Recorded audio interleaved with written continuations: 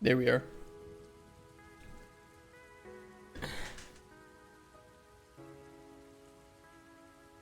Get this caffeine opened. I need it. I admit I'm operating on a little bit of sleep today. Yeah, actually today I got some good sleep, but over the weekend, not so much.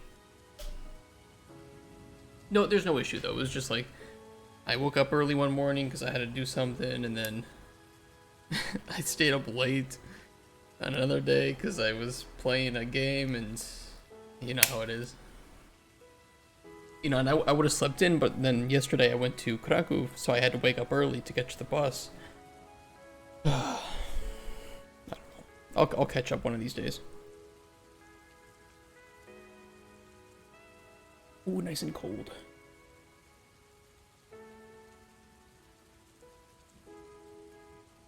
I need one of those like plastic mugs that, you know, is filled with like that you know, the same stuff like the gel freeze packs are filled with, and so you can freeze the mug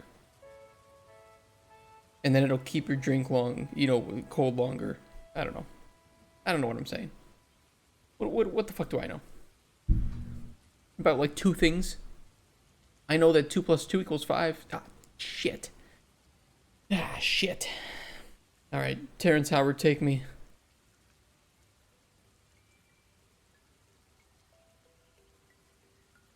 Blue Dick Boy. You know, Blue Dick Boy needs some love. I think we need to rewrite Blue Dick Boy.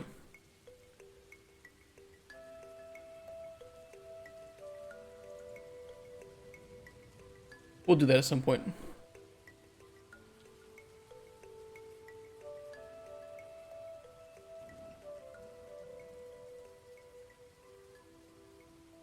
Okay, I gotta test something today. So I had one of my colleagues worked over the weekend to fix the swimming. And hopefully now you should be able to swim in the direction that you're looking. I'm gonna see if it works. Should make swimming a whole load better. In which case we'll remove the tooltip stuff. Checking trees. Go take a look. Oh, it is working. I think you can still use space and control. They don't add together though, I don't think. Okay, that's good then.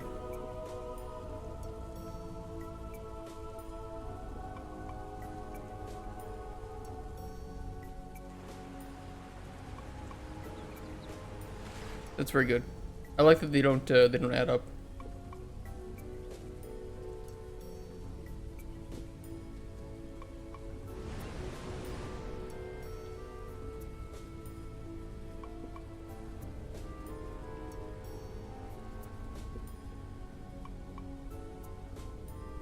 Yoink.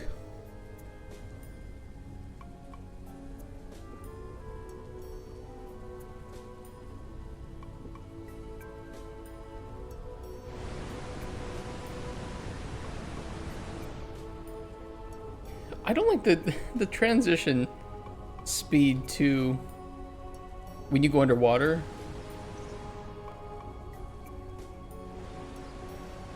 It sounds worse when you go underwater than when you come back up. I'll show what I mean. There's the...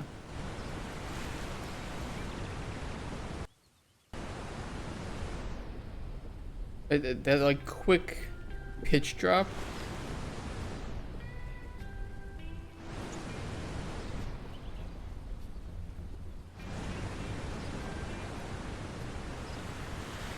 It's either not quick enough or I don't like the pitch drop when you are going underwater.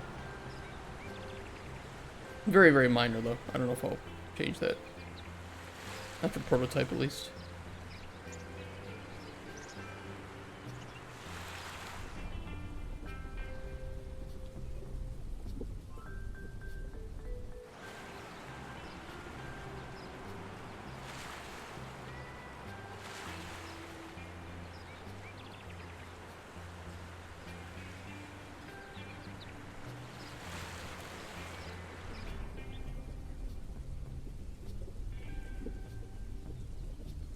Barely see anything down here, Jesus.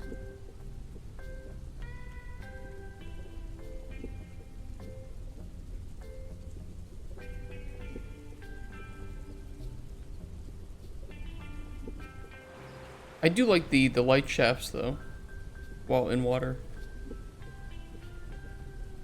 Looks really nice.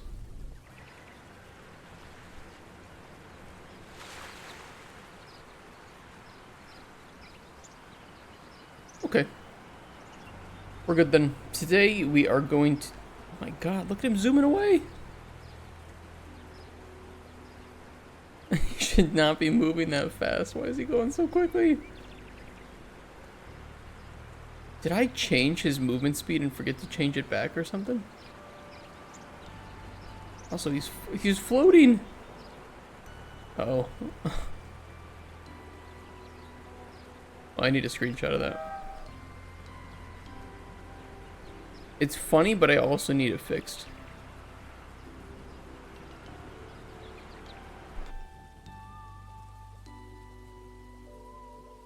I'll send it to the appropriate individual.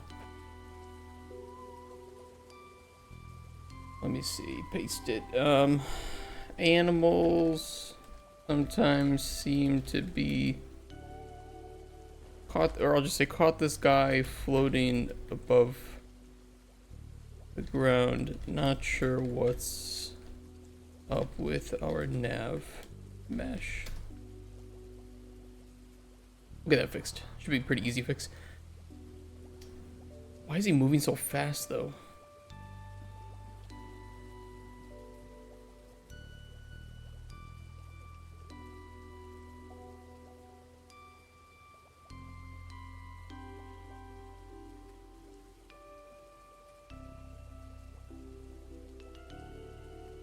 Max speed is 50.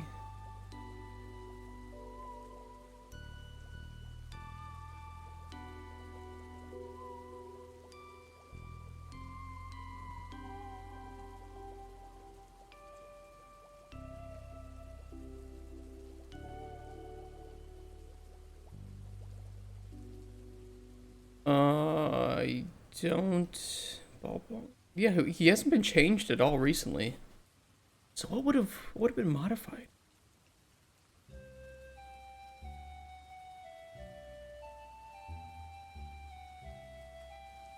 Let me go find some other snails. I don't know what's going on with them.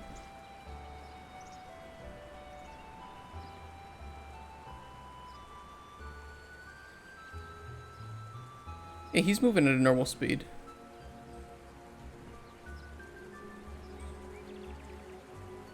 And I could have sworn we don't set a new move speed when they're scared. We just multiply it by their base move speed. Yeah, look at this.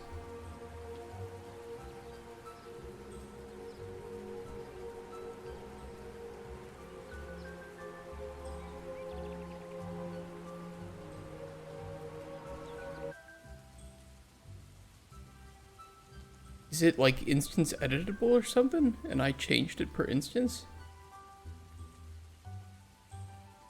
No.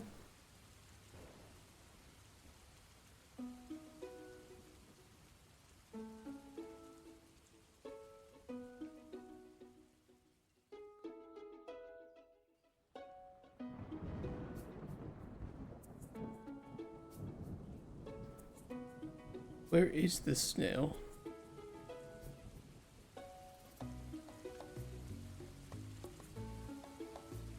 Here he is.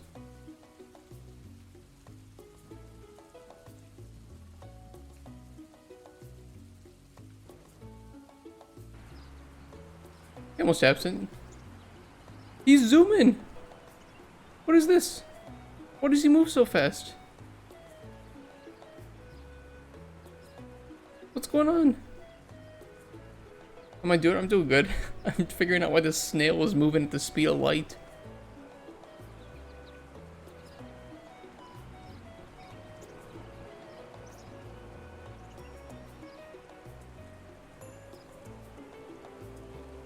No, his max walk speed is 50. .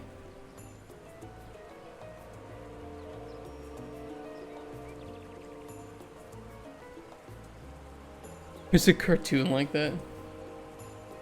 I don't know what he's doing. I don't know why he's moving so fast.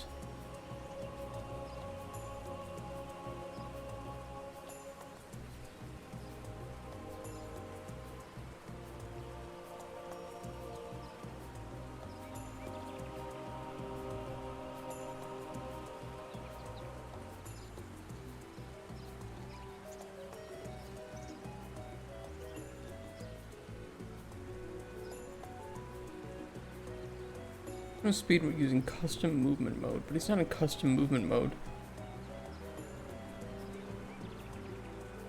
He's in walking.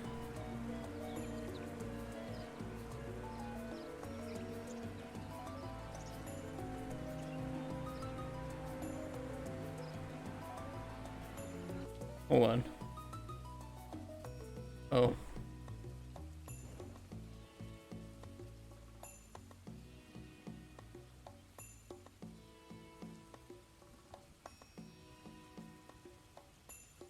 Oh, yeah. I need to fix that.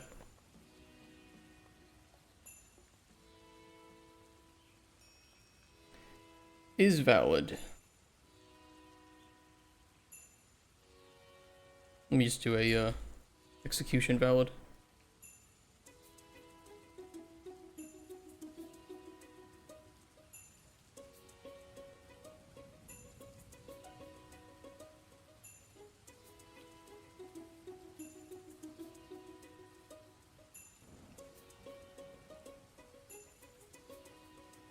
It's a little messy.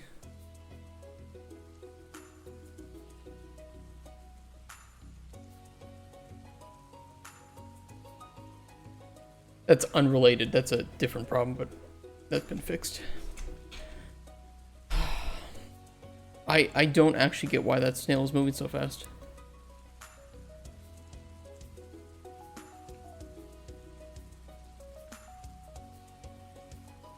I'm gonna duplicate him. See what happens.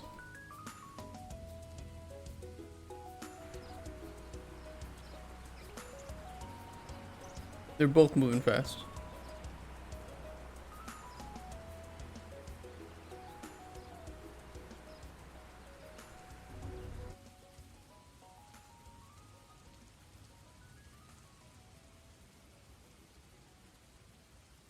Okay, what happens if I put down a new snail?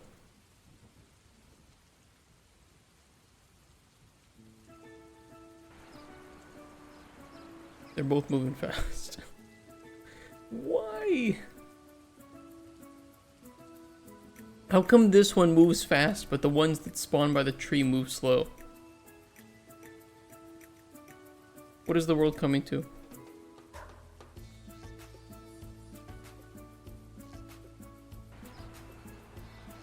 He's normal. This is a normal snail.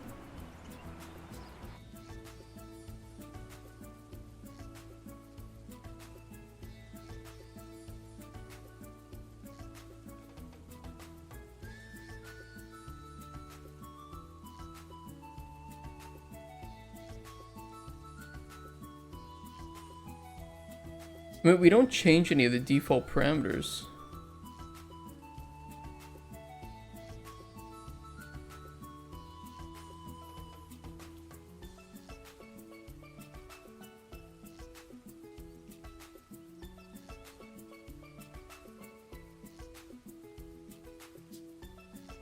Where's his move speed?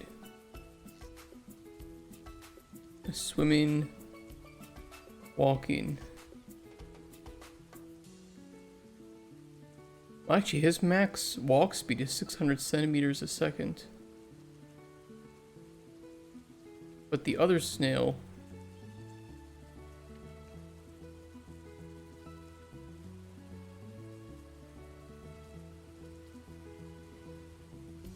Oh, his is 60...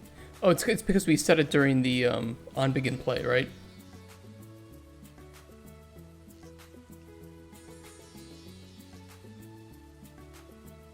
Weird.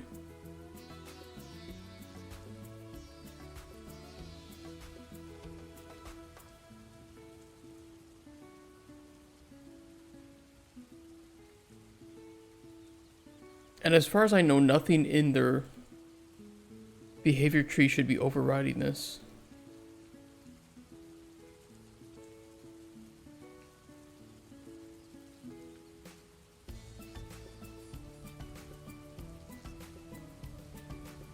Oh, that's NPC. Hold on, that's not the one we want.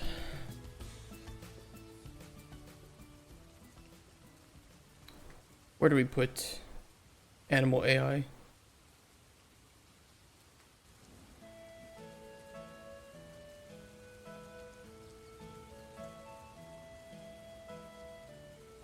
Tag cooldown.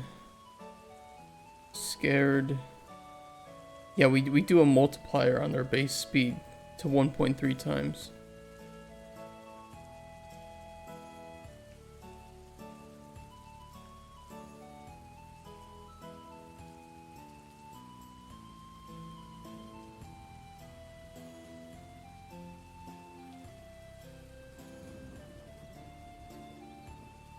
I don't know.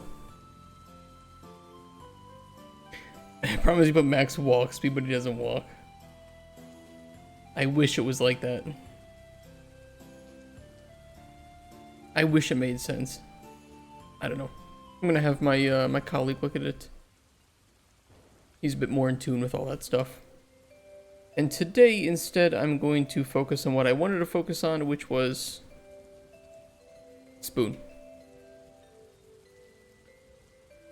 We need to go through all of his encounters where he responds to the potions that you make for him and rewrite them with the new, well, not like totally rewrite them, but add in the spots for responding to potion effects.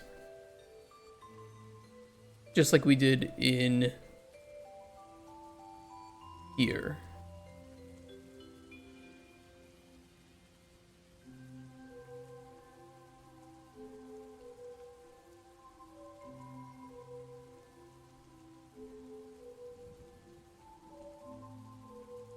Should be pretty easy. Just we're going to be going through all of the encounters that he asks for a potion, seeing which effects he needs to respond to. Possible to kill, yes. Yes, in multiple scenarios, you're able to kill Spoon.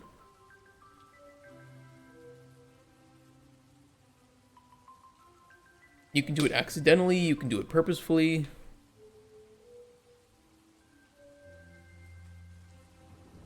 It is very, very possible.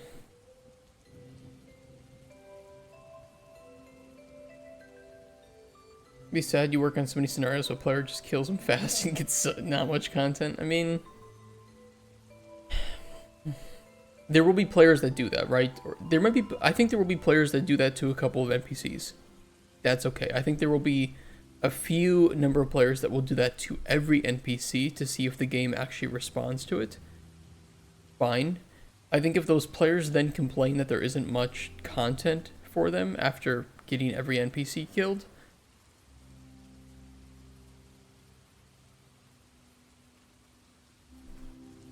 it's like killing your family and then saying that you have nobody that you can rely upon.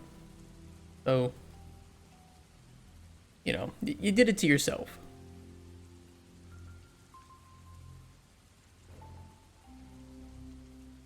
Oh yeah, don't do that. Life advice from Almost Absent. Don't kill your whole family.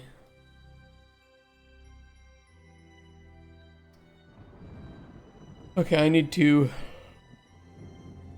remember what I wrote these scenarios as. That's not it.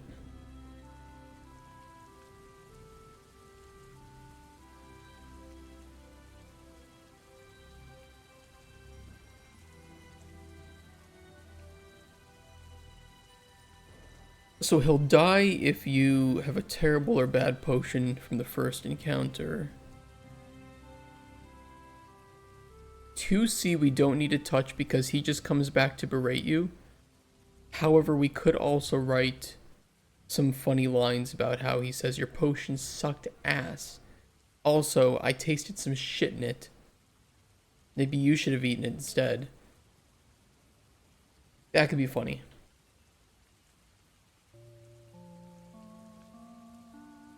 I was also thinking we could do... I wrote some stuff down on the bus yesterday.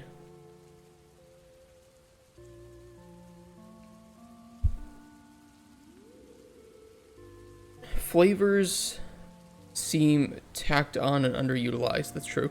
Maybe give them similar treatment and responses from NPCs as effects.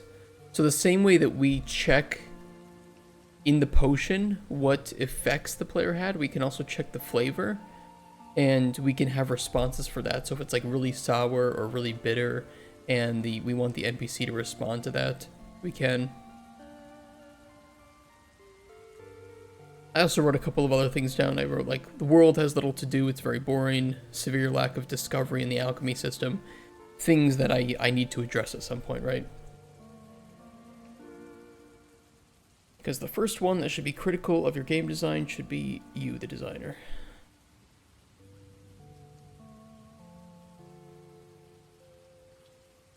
We can set that up then. We could set up the...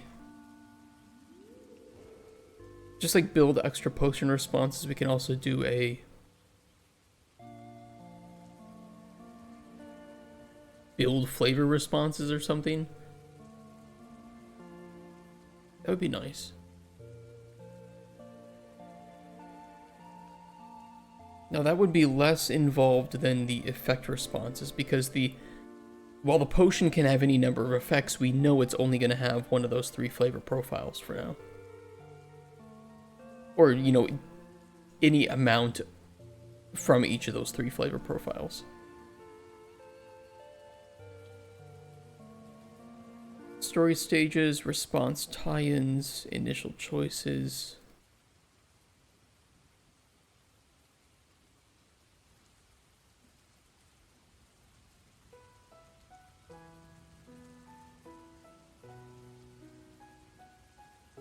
Yeah, we have effect responses. We also have secondary potion effect responses that would be nice to have. And that would be similar to the secondary to the main potions.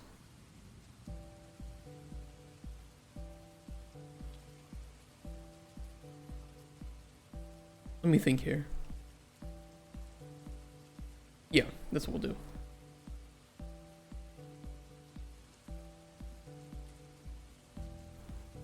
Effect ID, response type.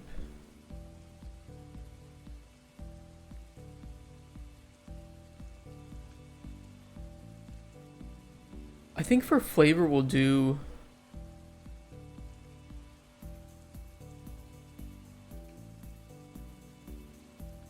Let's just go like flavor responses.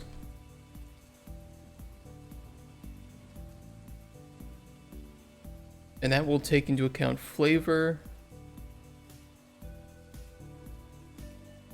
comparator,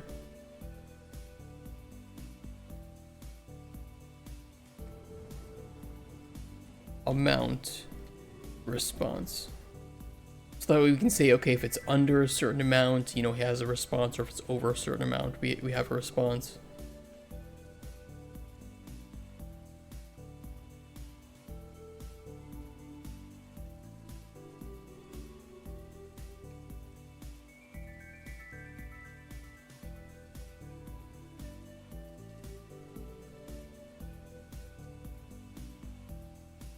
We can make it more complex than that too if we want. We could make it so that it will... Oh, I don't know how to do this. Because I'm thinking, you know, what if we do a combination where if you have 2... Let's say the person asks for a potion that doesn't taste like much at all, right? So we need to then check all 3 flavors and see if they're under a certain amount, not just one flavor at a time, to have different responses for each.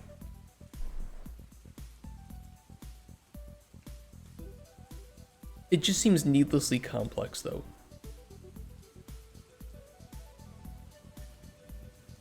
But it would be nice.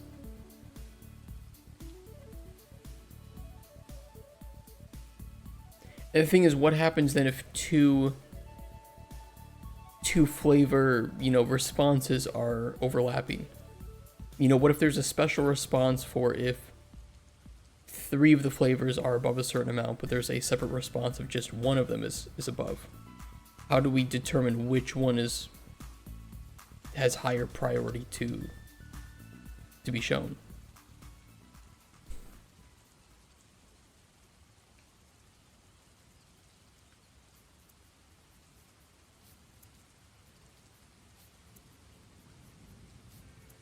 I mean, we could have like a boolean, right? Like B is priority.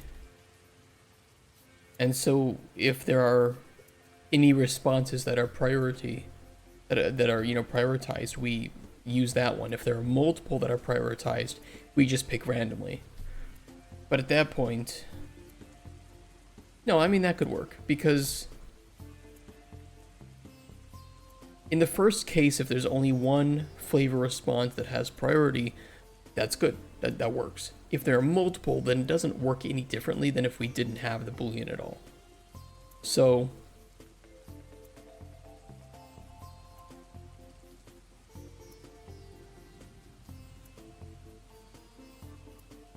what we would then need to do, though, is have an array of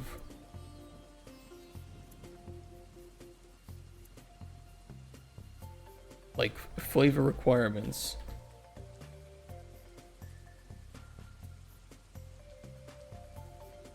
as an array, which would then do flavor comparator amount.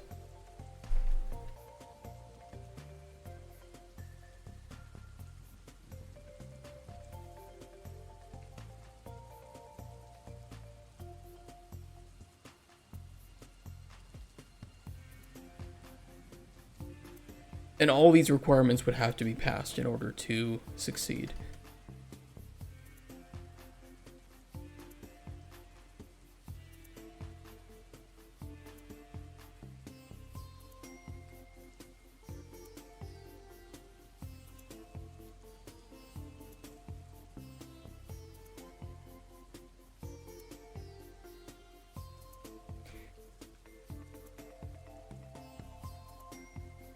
Invert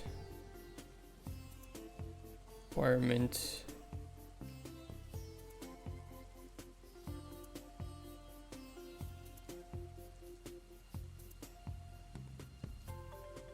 result.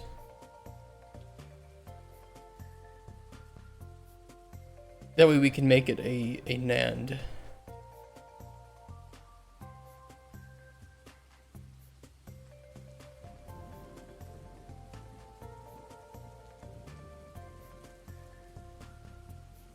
So we would loop through flavor responses. We would check each of the flavor requirements to see if it passed. We can then determine if the flavor responses passes and if it has priority. We take any that have priority, and if there are any with priority, we group them separately. And if there are multiple with priority, we just choose randomly from there. Hey, Kent. How you doing? How's your Tuesday? If there are none with priority, then we just take a random one, I guess.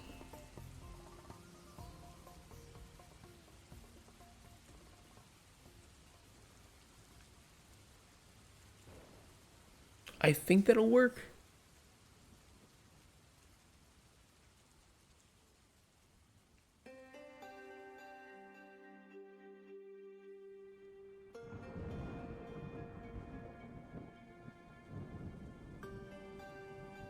Seems a bit complicated, but we'll do it.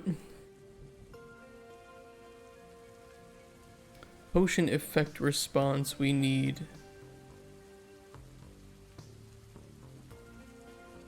a bit of a duplicate here. We'll do potion flavor response.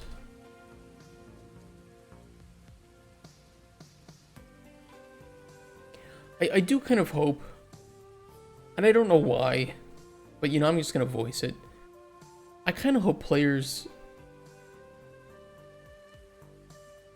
Respect isn't the right word, but if they saw how much data and calculation goes behind the dialogue, I hope that they like that. That they're just like, oh, I just wanted to talk to an NPC. I don't need all this other shit to it. You know, I mean, there might be some players like that, right? That don't care about that. They just want to make potions. That's fine.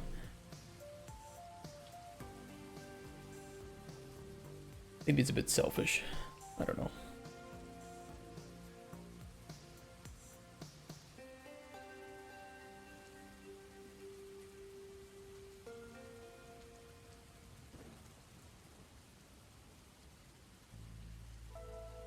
ST flavor response requirement.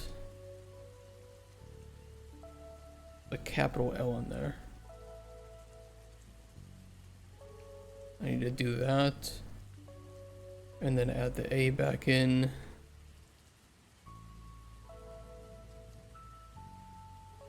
There we go. This is a flavor. I don't know if we have an enum for flavor. We might. There's flavor allowance. That's not it. So yeah, we do not have one then.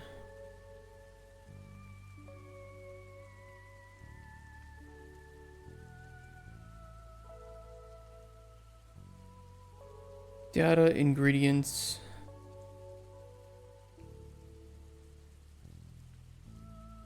We have flavor here. Okay, so we'll do a flavor enum.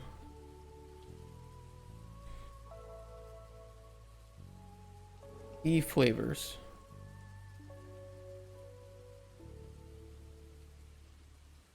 Sweetness, bitterness, sourness. And just to re-clarify, these are not the final end-all be-all flavors that will be in our game. I'm going to be switching things over to a radar graph for flavors. Something like this.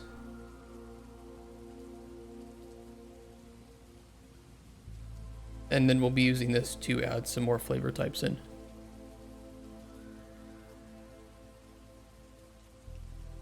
That way things get a little bit deeper. Like savory, salty, fishy.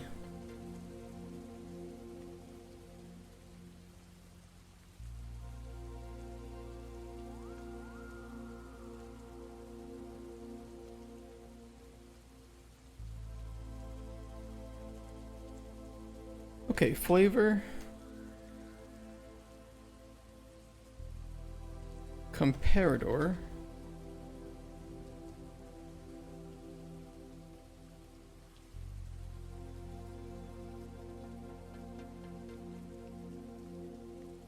Potion. I think it was potion outcome trigger comparator. Although I should just rename that to comparator. That's fine though. And amount. This will be an float.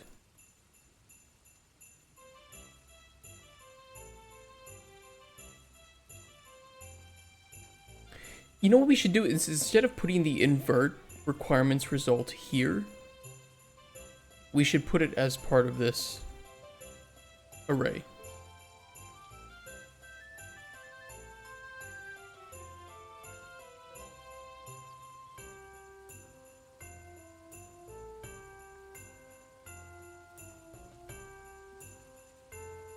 Invert requirement result.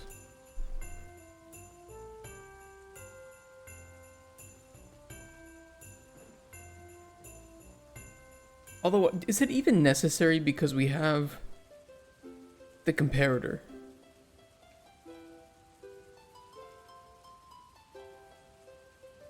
No, it isn't necessary.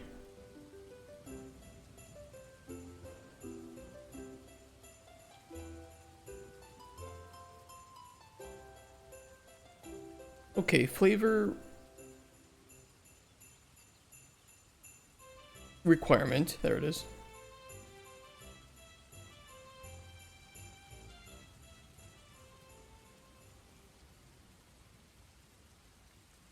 Flavor requirements. We have the response as a string, and then we have a Boolean for B has priority.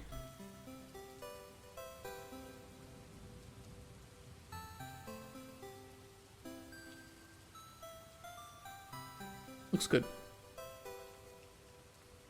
And we'll add in another array of flavor responses.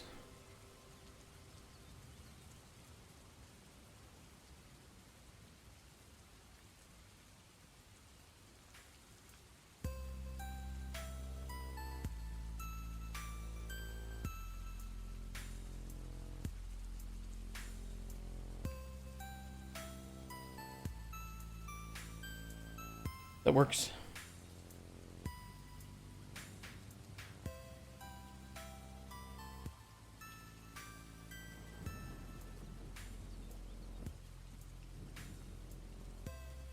We should be able to then take, okay, flavor requirements.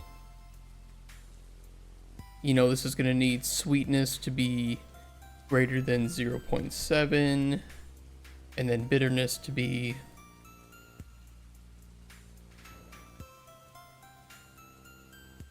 less than 0.2. The response is poop. The response, and that has priority, right? Okay. That should be easy to test.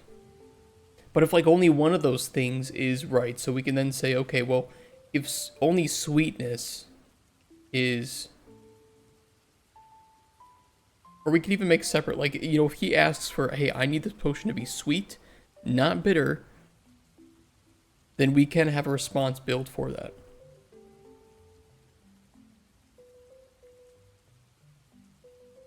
But if only one of those things is true, like if it's sweet enough, but it's also a little bit too bitter, you can have a response for that. And, you know, we can build it in the same way that we did for the effects, where we only use one dialogue node to build it. And then we just put whatever response that should be there into that dialogue node, saving us a hell of a lot of headache here. Because, you know, this is a bit of work, but imagine if we had to respond to all of the possible effect types that we had. It would be hell.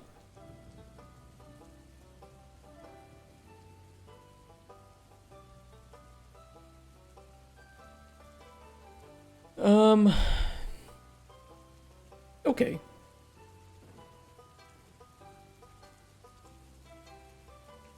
Yeah, let's build the function for that then.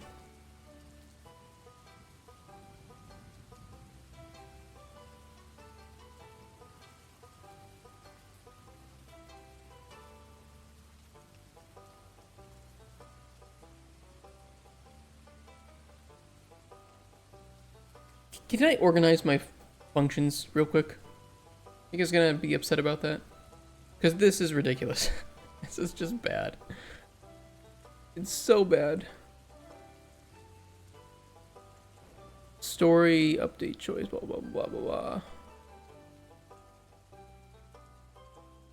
Let's do a category potion scoring.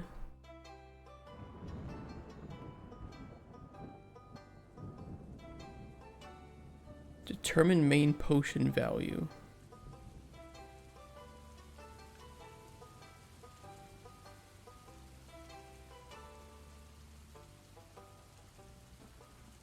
Oh, yeah, this was for bartering. We don't use that right now.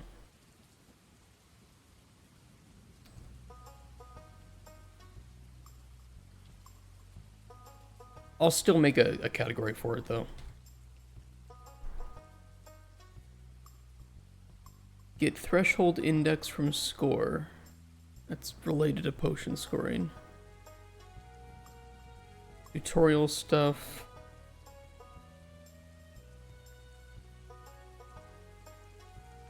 Test if player has potion. That's for tutorial, I believe.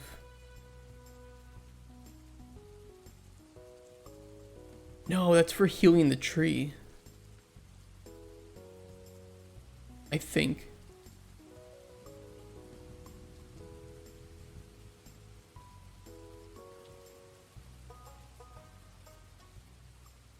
It's more like inventory stuff. Reset ambient sounds, we'll just call that sounds. Reset all potion types. That's for debug.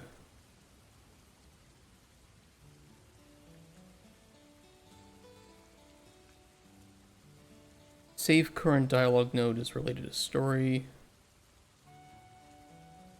Get string is like just core. Check stage completion. Commission ID. Save provided potions is inventory. Get provided ingredient. Story.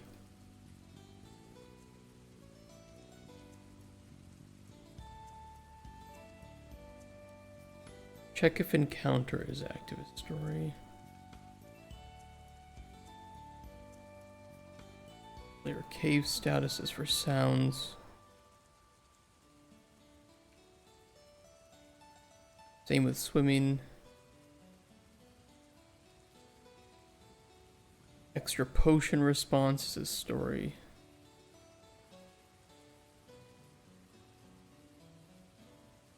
There we go.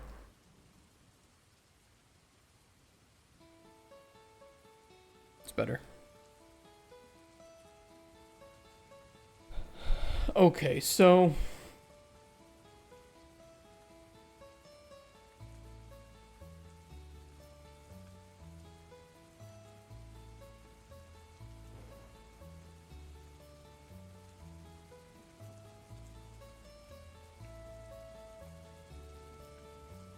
encounter to check in potion type. Flavor actually needs to be done the same way. We need to have flavor responses for the main potion and secondary responses too. Secondary potion flavor responses. False, because we do not check. We don't care about flavor for secondary potions. Only main potions.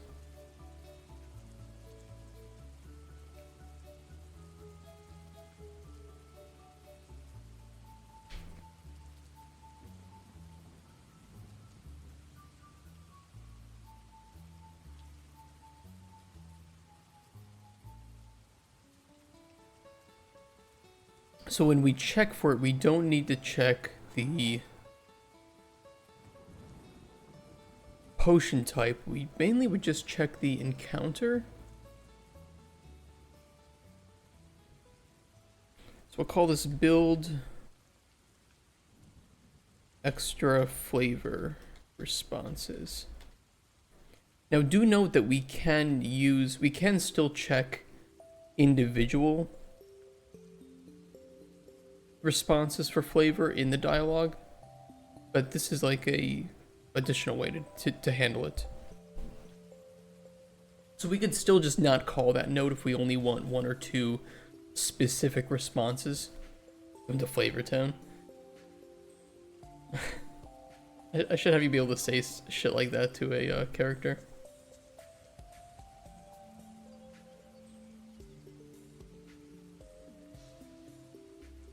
In the meantime, while I'm writing this function, I can tell you guys about the idea for a magic system that we had in the game. And how I might, under a certain circumstance, let the player learn spells. But only a couple of them. Just very, very basic ones. Because I think it's more cool to me where I say, hey, this is a game about alchemy. Not, you don't have a sword and shield, you don't have a bow, you don't have spells, you have your potions. But if you help the right NPC, he or she might teach you a couple spells.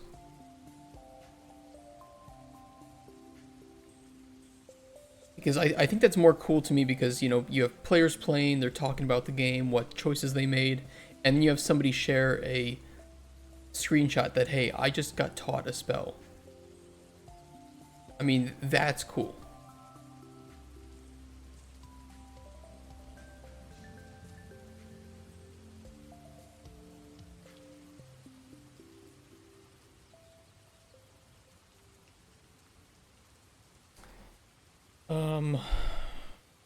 Oh yeah, it's called dialogue, not encounter.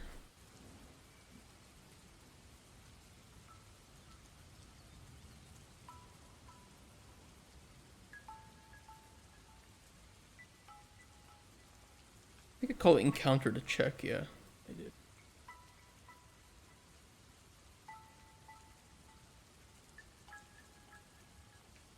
You have to commend Epic here a little bit, right? Because if you type what I typed in exactly for the name of this input node is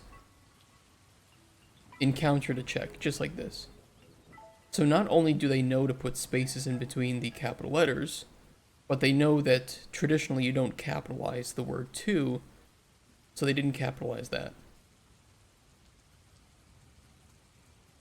So it's kind of nice if you're really good about writing your variables in the generally properly accepted way, they'll make it easier to read on your nodes. Same with booleans, right? I do that all the time with like B is false, right? And they remove the B.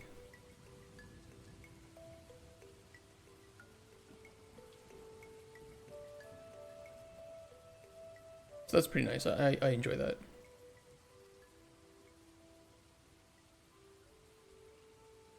Let me see what I did here. I broke on potion types.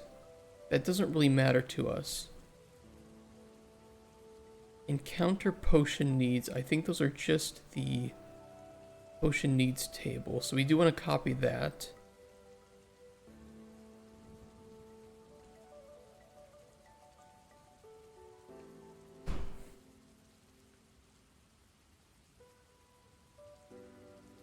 We'll grab the flavor responses. Potions provided. Encounter ref. We only care about main potions, so we can pretty much just copy this, but then just change some of the variables around.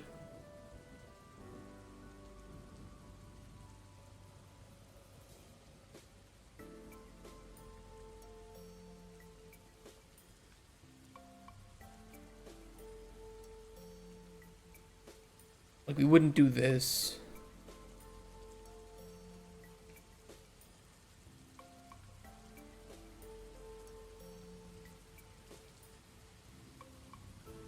Local variable, flavor responses.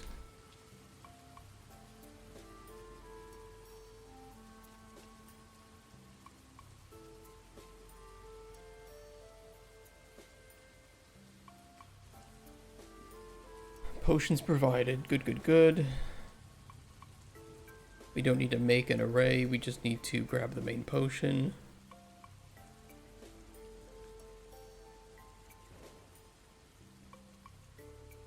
Main potion ref.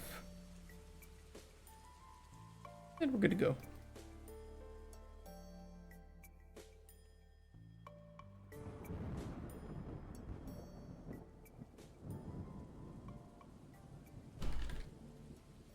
Gonna switch this over to a for each loop with break though.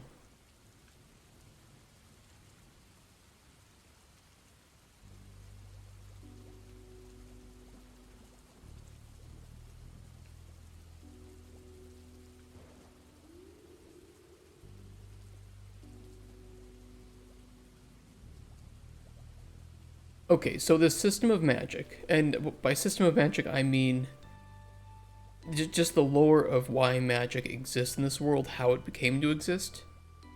And this is all high level, right? So I can't answer like low level questions about this, but we can speculate. We can help just kind of like figure out if it sounds cool, if it works.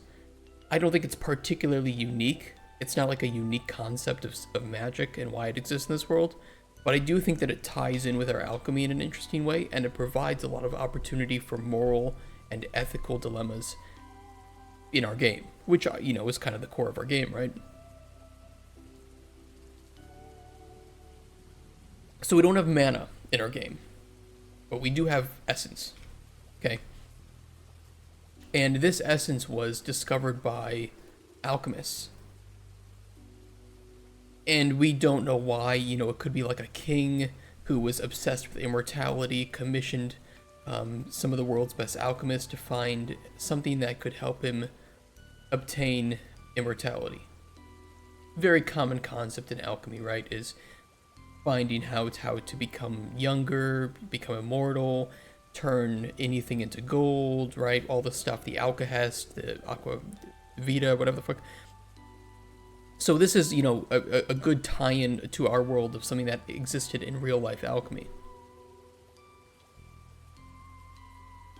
Alchemists discovered that they could use essence of living things, anything that was living, and distill it down into something that, you know, they termed essence. Well, let's just say the king that commissioned this drank it and went insane, right? Started hearing voices in his head, was going crazy, and, I don't know, committed suicide or something, like jumped off of a castle wall or whatever. And everyone who tried to drink it after that had the same effect, right? Made them go crazy, say they were hearing voices, whatever. You could surmise that because this was the essence of living things, that maybe they were essentially just imbibing the soul of other people, and it was like just overtaking them. They were becoming schizophrenic and stuff, and hearing these other voices and souls within them. Then some people came around and discovered that you can perform some rituals with this essence to channel it into raw forms of energy, and therefore spell casting was born, invented, and it spiraled out into different types of magic and stuff like that. But you're still essentially using the souls of living things. Now, this could be plants, it could be animals, it could be people, you know. So that, to me, opens up a possibility of, okay, so we have this essence of living things in our world. Cool. I can 100% see black market essence being created from, like, slaves, right? Because they're in plentiful supply. Humans provide the most amount of essence compared to, like, plants that don't provide much. You can see cults being born of sacrificing people or animals to create this essence and use it for, like, dark purposes. You can see clerics using this essence but having moral issues maybe with using it, or using certain types of essence that was obtained from humans and not from things that didn't have souls or something. So, you know, to me, this is not a new concept, but it does provide a lot of difficult choices in terms of, do you want to help, like, are there wizards that just refuse to use essence, right? Or maybe there are wizards that have experiences using their own essence in times of dire need, right? They didn't have any potions of essence sitting around, so they had to use their own life force as the toll for casting a spell that saved their life or saved someone else's life. So I don't know what you guys think of that, but that was just a rough high-level idea that we had for the magic system in our world.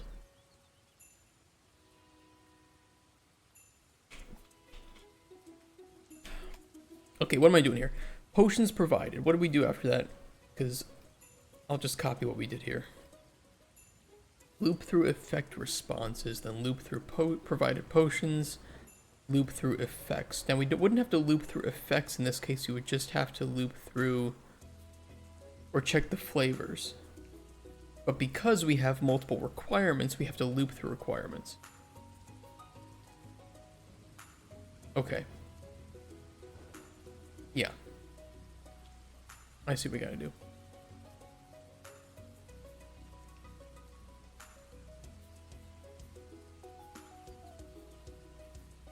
For each loop, we don't want to put a break on that one.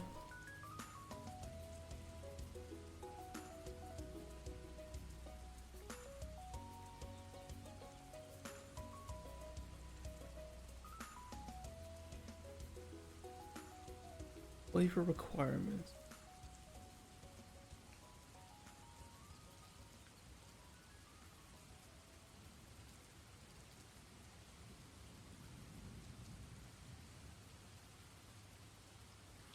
Well, we only have one potion. We don't need to loop through that.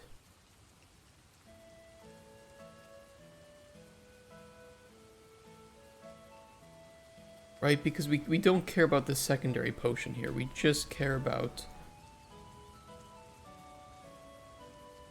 the main potion.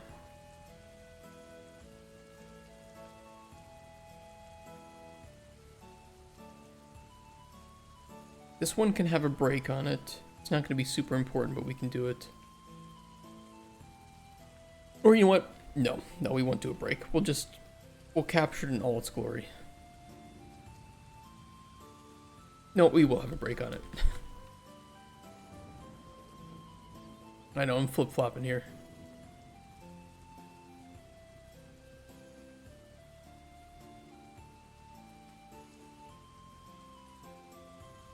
By the way, if anybody's watching this on YouTube and wants to chime in about their thoughts on this magic system, go for it.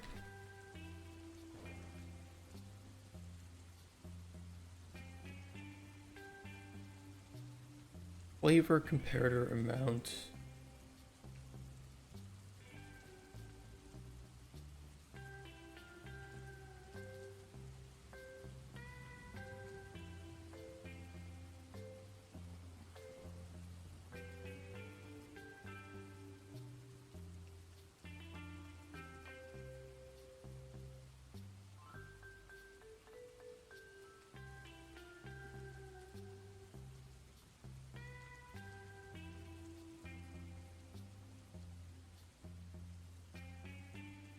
Select.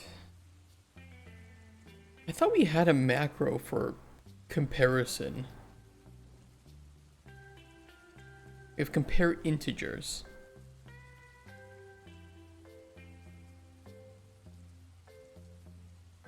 There's a compare float macro.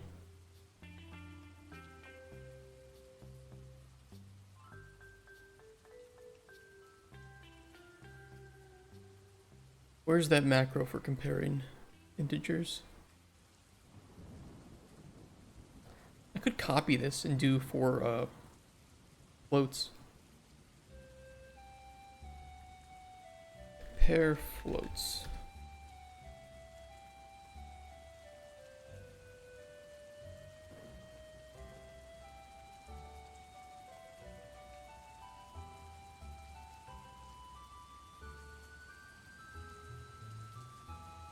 Oops, float 1.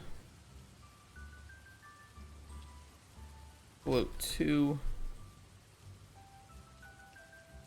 Now is it gonna bitch at me if I change these?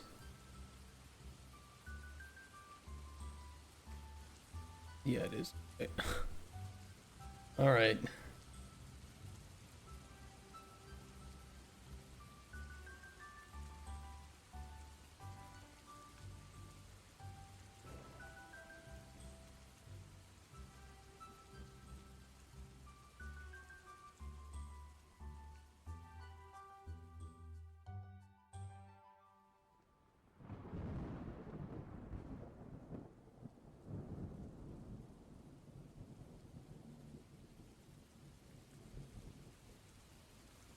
Well, that doesn't work. We can't...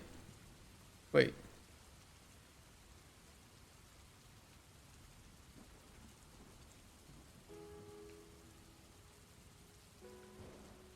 No, it's fine.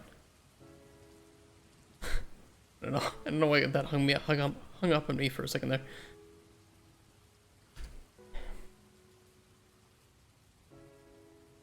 Okay, greater.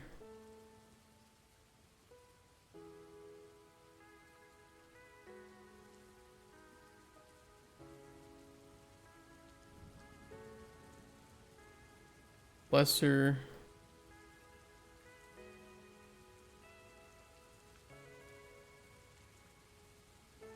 Greater than or equal.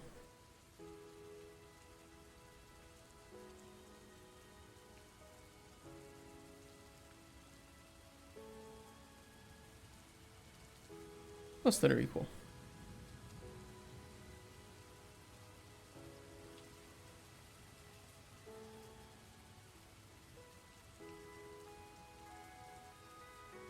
Looks good.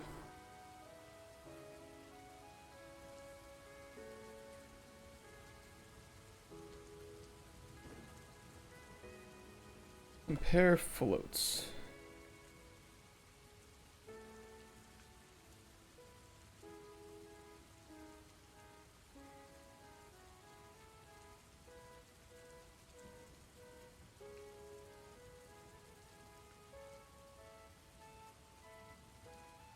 I think that'll work.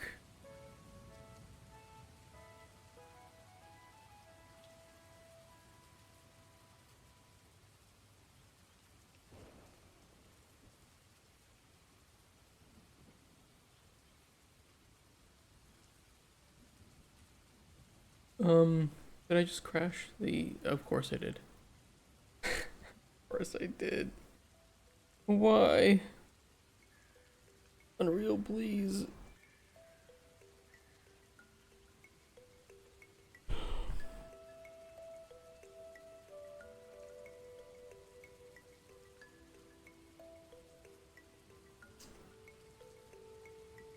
What a life.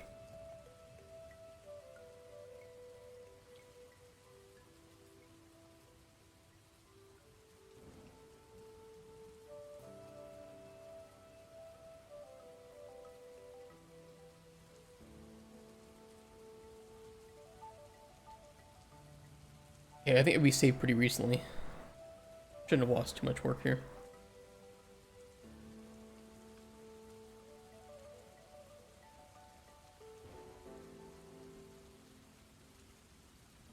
You just hate how much time it wastes, you know? It's like, every crash adds up. It wastes like 2 minutes here. 3 minutes if I have to, you know, like remake something or a little bit more. And all that adds up into hours lost.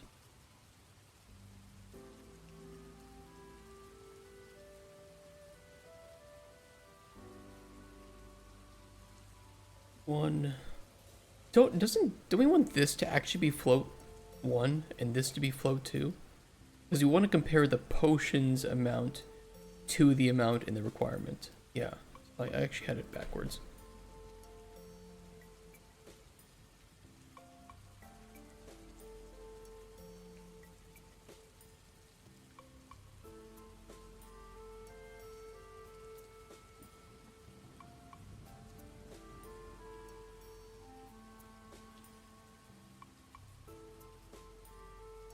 Let's make an array of booleans.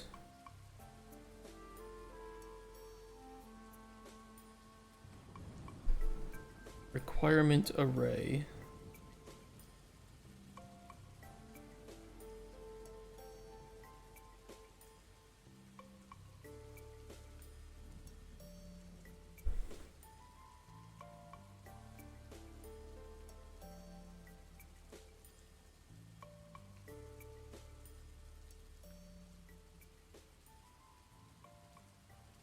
B does requirement pass. By default, the requirement should pass. And what we're gonna do is, if it ever hits false, we'll set it to false. We'll break.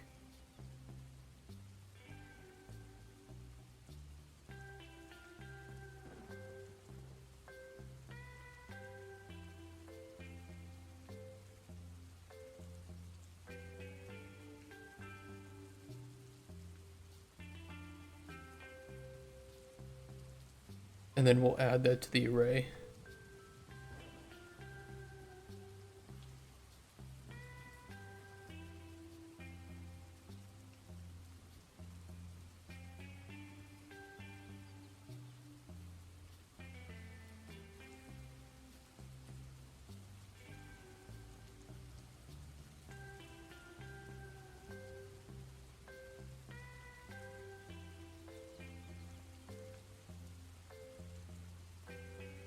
Is that correct?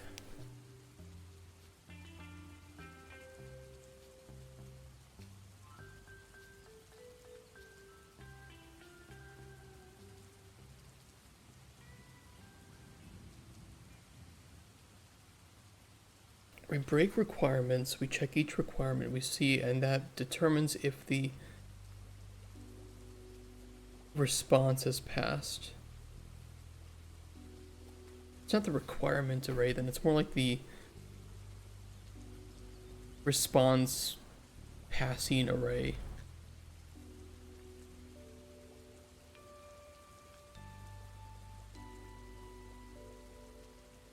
This is more like do requirements pass.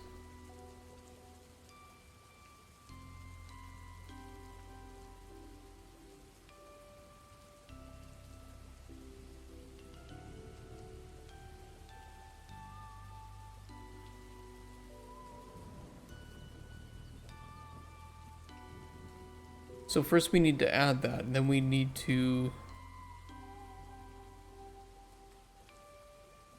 Do I want to make a map here, or do I want to do a... I'd like to make a map of the priorities to see if that all passes. Like, if that response passes, we need to make note of that index. And we need to determine if that had priority.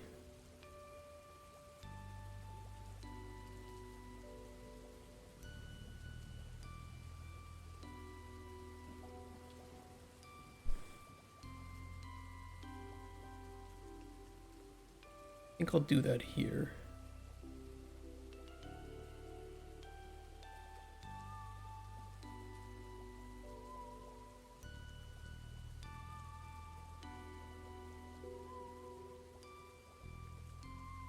I'll do priority array.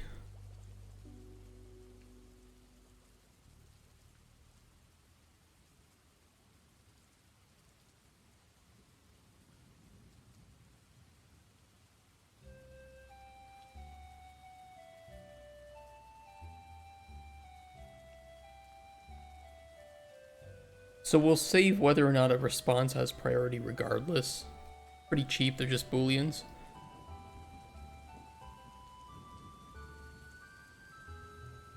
Then what we can do is at the end of this, so at the end of this completion, when all the flavor responses have been checked, we can go through this array, the response passing array, and we can say, hey, did you find any... You know, what are the trues here? Do we have any true responses? Actually, we can even do a contains item first. So if it contains at least one true, we know that we have a response to pass through, right? Otherwise, just return. And we'll throw some variables on the return node in a second.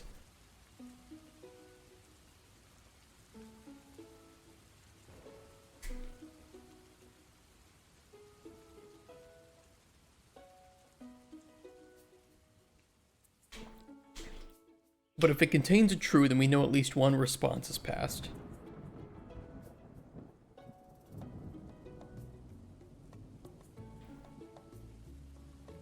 I will put... Hold on, I'll do one thing too.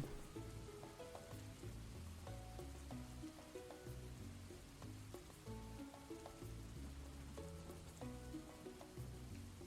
little bit of a safety measure here.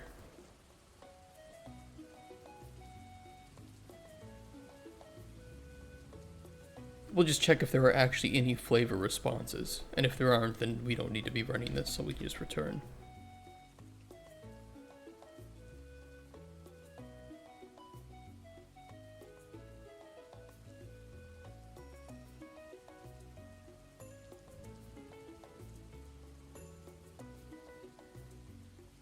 We can do it even before then. Before we even do this loop, we can do it up here.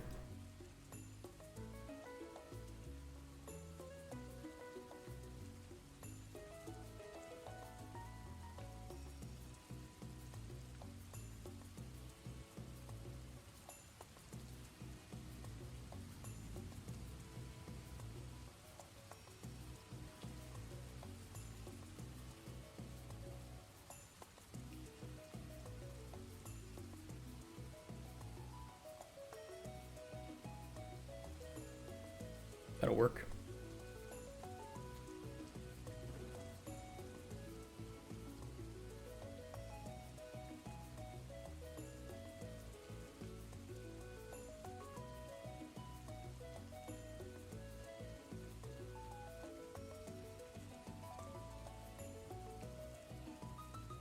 Otherwise, it'll spit out some... I think it'll actually spit out errors. No, it'll spit out warnings that it attempted to access, you know, index 0 from an empty array. So that can just help minimize those warnings that appear.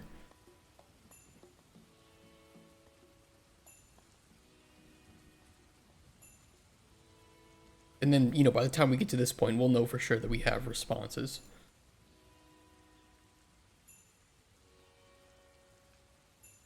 Okay, response passing array.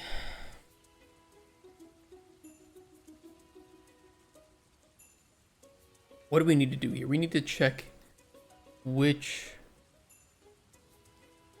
responses are true and which have priority.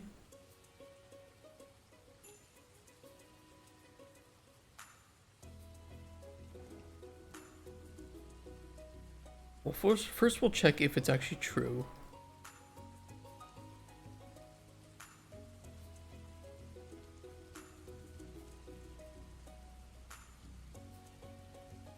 We'll check if it has priority.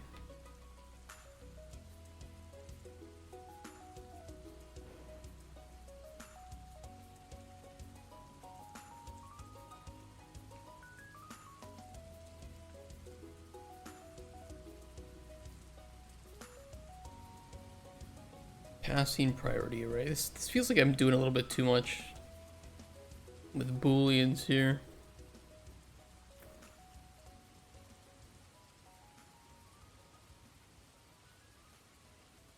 Why could I not just check this up here?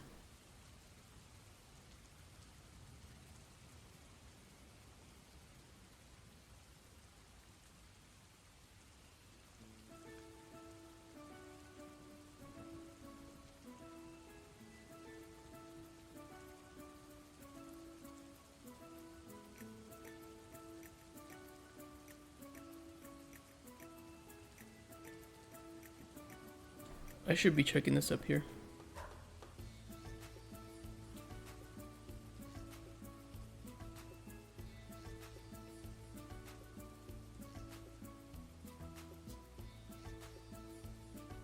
I'm going to do a map.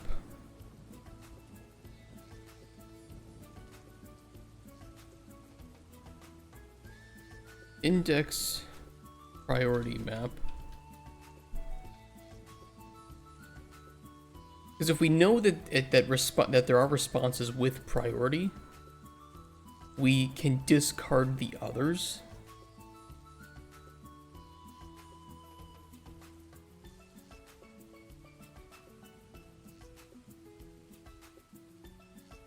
But only if they pass.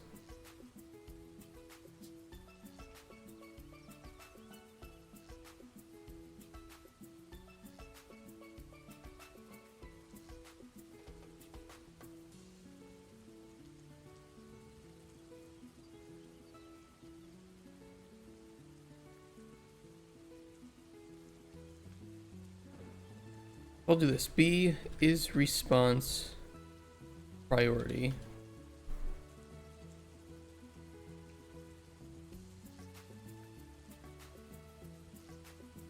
Fuck the priority array for a sec.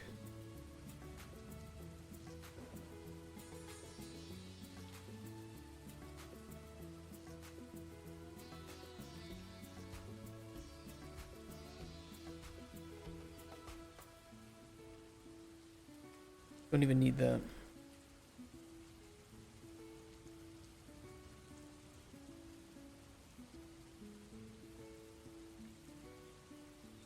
Add to the map index priority, but only if the requirement passes.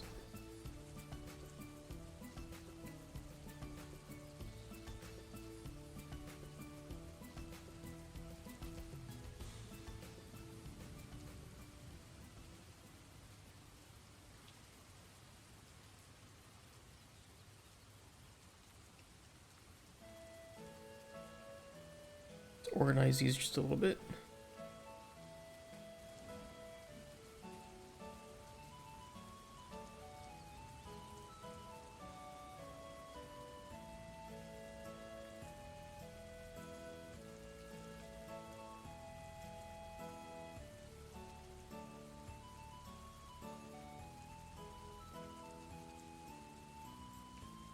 A little bit of spaghetti, but it's okay.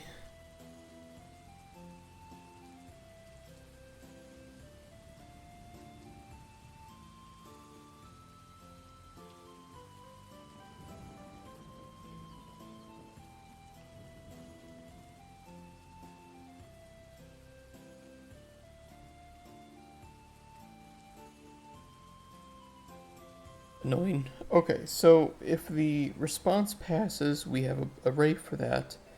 And if it has priority, we have an array for that.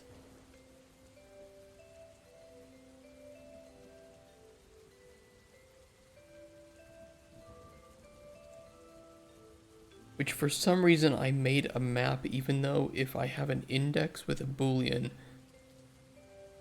that's essentially the same thing as having an array of booleans.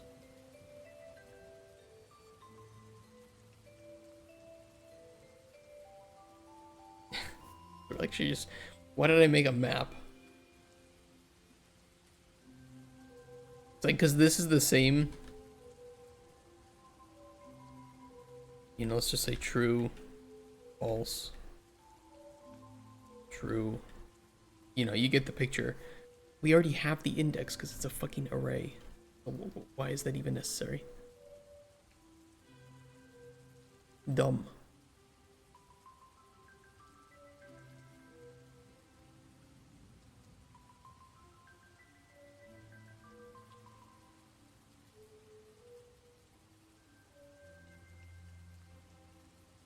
I'm just going back and forth between how I want to solve this problem.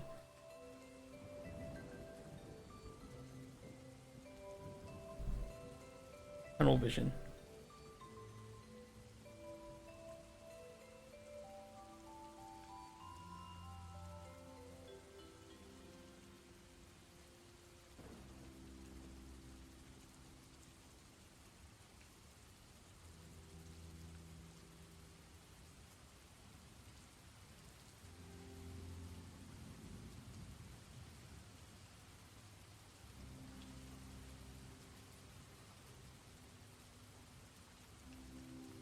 No, I think the original way that I wanted to do it is fine.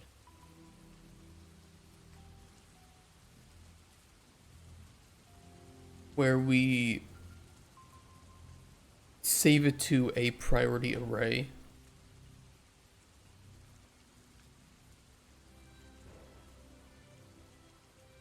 Not a calculator, where's paint? Let me visualize this.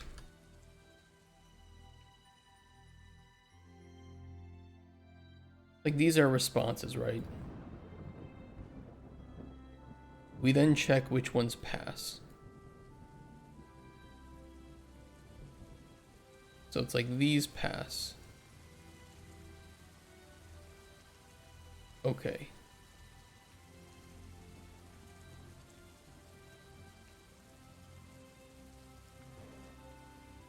We can also check if they have priority at this point. So then while seeing if they pass, we can determine after that, we can go through, because true, false, true, false, true, true, right? Say, okay, well, only these two had priority, so we'll go through each of them again real quick to see that only these two had priority.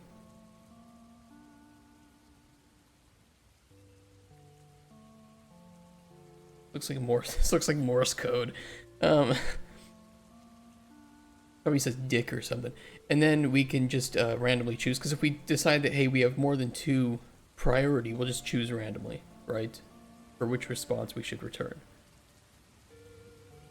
I was just trying to do it all at the same time, but it was like, it's a little overcomplicated. I'll just make it separate. We're just checking booleans, right? So it's a really cheap operation. We're not really doing a whole bunch of math or calculations behind the scenes for each of these loops. And we're not even doing that many loops. We're doing at most probably like 20 or something.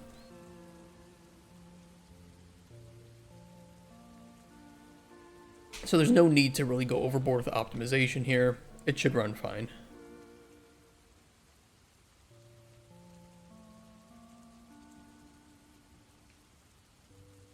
So I'll go back to what I was originally doing. Priority array.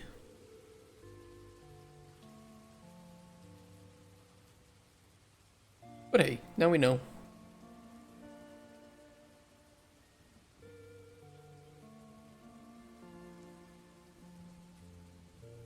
And knowing is half the battle.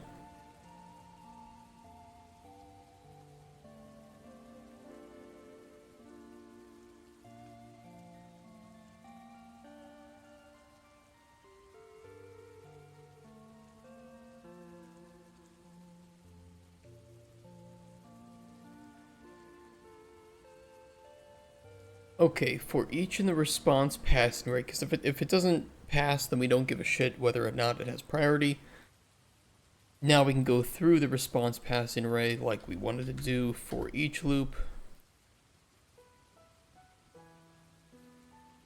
We'll make a new array of booleans. Surprise. Priority passing array.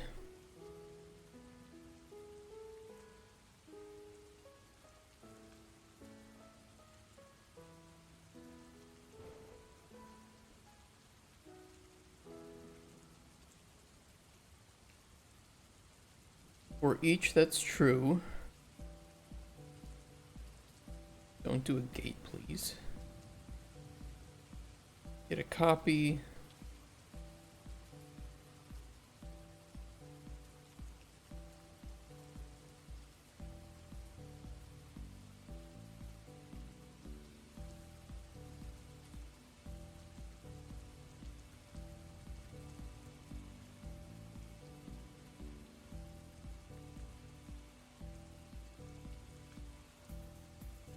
Okay, add to the priority passing array.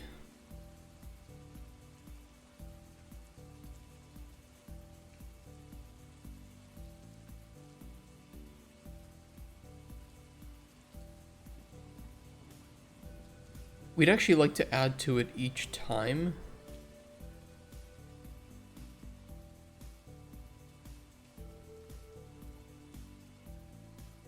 We just need to do a select. If it passes, grab the priority, otherwise just return false.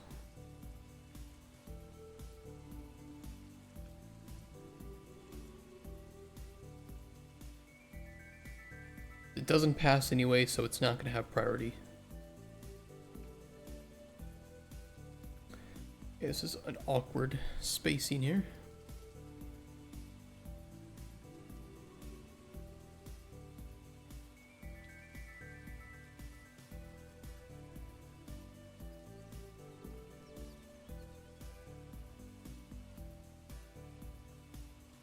A little bit better.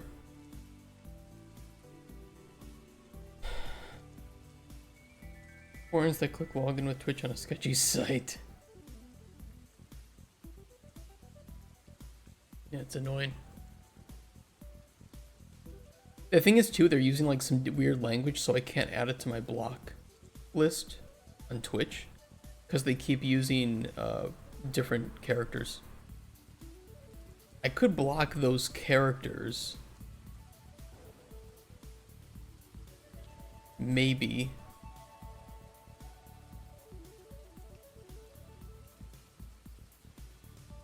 But I'm not sure if blocked words looks for substrings.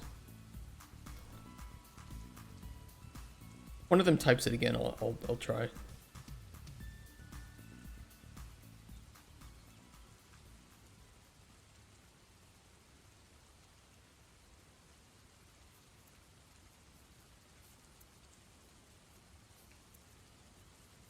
Okay, at the end of this array, we can grab the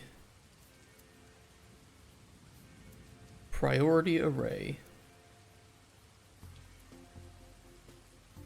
We'll check if it contains any trues.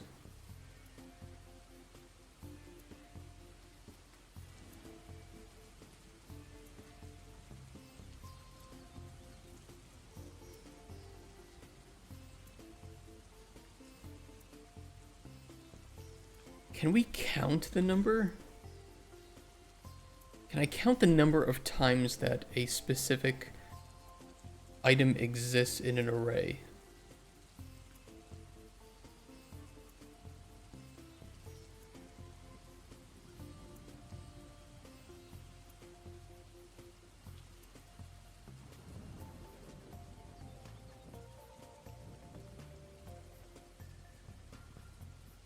I don't think I can do it with an array, but I might be able to do it with a set, which I've barely ever used. I can't even have a set of arrays, okay.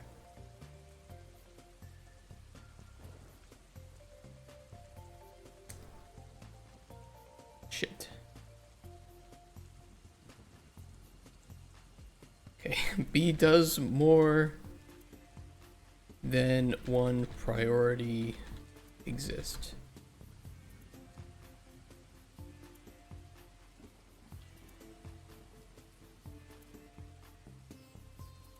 Kind of annoying, but it is what it is.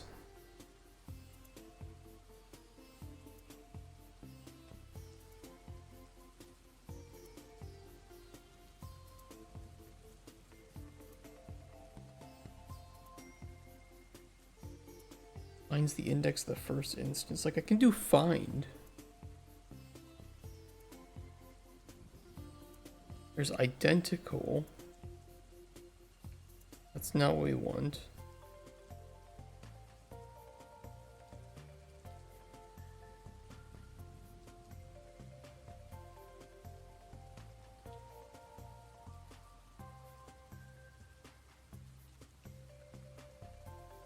Yeah, I don't know if there's a way. I'd have to write my own little thing.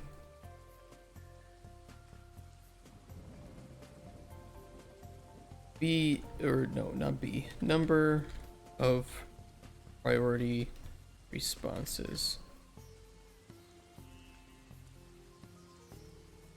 Alright, this should be easy. Grab the priority array, we'll do it for each with break.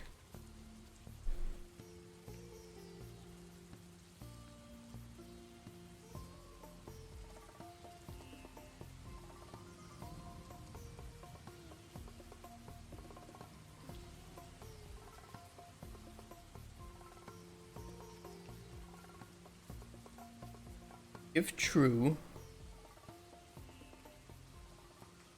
increment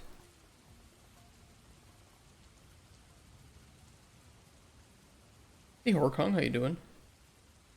Happy Tuesday. And if this is greater than 1,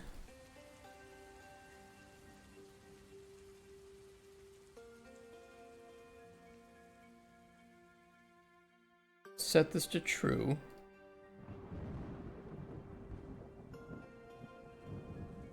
Break the array, or the for each.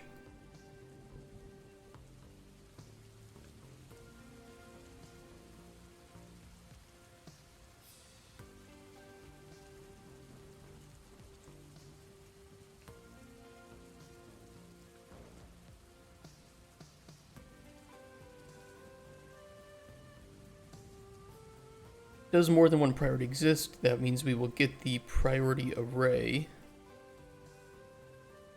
Or I'm sorry, the priority passing array.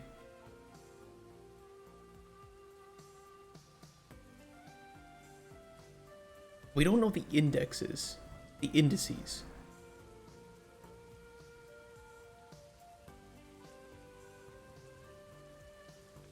Indices of priority responses.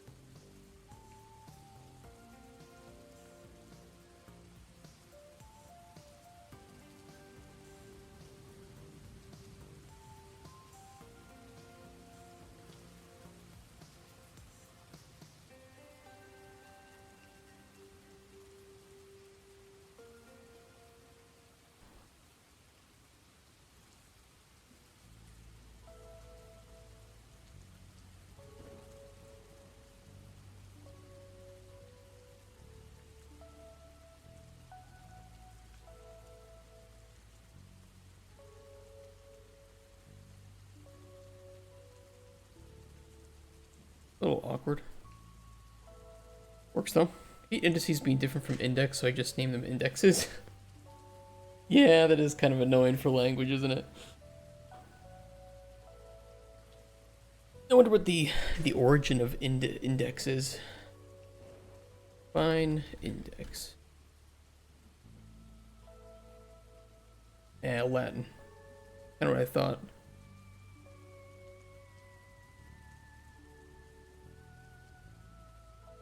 Towards. Forefinger informer sign. Desir. Say. Or is it decare? Decare? I don't fucking know. I don't speak Latin.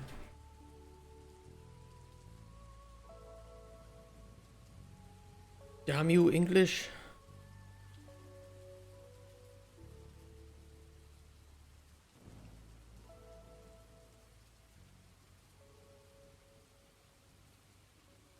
Okay, if more than one priority exists, we can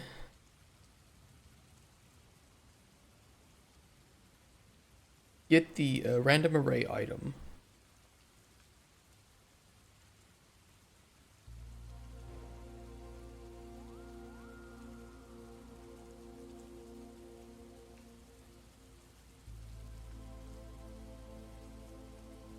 Get a copy of the flavor response at that index.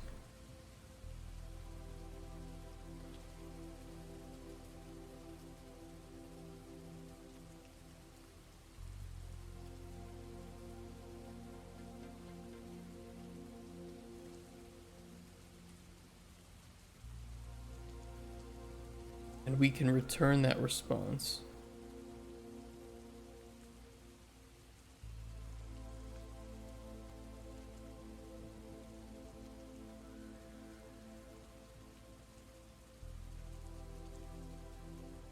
I'll return a boolean 2 for the found valid response.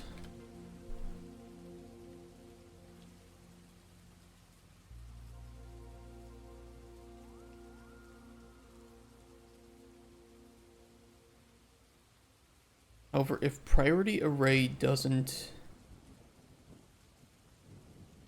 If there are no priorities, what we can do is simply...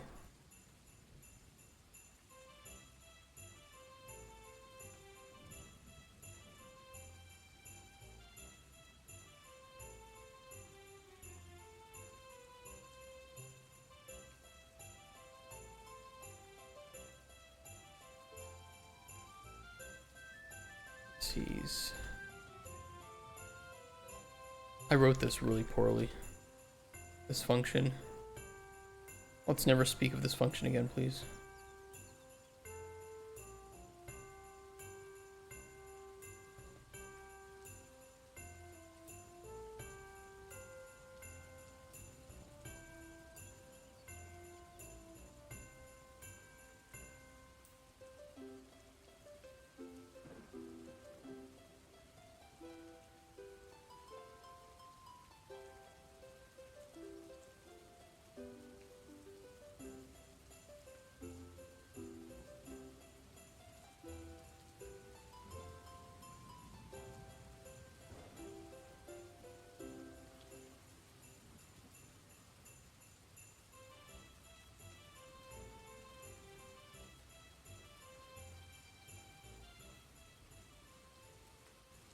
Add return node.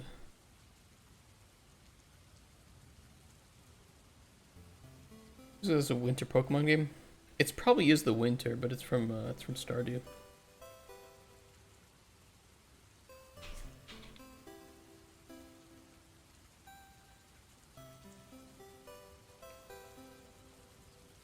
You never played Stardew, really? Just not your type of game? Turn on my fan. I think it's gonna be hot today.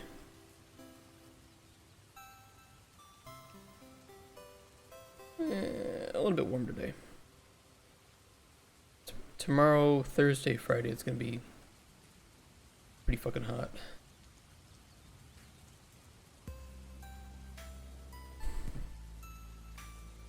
seemed boring, but so many people kept saying it's so nice that made me want to try it. It's relaxing. There's some good variety to it.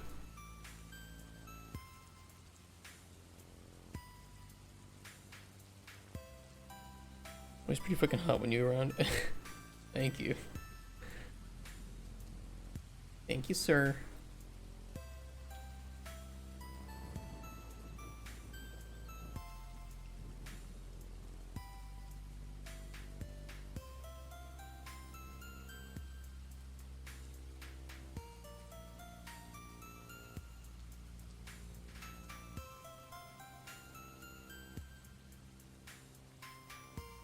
This isn't even necessary, actually.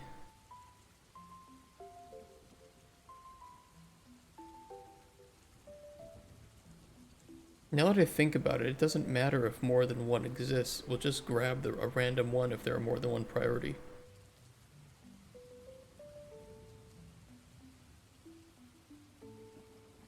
And if there's only one index in there, then it's only going to grab that one. And if there's more than one, then it'll get the random one.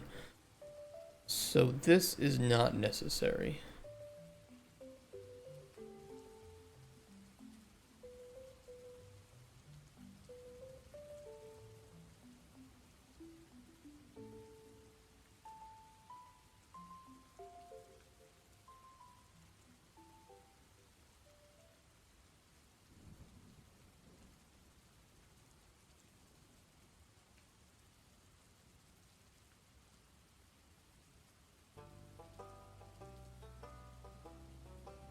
Otherwise, we will grab a passing response.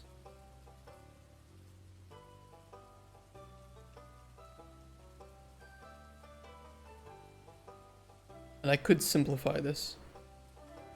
Plus, Stardew Valley global keys are 2 times more expensive than the standard price in Poland on Steam.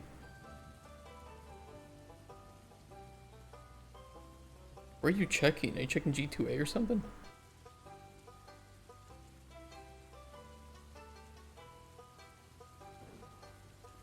You know that Stardew Valley goes on sale like all the time. There's probably a sale coming up.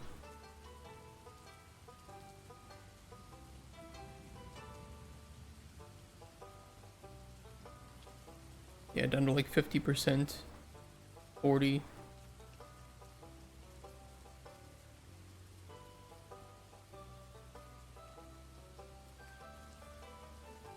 Where's Poland? Actually 21% cheaper in Poland than it is in US dollars.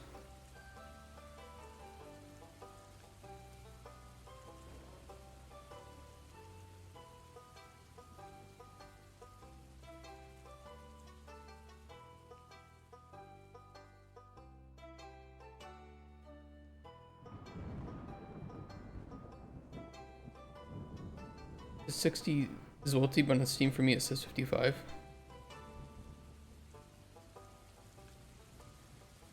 It is 55.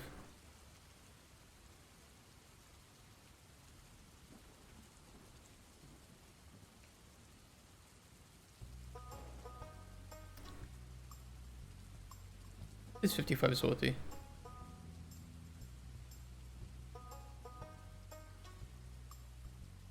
Oh, it's 54.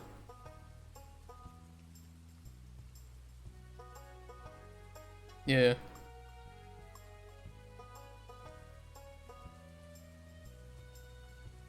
It's $1 cheaper in Poland than it is in US dollars. Oh, the Valve suggested price is what Valve suggests that they market the game at in that region. And it does that based on purchasing power and conversion price of currency. So if you ever see like red numbers on this Valve suggested price, you're getting shafted. You're getting fucked over by the publisher. If you see green numbers, you're good. You're getting a good price by the publishers or developers. Whoever's controlling the price in this case. Black Myth Wukong. For a big game like this, bet there's gonna be a lot of red. Yeah. Yeah. You're getting fucked. Actually Poland though, which usually gets fucked over, you're okay.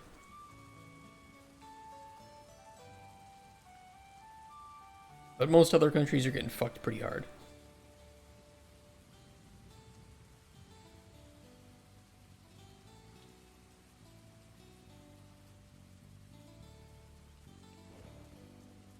But a lot of the GOAT games are really great. Like Terraria, Relogic, they just set it to Valve suggested prices. In general though, it's cool when all green, but when the price is put down too much, that can be negative for the game. But it depends, right? Because it's regional pricing, so people in that region, sure, if they're paying, you know, instead of $9, they're paying $2.50. But for them, if that's a considerable amount, you know, based on their purchasing power, then sure, it's fine. That's just how it is, right? So Relogic is based, they're not fucking you over. Stardew Valley is pretty damn good too. I don't know, what are some other games where you're probably getting shafted? Probably GTA, right? Let's be honest. Yeah, you're getting shafted a bit. Game that's ever get successful will be super cheap and expensive just for Germans. I think what I'll do is, if my game gets released, I'll just do what Terraria does.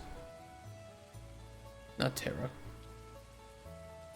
I'll just set it to suggested prices and then adjust for currencies and regions that may be a little bit off. So if like, even if the Valve suggested price in, I don't know, let's say Colombia is still too much, I'll just adjust it down then. We'll see. I don't want to fuck people over.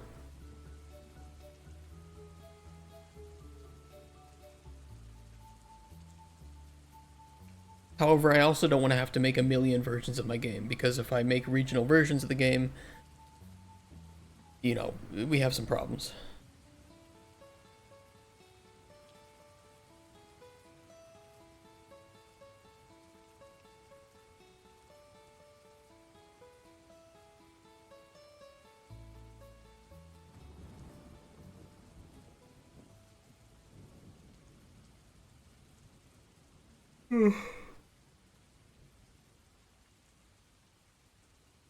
I tired.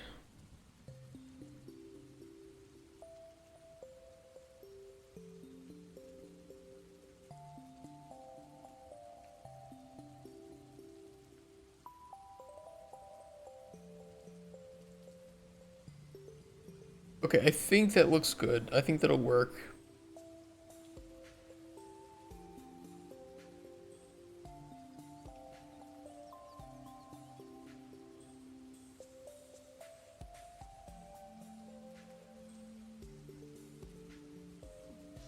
For build extra flavor responses.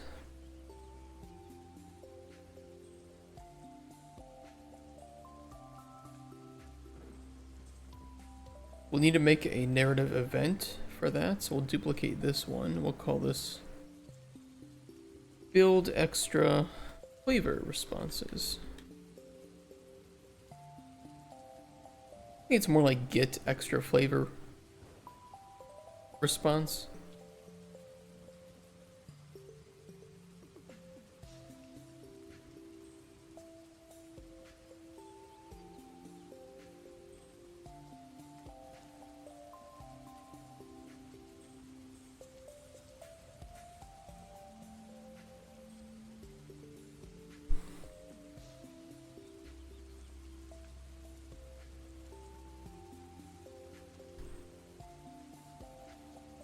Encounter ID.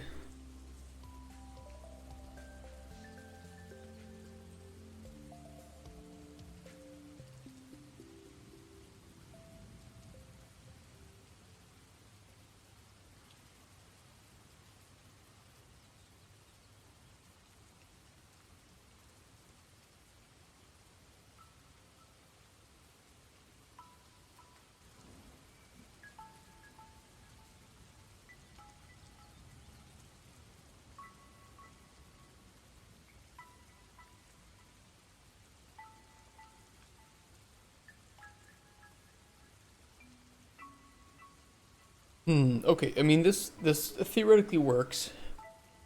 I'm just wondering how we want to frame that within the context of the dialogue. Like, what happens if there is no valid response, right?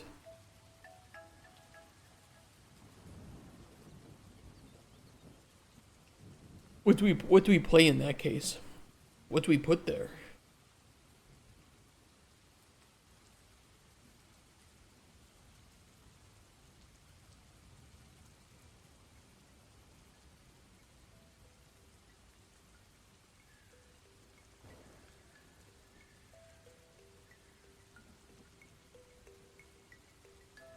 I mean, if the flavor wasn't according to the requirements,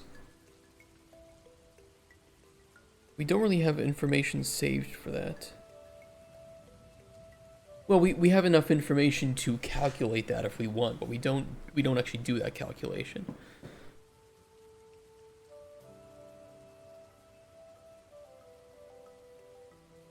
Like, what does the node look like if there is no response? I guess is my question here.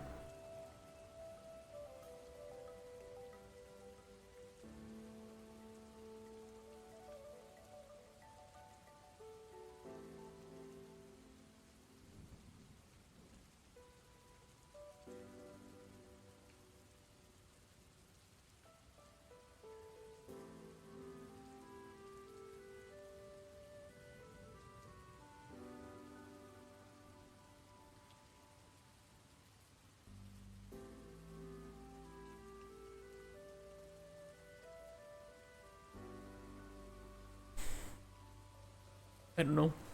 I don't actually know what it should look like if there's no response. We can't really tell it to skip that node, though.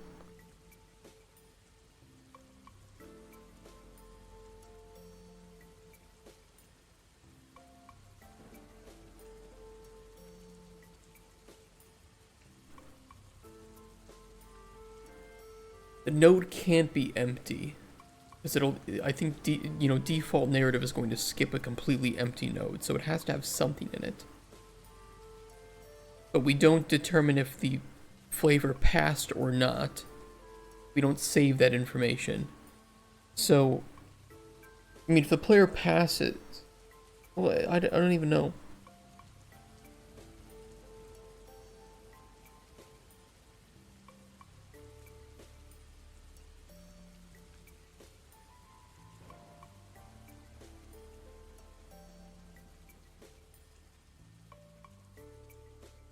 I guess we could append it to the flavor, or to the effect one.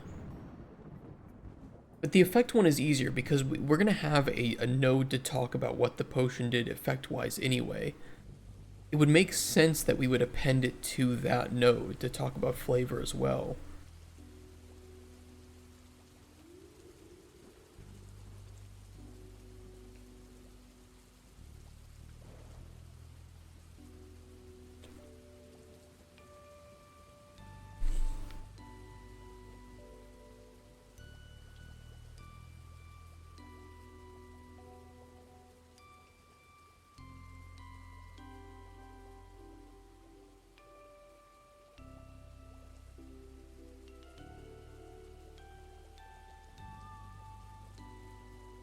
That's the only thing I can think of, is just appending it to that node.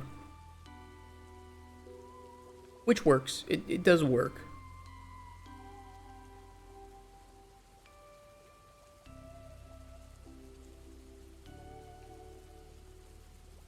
Yeah. Yeah. Yeah, what are you gonna do? What are you gonna do? I need to fix this one up, though. Because I think a bug we found was that if the response is null, it's still doing some shit, so what I will do is do a quick check.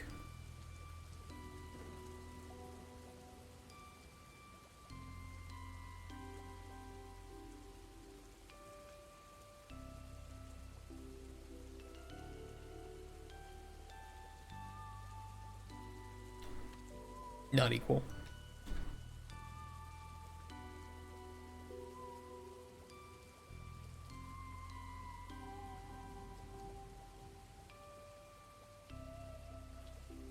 Otherwise, just return a, return nothing. Don't do shit.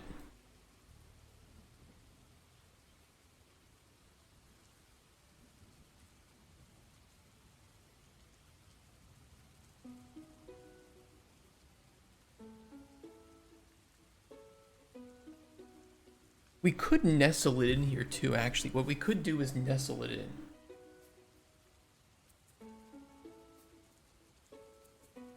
Why make two separate events for extra effect responses and extra flavor responses when we might as well just take this,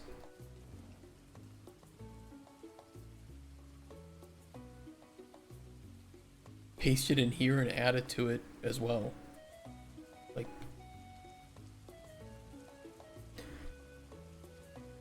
why not?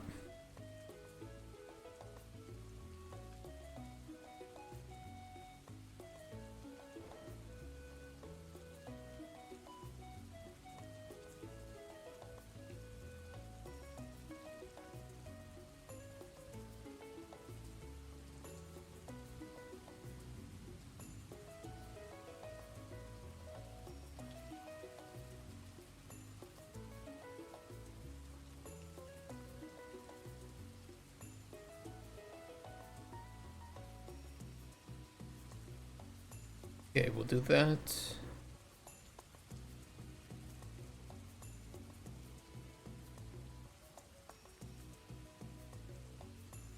I don't really want to have to grab this twice.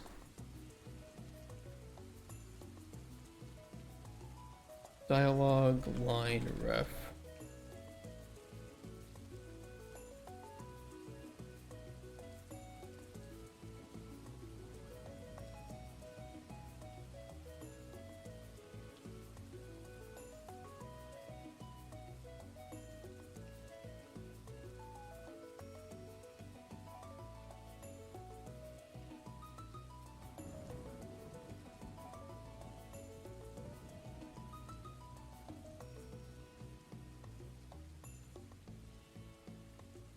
Is the fish not working?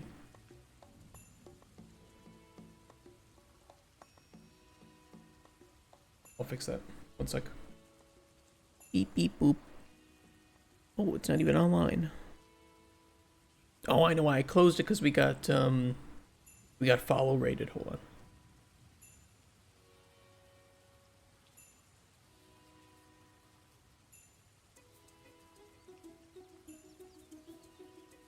Lurk bait. Alright, should be good.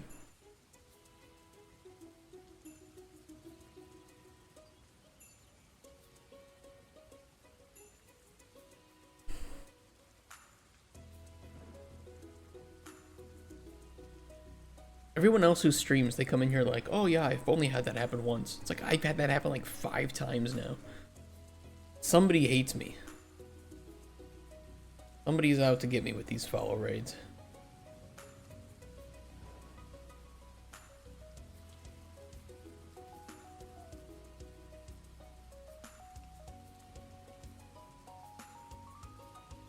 Nice can. Let me fish something out too. Come on, stream your luck here.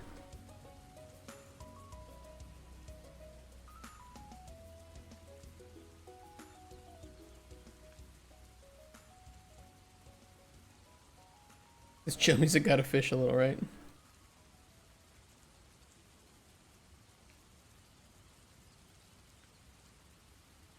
Rontosa Chicklid. Cichlid. Whatever the fuck it is. I think it's called Chicklid.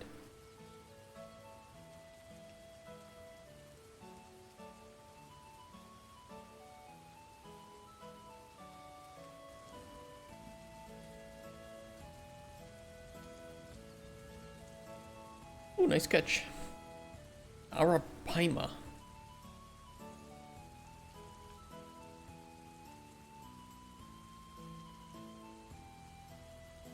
Well, theoretically, that should work. That should mean that if we want to write certain responses to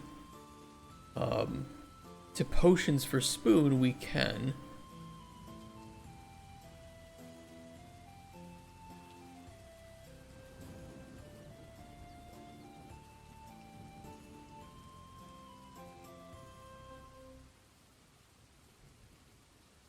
Let's add some then. Although I don't know what they should look like.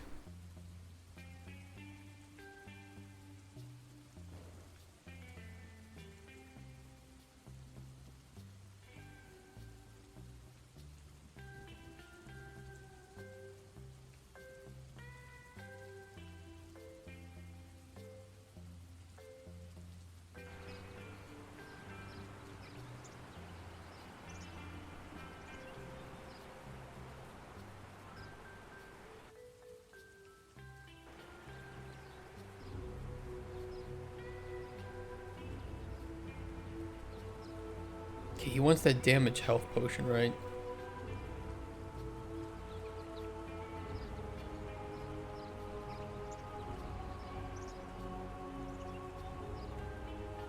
What does this taste like by default? He needs this and he'll need the paralysis potion. We can probably pretty easily test this by adding in honey.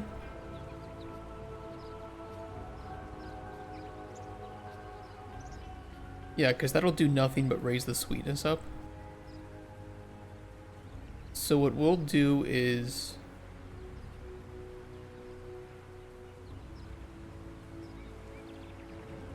we'll test if his sweetness is below 0.3, and we'll test if it's greater than 0.3 for a response.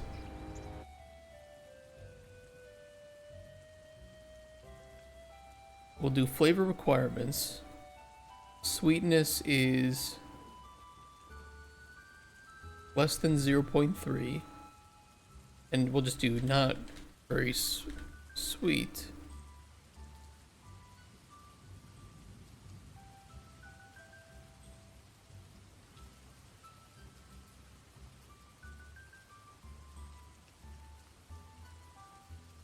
And we'll do another one for sweetness is greater than 0.3.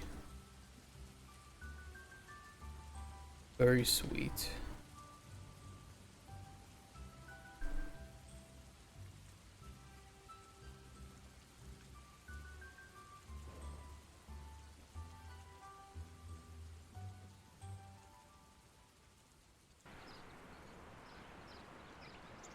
I'm gonna cheat in the potions as well so we can test this quickly. You know, might as well, right?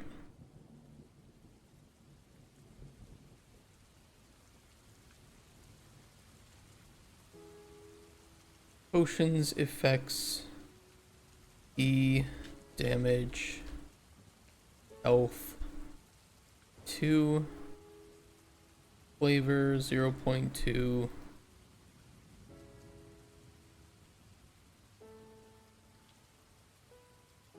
I mean, none of this really matters.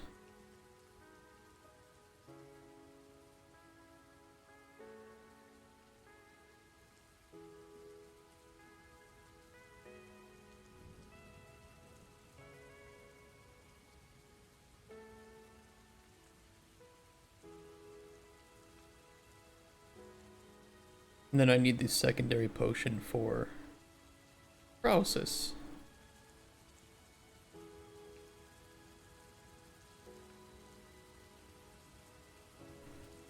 Paralysis 2.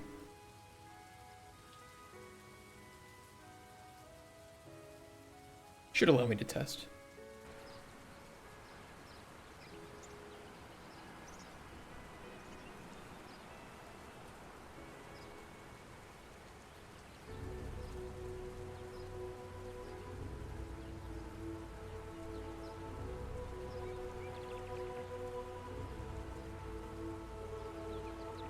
Okay, first we'll give him the one that's under that amount.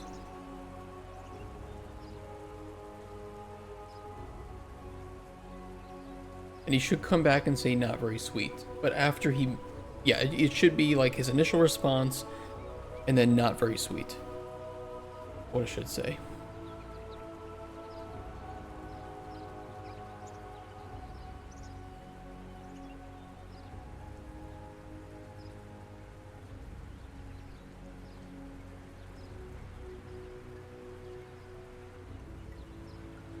He says nothing. Oh. Uh-oh.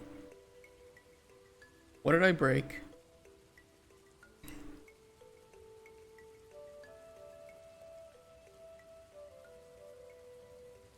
Oh.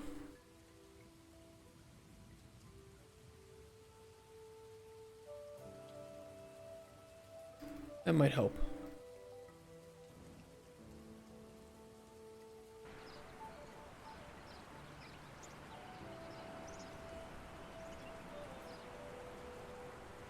Unless we broke something else, we'll see.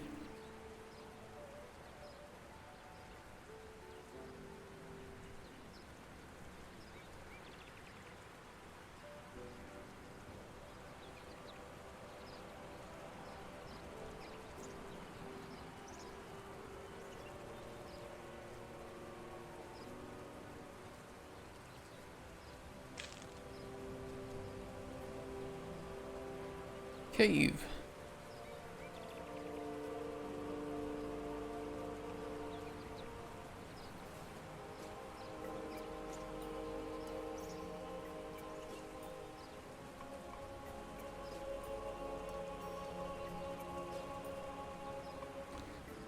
Nope, I broke something.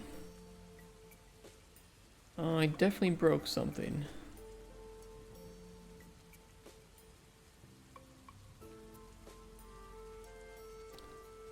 Can I do a breakpoint on this?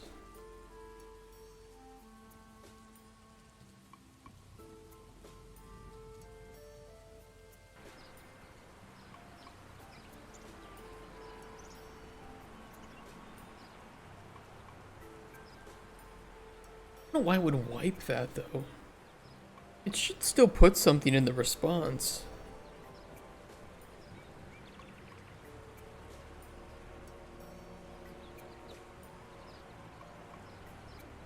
Because I don't think I can debug this very easily.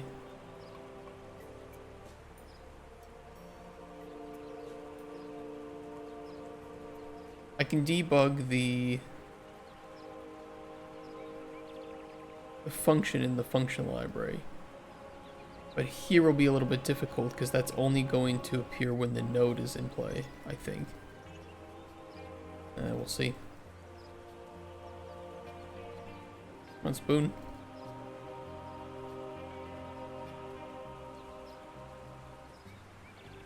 Oh no, it worked. Okay.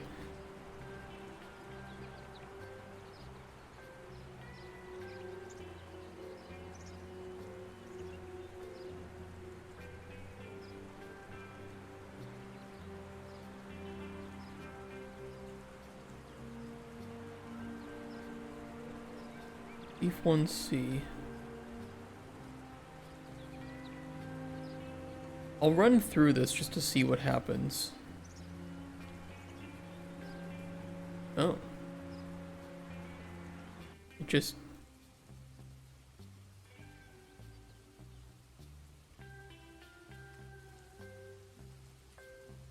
Main potion flavor responses.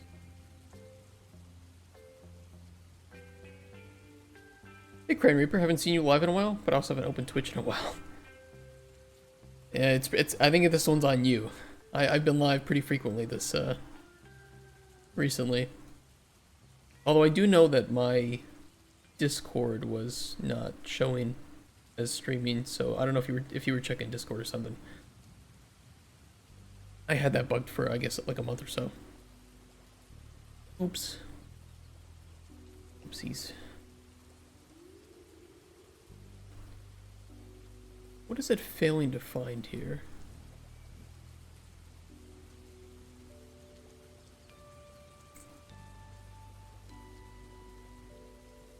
But we'll see. I have notifications for your Twitch, but I don't know, I'm bad at checking that. Yeah, I mean, me too. I don't blame you.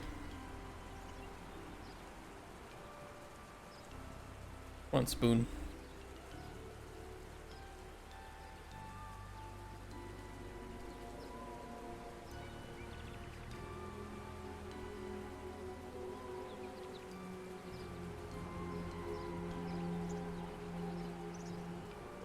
Let's find out where he's bugging.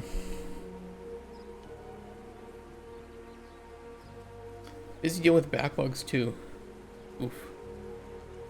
Like Kingdom Come Deliverance. Yeah, I have to play that as well. I'm gonna be playing that before the second game comes out.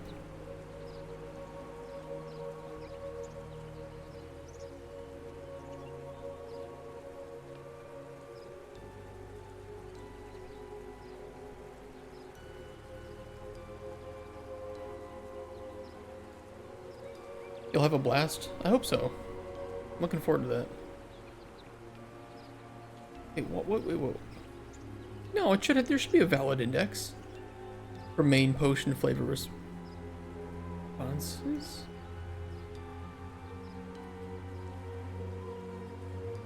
Oh, I put it on Mage 1. Okay, but it still shouldn't be wiping that node's information.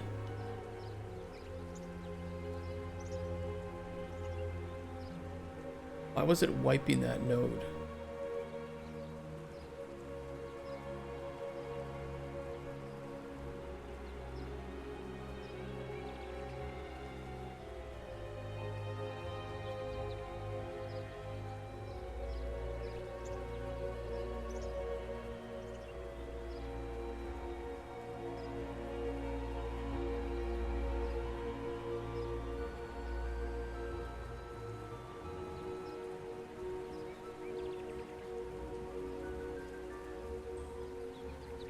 I mean, that's all correct except that it was wiping this node, which it 100% should not do.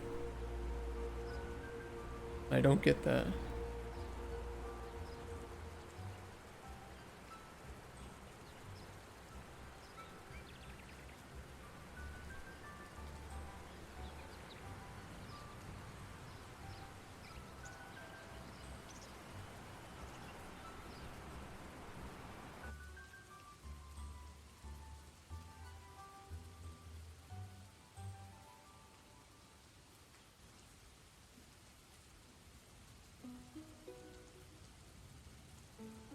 Let me test this.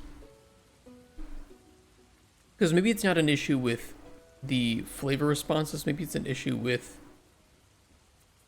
this as a whole.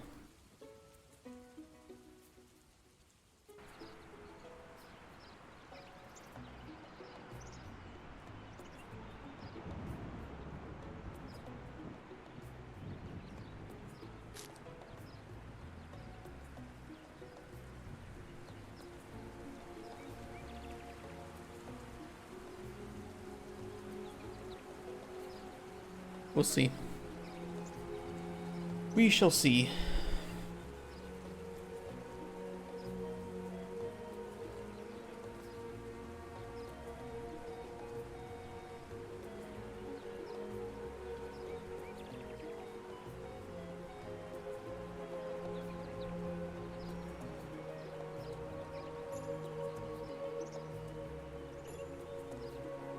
Can I enlist goblins in the export of my potion making conglomerate? Well, right now you can't enlist him to do anything because he refuses to speak with me. I do not know why.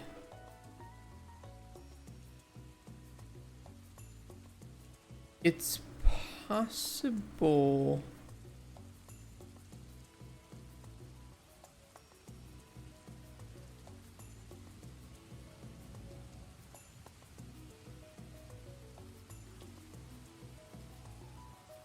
Why did you create me, Father?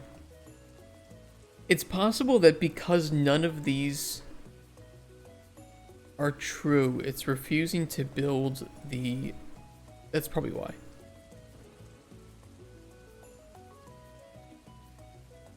Fuck, well then how do I get past this? I need a fallback dialogue node. That is only true if none of these are true.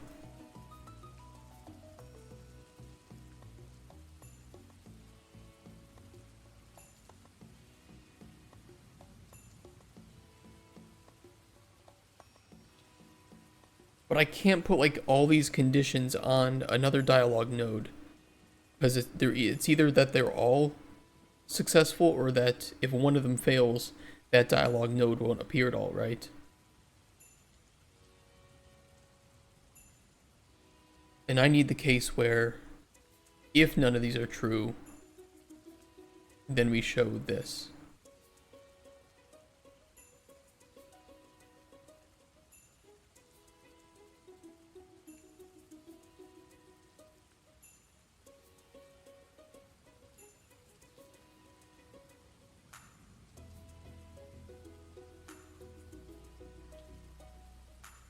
I guess we...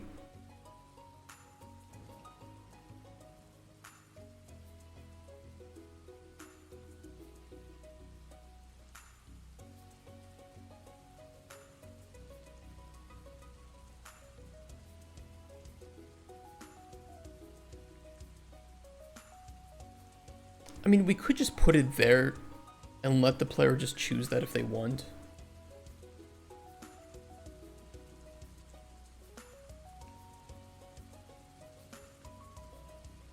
Just like, I'm glad to hear that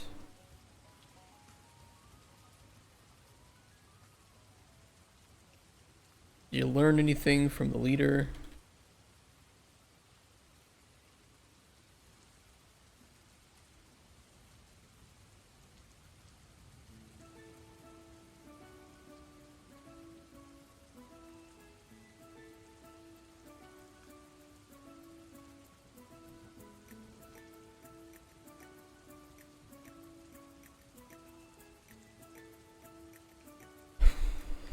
Complicated. So many complicated things with dialogue.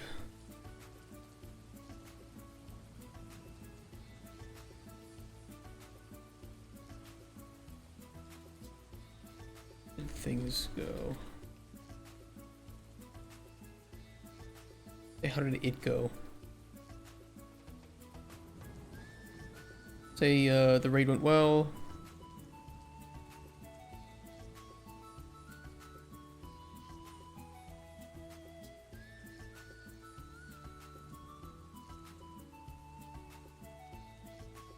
I learned where the bastard hid my gold. And then that can lead into these. And that should provide the fallback that we need.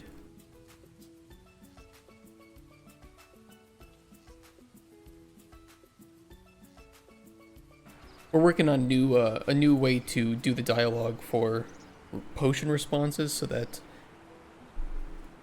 the NPC can respond to additional effects that they weren't asking for, right? So if they're asking for a poison and you put, I don't know, some paralysis effect on there, you know, we can write a unique response for that, right? Like, hey, I went to give him the poison and he just became stiff as a board.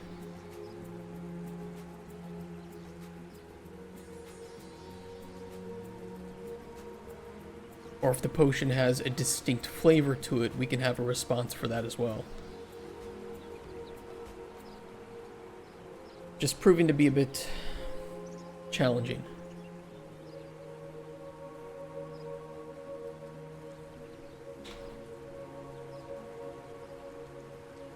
And it was working when we tested it, but I guess I didn't put a fallback in there if there aren't any of those extra effects. Okay. Yeah. Now, okay, no, that's fine. We have it back to where it needs to be. We're going great. Let me then hook up this bit again.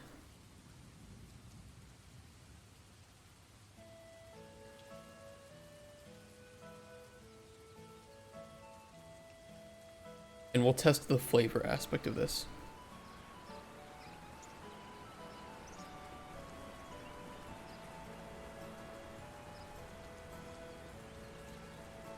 And we're going to be making a new build on like Friday or Thursday and sending that to the publisher. So, you know, I want to make sure this works well and it isn't causing any bugs, doesn't cause any crashes. So far, I don't know if there are any crash bugs in my game. I don't think there are.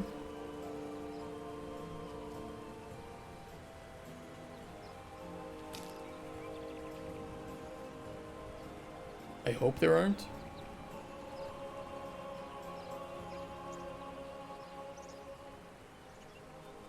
We aren't animating time of day. I need to fix that.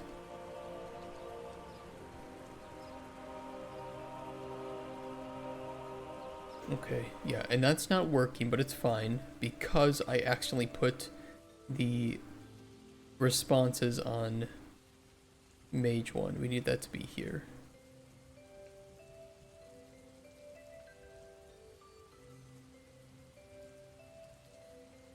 Alright, let's test it.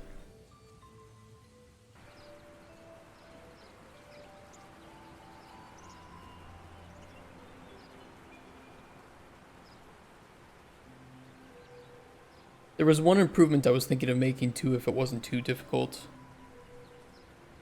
So I can't really take on any big tasks this week.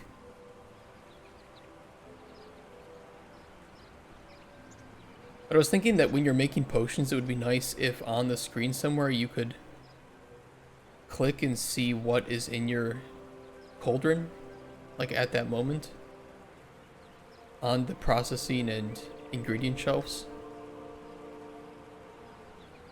I don't know, maybe in the bottom left or something.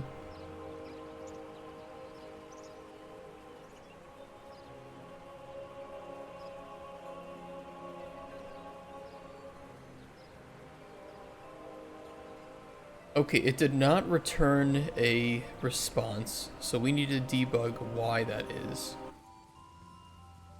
Oh. Is it access none? Trying to read dialogue line ref.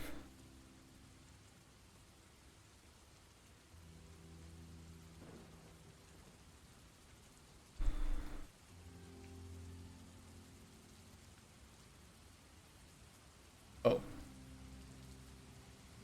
That would be why.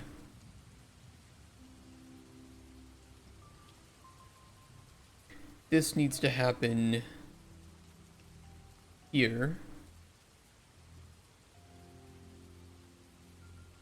And then we can delete these.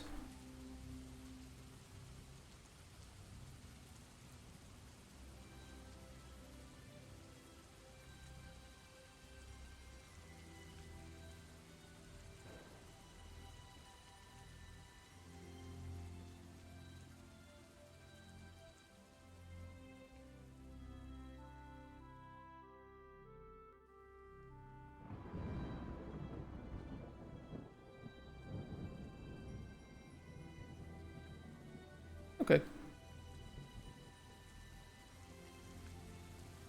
We had skipped, we had gone to false because we didn't have any effect responses to say, but because I kind of shoved the flavor things into there, I forget that if we don't have any effect responses that we aren't actually setting that reference up, so it might have been trying to send in the flavor text, but it didn't know where to send it to. So now that we create the reference, regardless of whether or not there are effect responses to say, we should still make that reference and send the flavor text to it. As long as it's working.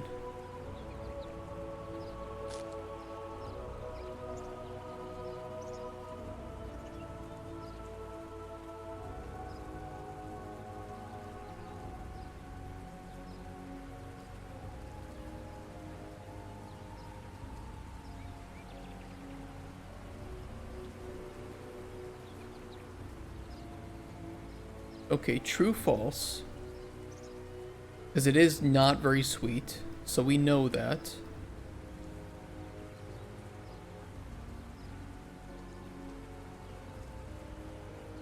Priority array, there's no priority. Technically, we can skip this loop if there are no priority responses. I can fix that up for a little bit of optimization. Yeah, this should be false. So it'll grab the indices of passing responses, which is 0. And it'll grab a random response from that, so it should be not very sweet.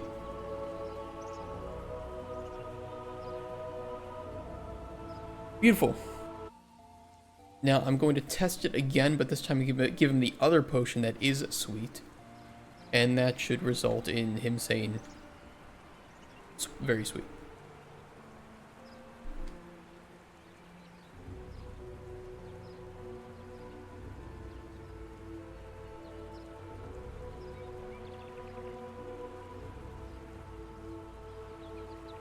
So this one has a sweetness of 0.2, and we check if it's below 0.3 or if it's above 0.3.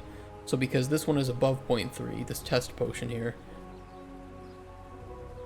we'll give him that one, and he should respond with the other line. It's gonna go in his dark cave, his Gooner cave. There he is.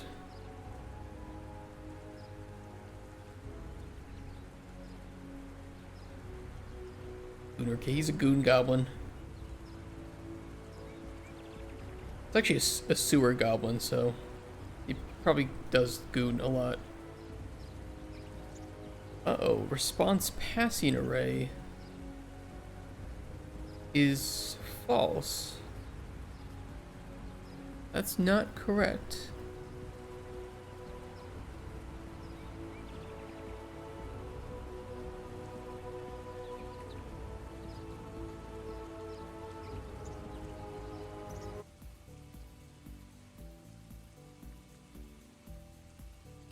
I know why. It's because we don't reset this boolean.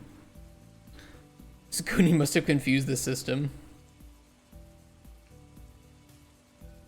I think in this case my gooning confused the system. We need to reset the boolean to true here between each flavor response.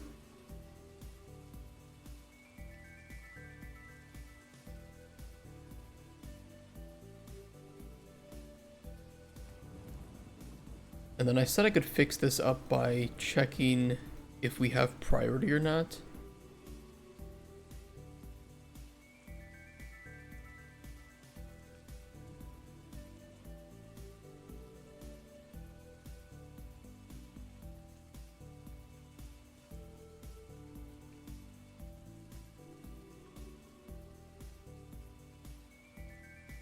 It's not the priority array though, it's the priority passing array, right? No, it's priority array. Okay, if priority array contains true, then we know that there's at least one with priority.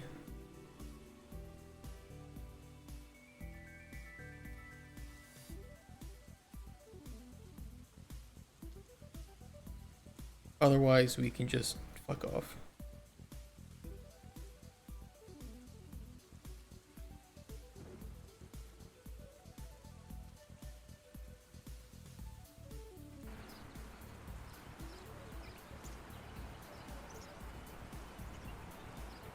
Here, we'll make him cold. That way his little goblin donger is tiny when he goons.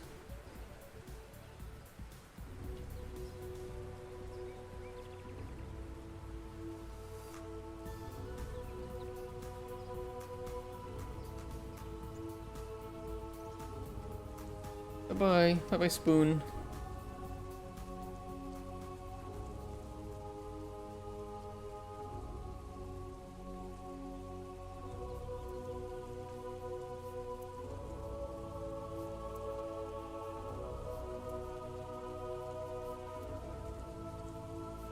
It is weird that there is snow on very green trees. Ignore that.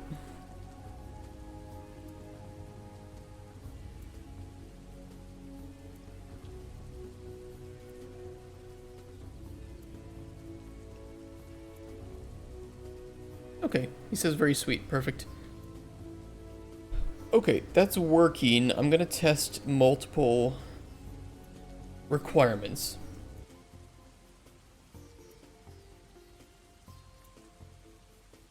You know, gotta check everything here. Now the default potion we make is 0.2, 0.2, 0.2.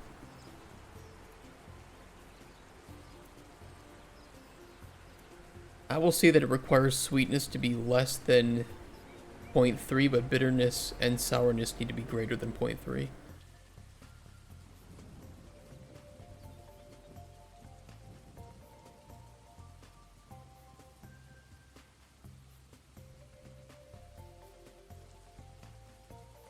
Bitterness needs to be greater than 0.3.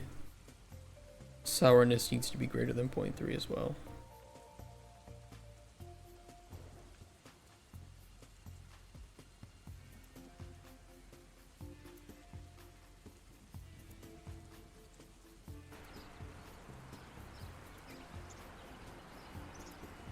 And then after this, we'll check the priority system if that's working properly.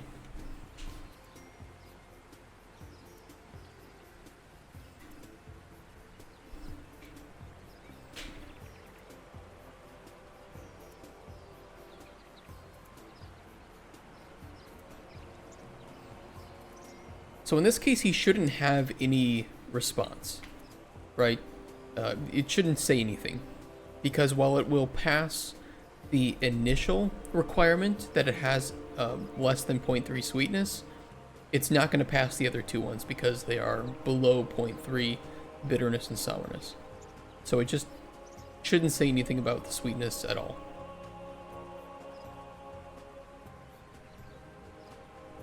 Yes. Okay.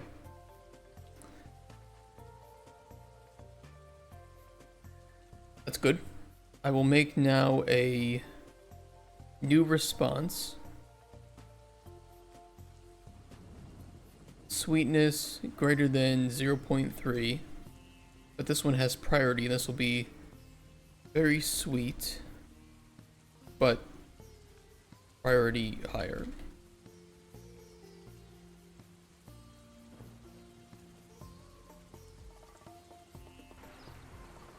So now in this test, we will have two responses that do pass the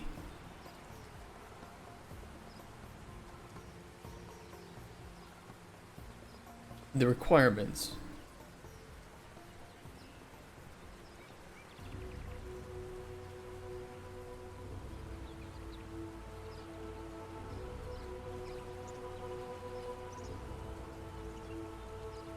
But it should only show the prioritized one. It should not show the first one.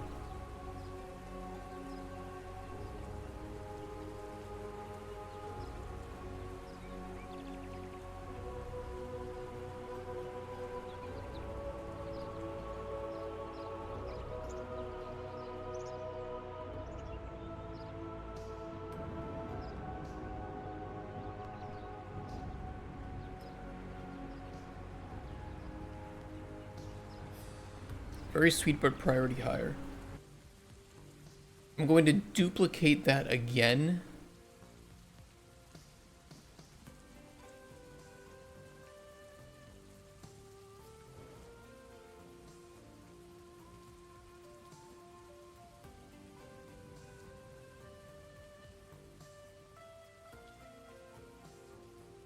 Now, because they both will pass and they both have priority, it should choose a random one. We'll know if it chooses the second one at some point, right? So we'll test this a couple times just to make sure that it is random.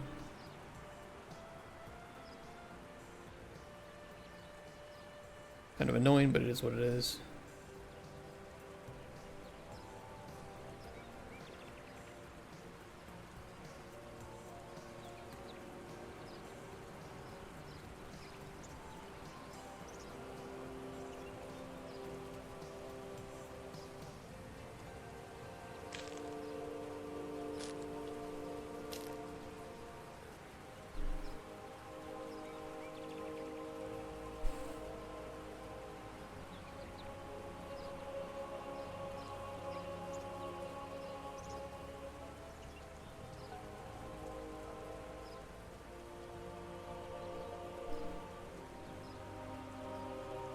Okay, that chose priority 2 that time, so we at least know that it is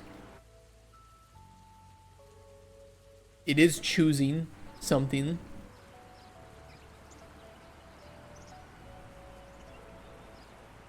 And I think that's enough proof that it works simply because it is the second, it would be the ladder index in the array.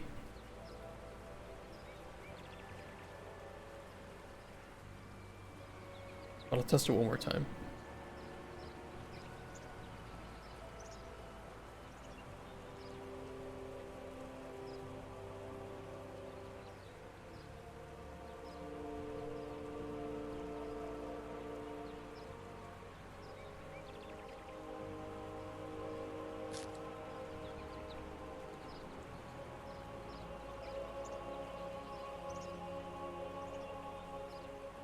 Let's see. Well, let's just assume that it's working. No, I need, hold on, no, I need to do it. I need to hit it.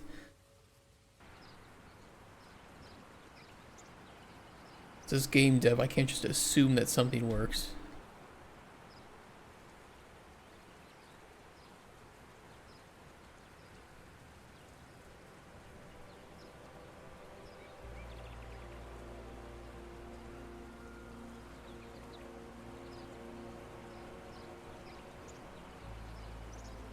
You know, like right now, my game is stable because I do a lot of testing to make sure that there aren't these bugs and issues. I think that's a good thing, and I need to continue doing that.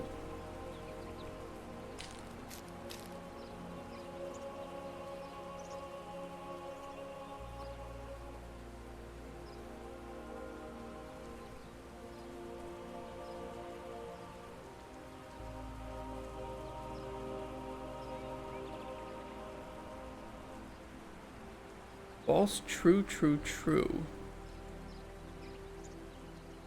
That's correct.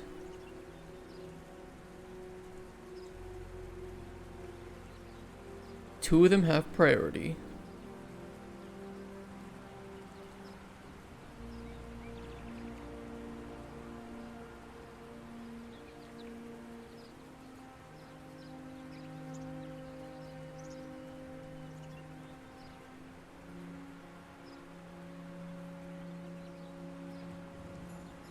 That's not correct.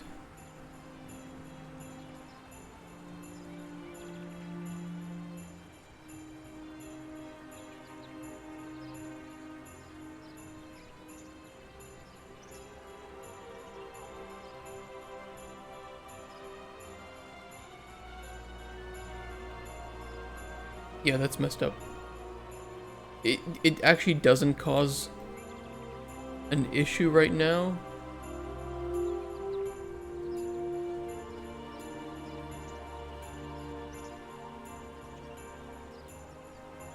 No, that would cause an issue. In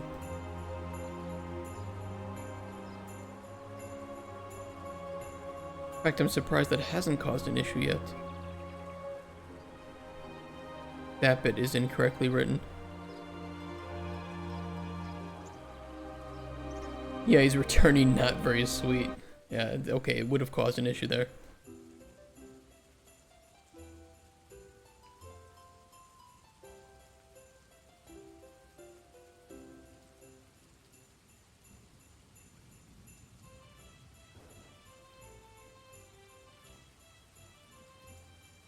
Fuck. Now I kind of want it to be Christmas. Damn it, Stardew. Why do you do this to me?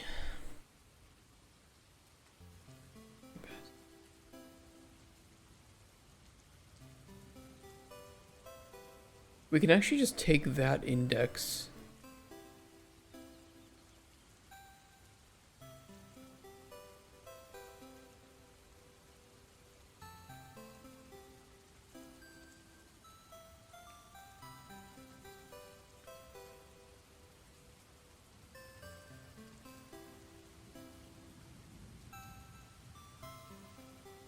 Wrong one.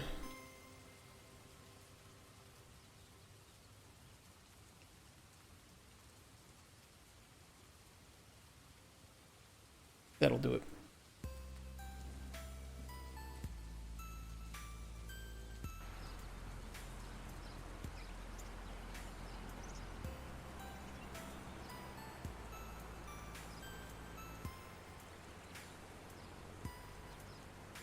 Taco's a good brunch. Yeah. Yeah, I would say so.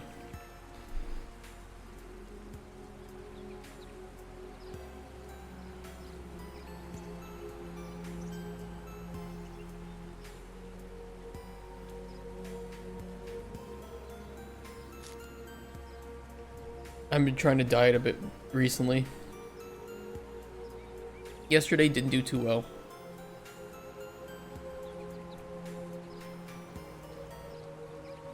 But I mean, I walked like, what was it, like 12 miles yesterday or something? I went on a journey. Let's put it that way.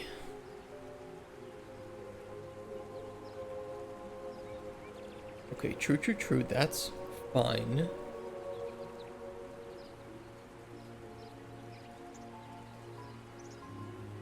This array should only end up with 2 and 3 in it. Let's see if that's correct. Correct.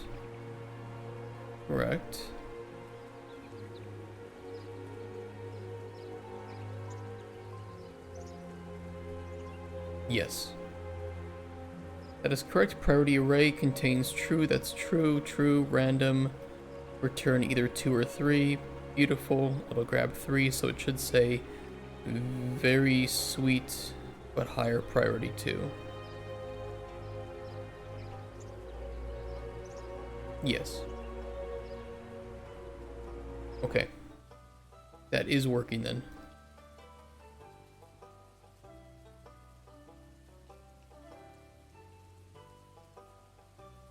Okay, new function made. New function working.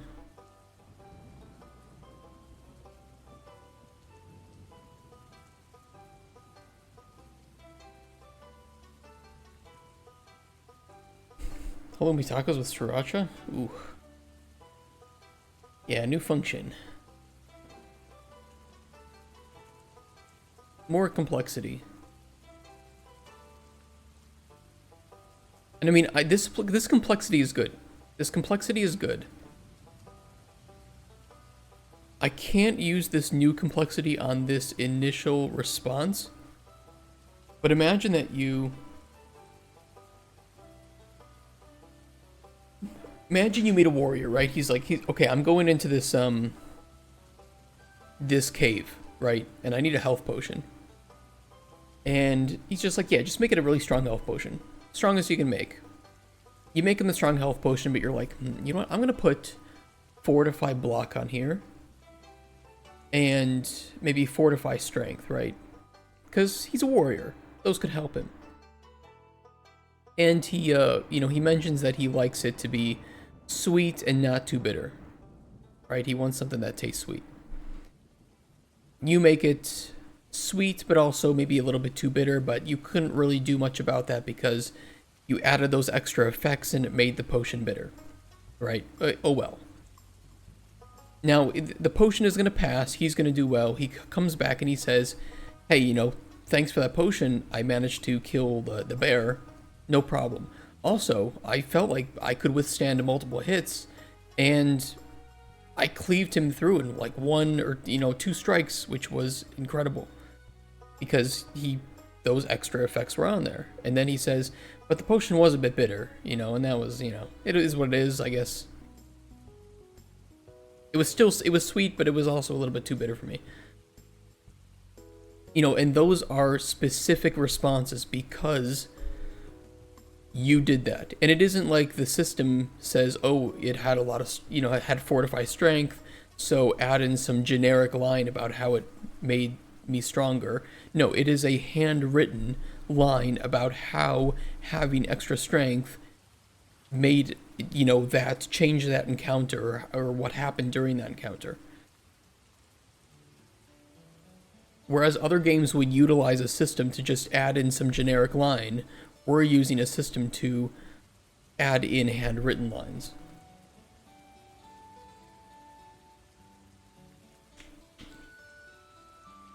And I think that little touch where the game responds to your actions is what will make it enjoyable. You need a lot of specific handwritten dialogue. Not necessarily. Not necessarily, and I'll show you why. Because that was my fear, right? I'm looking at the number of effects we have, which I will pull up, and it scared the shit out of me. I'm like, okay, you can make whatever potion you want, right? You can put whatever effects on there that you can fit within 5 ingredients. And we have all these effects. Well, it's like, okay, so what happens if we have a response for invisibility and a response for regenerate health, but the player has both of these on there? What happens if they have just invisibility, but we also have a response for resist poison? It's like, okay, we're going to need, you know, factorial number of responses if we have 5 unique responses to effects.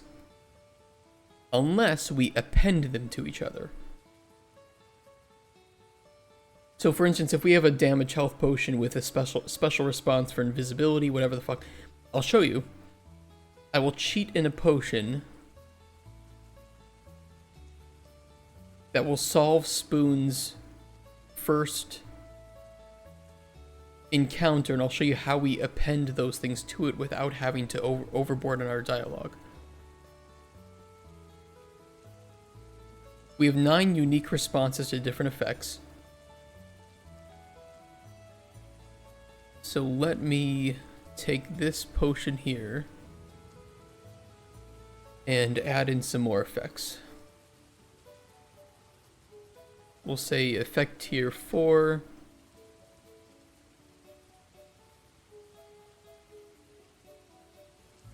And let me check. Let's put on Fortify Health 1. Cause okay, so Spoon asks for poison, right? He's like, okay, I need this poison to kill some bandits. So it needs to be, you know, damage health as the effect, and the higher the tier, the better. You can imagine that putting Fortify Health on a poison, probably not the greatest. But it's okay. It's okay as long as it isn't too strong, right? In fact, if you put Fortify Health on the poison at tier 2 or higher, the encounter will fail. You know, Spoon will die because you've pretty much counteracted the effect of the poison. Which is exactly how it will work right now. But if it's Fortify Health 1, it's okay, but he's going to have a response for that. We'll put on Fear, Slow, Invisibility, Fear, and Slow. Very weird combination, but just so you can see what it looks like. E Invisibility, tier 1. E Frenzy, tier 3. E Fear, or I think we did Frenzy and Slow, right?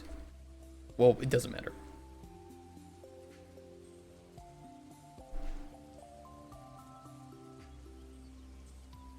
That should be enough.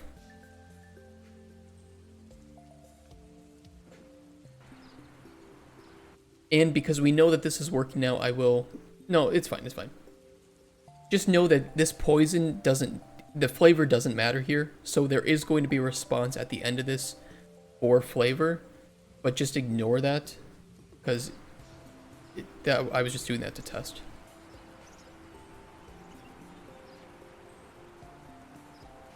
Okay, we have our crazy potion here.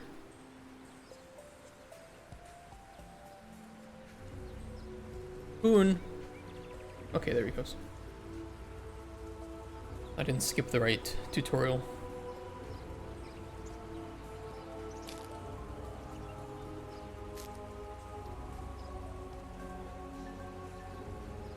So we'll give him this and give him this.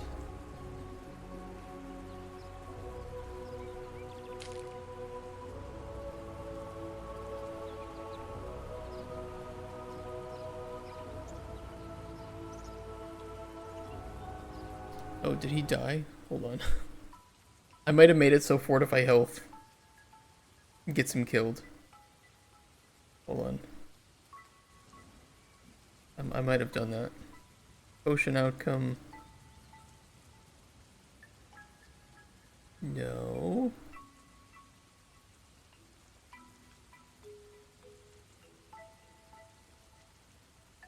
Indoko moment.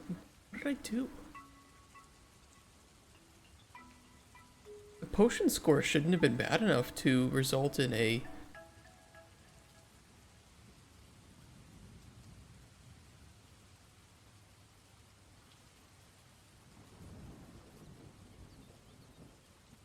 No, it shouldn't have been.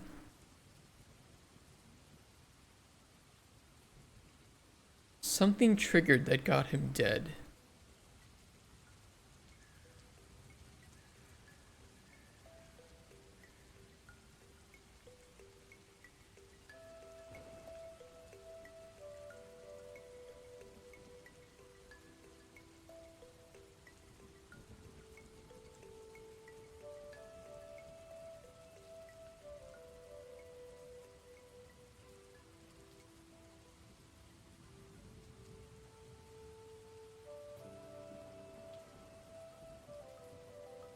Okay, I'll remove the Fortify health for a second, because that might be the one causing it.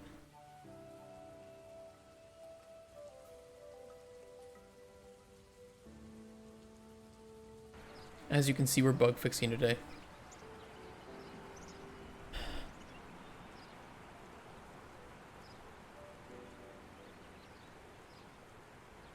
I think I need to record a trailer too with these dialogue changes to show the publisher, because expecting the publisher to play this over and over and over again with getting different results, probably not something I should expect them to do, although they probably will do that. Trial and error, yeah. I think I know where the bug is going to be caused if it is that bug that's causing it. He didn't die that time. He wasn't dying before, though.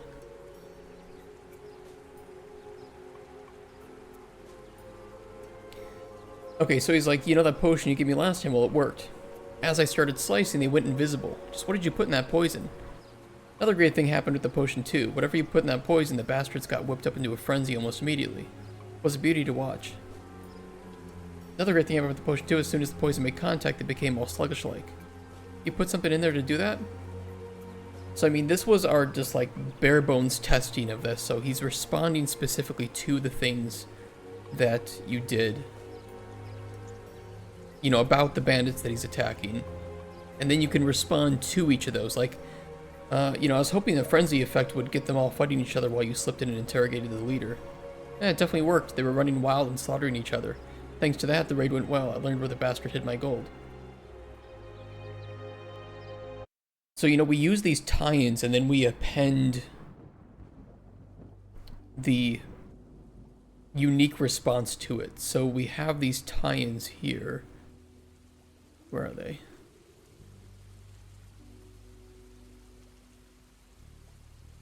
Either positive, neutral, or negative ones. And then we append the unique response to that. That's cool. Yeah, I'm glad you like it. I need to improve it a little bit because it sounds a little stiff, and I think I can't fix it perfectly in the way that we do it, but I can try to make it sound a little bit less stiff. He's some kind of game developer. That's me. I'm a game developer.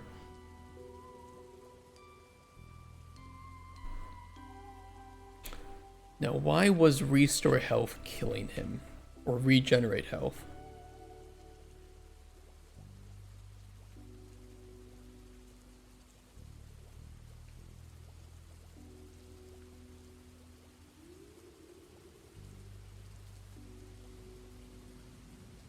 Another great thing and another thing and another. Yeah, it sounds a bit stiff right now. It seemed a little robotic when he was rambling about the effects. Yeah. I think there's a couple ways I can handle that. Because we know whether or not the response is positive or negative, right? So it can't be based on effect, right? Just because damage health is negative doesn't mean that it's a bad thing on a poison. In fact, it's a good thing. So the response to having that kind of effect on a poison would be good. So we can group effects by whether they're positive or negative. I think that would help a little bit. We're going to be fixing that up today. But first I need to see why... One more thing. I need to see why he was dying to fortify health.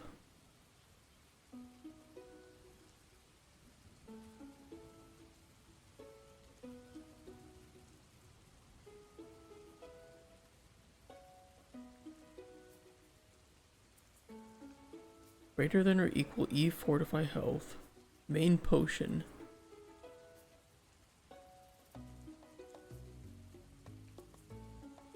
Where's my NPC spawner? This is really not only being positive in this scenario, so it's very specific. Well, technically that was negative. That was a negative response, but then he said another good thing because that was a positive. The next thing was positive. So what I need to do is fix up. That could mainly be an issue with like the tie-in that we use. So we have response tie-ins.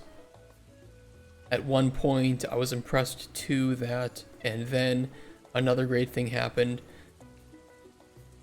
This one kind of assumes that the previous thing was great, a good thing that happened. So probably that's just saying, you know, I could say another thing happened with the potion too, or find something else to write here as a positive tie-in. This is just for me, I see this mainly as an issue with the tie-in that was used there. That it sounded weird.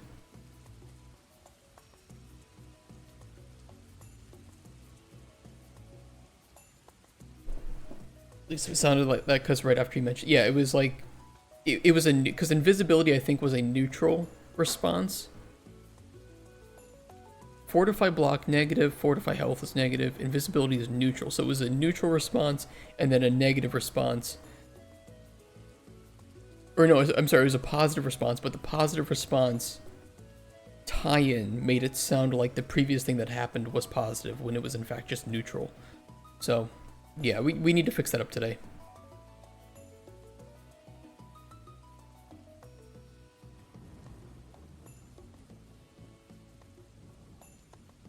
NPC spawn controller. Choose new NPC. That's not the right one. Spawn NPC. That's not the right one. Yeah, here it is. Okay. Specific potion outcomes. Character status update.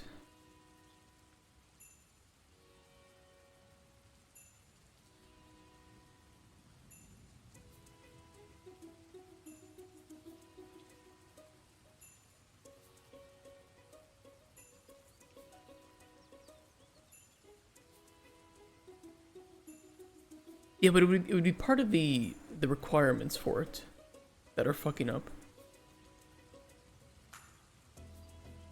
Provided effect. It should be different times depending on if the previous effect was negative or positive. That would be one way to solve it.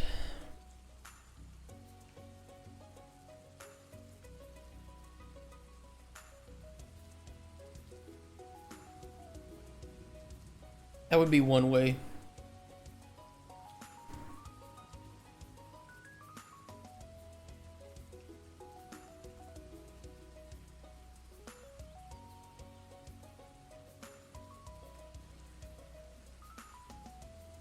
I was mentioning something last week, Friday, or not Friday, but Thursday would have been, about a way that I could improve it, but I forgot what I said.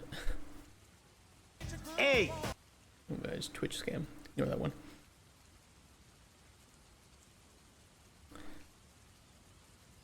Sub value. Okay, let me see what is specifically in this requirement that got him killed.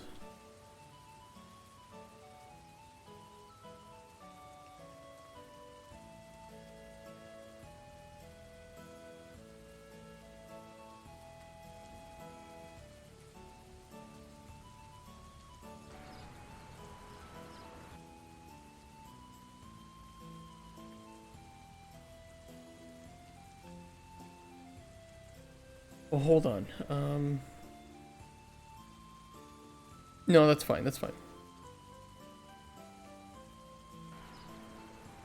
That's fine. No, it's not. I need to add the Fortify Health back here. Fortify Health. Tier 1.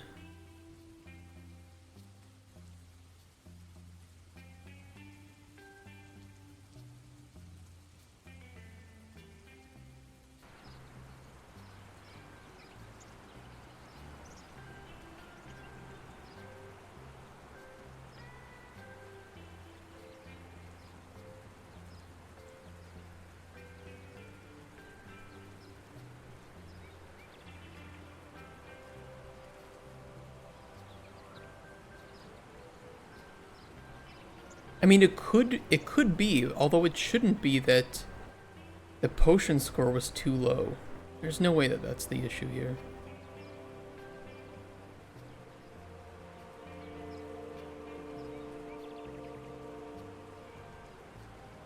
No, I didn't.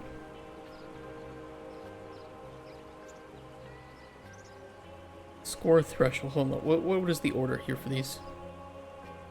Watching the Direct tonight? Nintendo Direct? I don't know.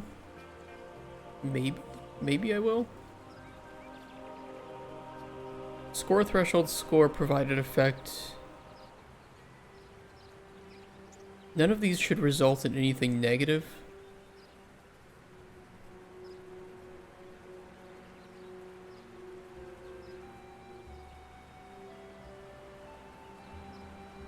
The problem is I don't have debug data. Is the way that I enter this, so I need to do...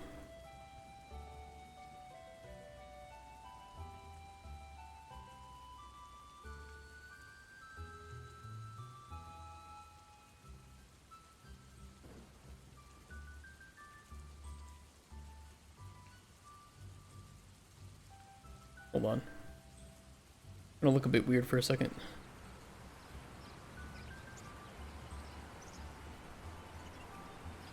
Fine, resume. I'm gonna see at least a few good games in the indie world. That'd be nice. I have to react to the...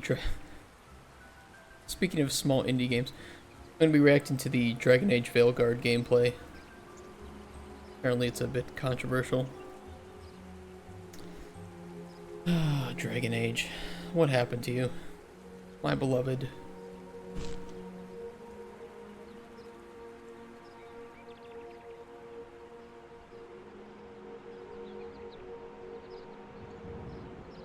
We should have debug data now. Wait, this game is good, but yeah, I don't know. If somebody on stream, you know,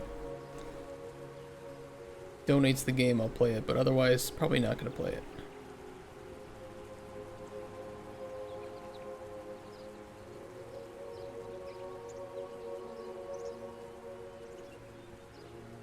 Does that have no debug?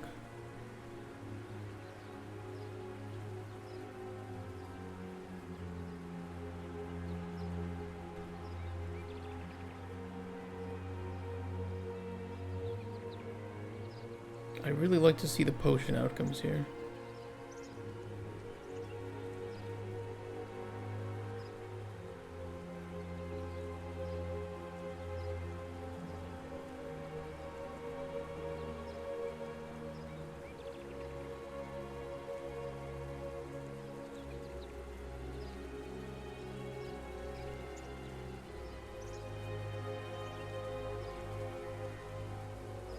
I mean, do we send it info, though, that the provided effect has succeeded or not?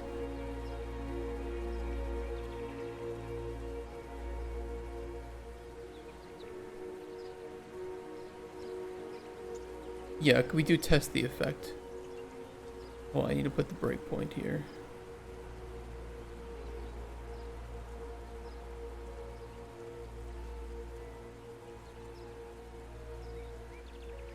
Okay, current potion outcome is damage health on secondary potions.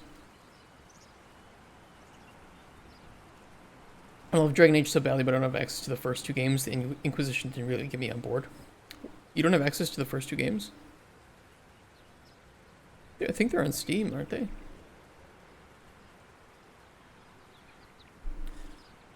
Yeah. Dragon Age Origins is fantastic.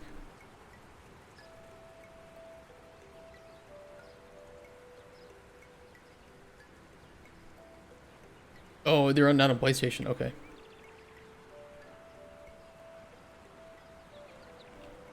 Really, they didn't put... Because I assume you have either PS4 or PS5, right? They didn't put Dragon Age in Origins on PS4 at all? No, shit, it's only on PS3.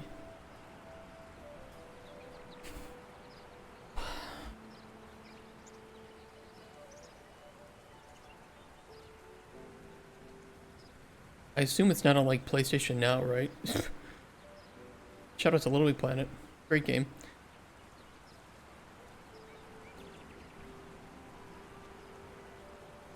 Yeah, porting from PS3 is really hard, because the cell architecture. PlayStation Now is dead? Is it really? Don't they call it something else? Oh, I guess it is dead. Guess I missed that memo, huh?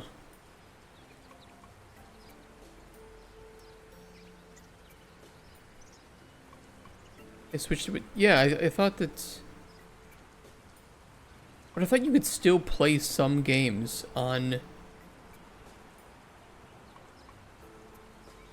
through that, right? I guess Dragon Age is not on that list of... supported games. Yeah, they're just gone. Fuck, dude. Shit. That's a game that could use a port. Dragon Age Origins is one of the best RPG games. Okay, so this is checking damage health. This should not end up being true.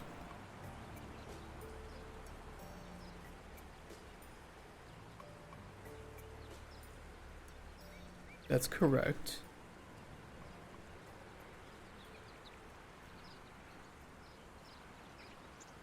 Current potion outcome is now your poison. That also should not end up being true.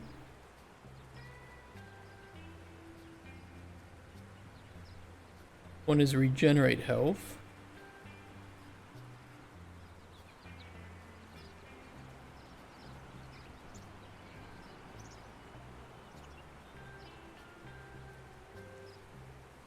This is restore health.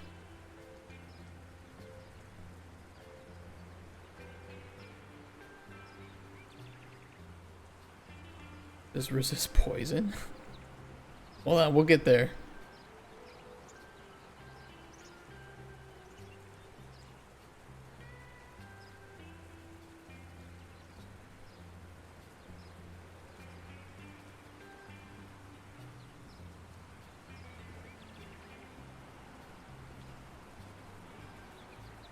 There we go. No, that's fortified block. Hold on. It's not the right one either.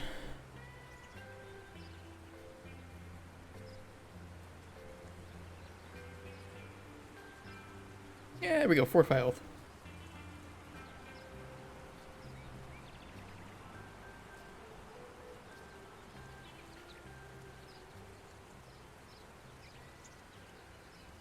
Okay, checking an encounter dialogue 1.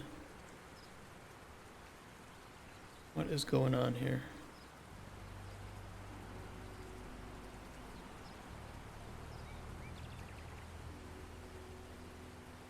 Sound effect true.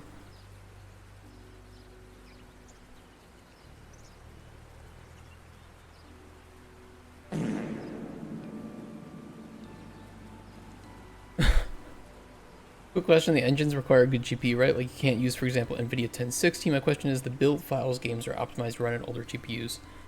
So you mean to like build in Unreal, it requires a good GPU? Yes. but it depends what you want to make. If you're making something that isn't terribly complex, you're probably going to be okay. But if you're starting to build like an open world, build out a level, you're going to run into issues with like VRAM capacity. Does build games also require 1060? No. The build game's requirements are going to be separate from what is required to run the engine. Running the engine traditionally requires a much beefier computer. Let's just say it requires a beefier computer than running the build game. The reason you build the game is to compress all those files down. You don't have all the debug background, back-end stuff going on. So usually you're going to get a much better FPS in your built game than in the engine when you're like testing the game, right?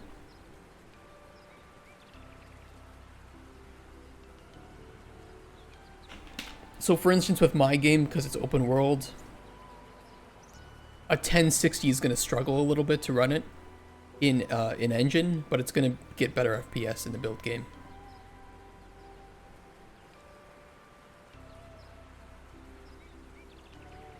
Why does this say the found effect was slow, though? That's weird.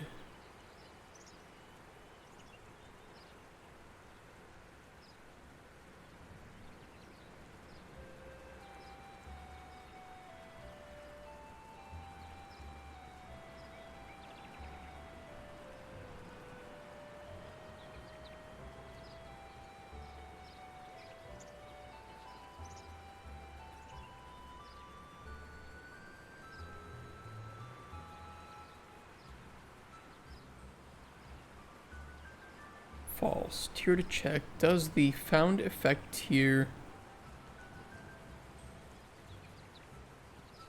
greater or equal? This is passing some really weird data through. Very, very odd.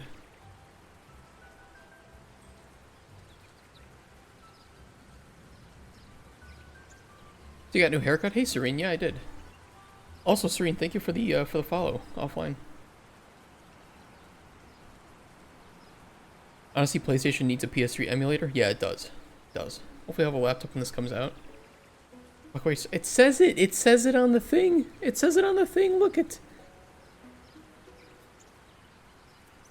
I saw it this morning.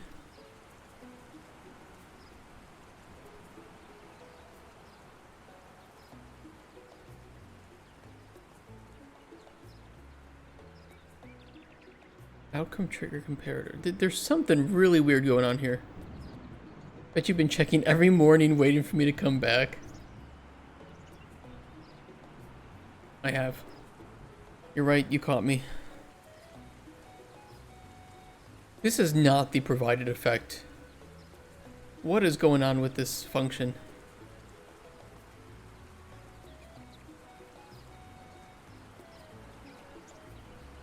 What is going on here?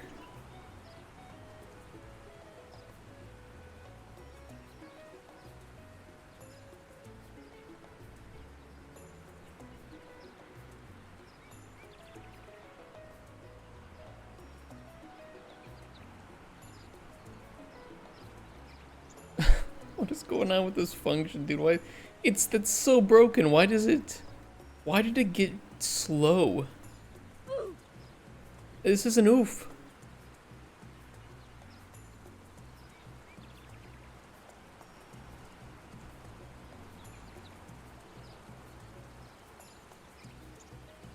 Like it was looking for fortify health in the main potion at tier 2 greater than or equal.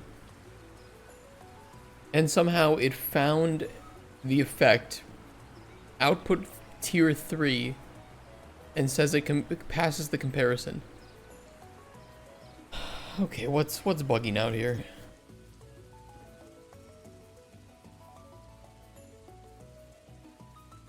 All right, a sneeze.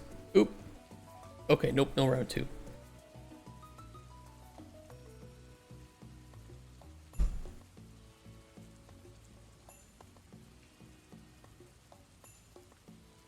There's a cool book called Game Programming Patterns. Well, my pattern is failure, so... Have you read it? Obviously, obviously not. No, what's it about? I've not read it, though. Secondary both.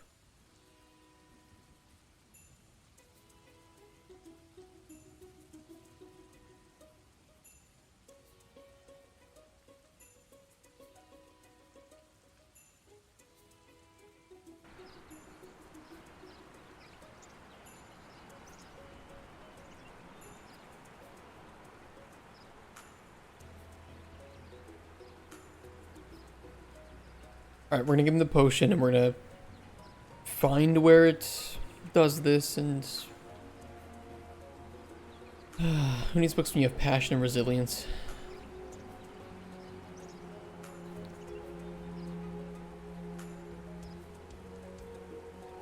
I find that true. I don't often read game development books.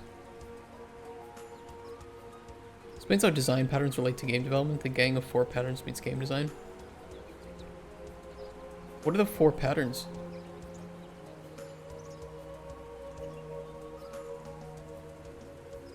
Okay, we are going to resume.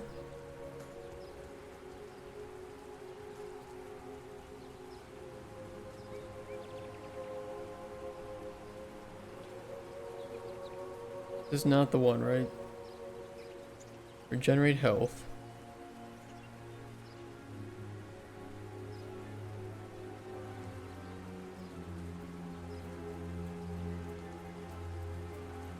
One is restore health.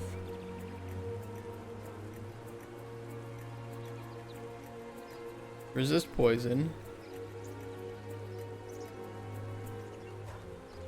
Fortify block.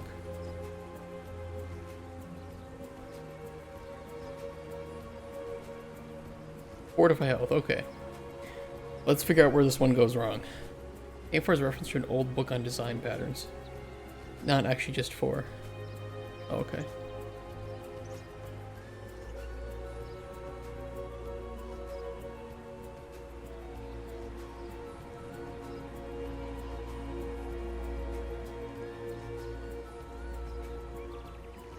Potions provided, damage health 4, fortify health 1, invisibility 1, frenzy 3. Okay, so I mean that's all correct. That's all fine. The potion that we're passing through is okay. Main potion, that's correct. Damage health 4, fortify health 1. Okay, okay. We're good.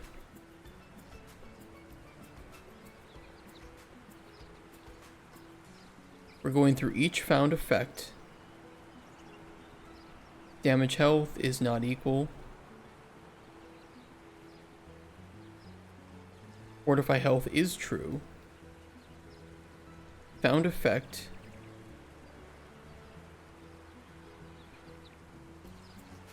That should break the...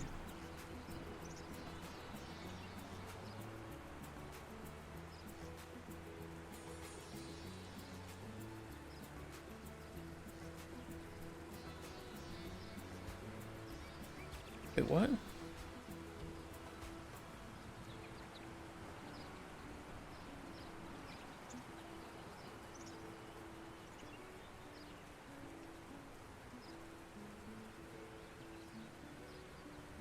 I bet you're just gonna copy Minecraft. No, we're not. We're not gonna copy Minecraft potions. Days in development of the potion making game. Has it been since you started working on the potions? What do you... Wait, how many days? What do you mean? Because we first worked on alchemy. That was like the first thing that we prototyped.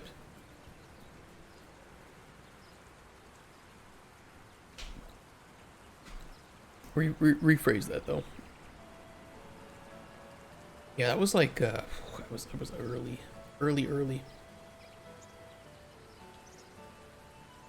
We do need to overhaul it. Not my studio. Where's my videos? There we go.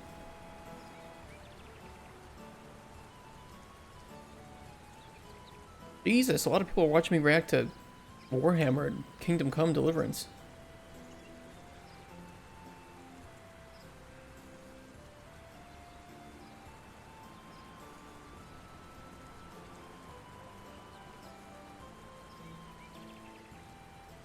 We started pretty early in.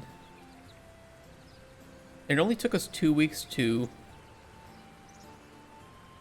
prototype the alchemy.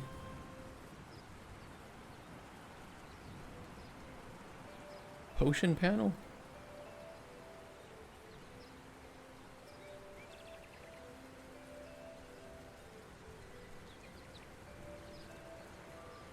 You watch? No, I don't watch any of them. I only watch them if there's something that I need to get from them. But yeah, like one of the first things that we prototyped was the alchemy. Testing the collision on the cauldron.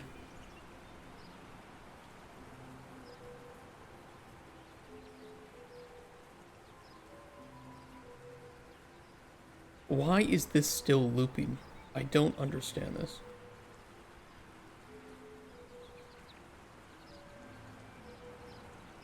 What ancient text did you use for the recipes? There are no recipes in the game. Must be an expert in alchemy. There are no recipes in our game. Technically.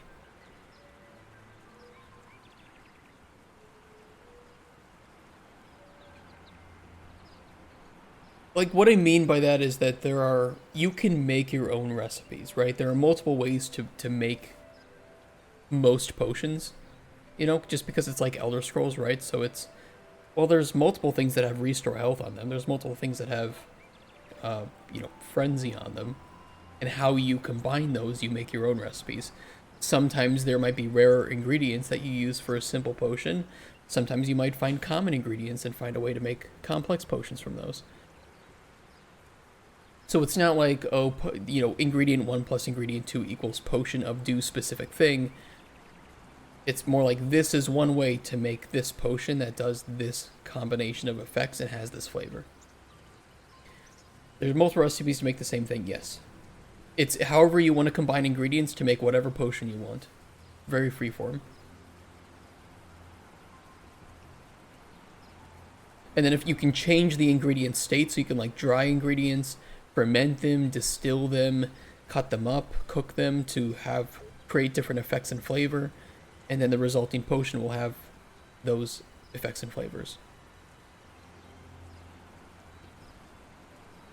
Like a cooking simulator? Yeah, in a way. Actually, we were going to have like a cooking mechanic too, but I cut that.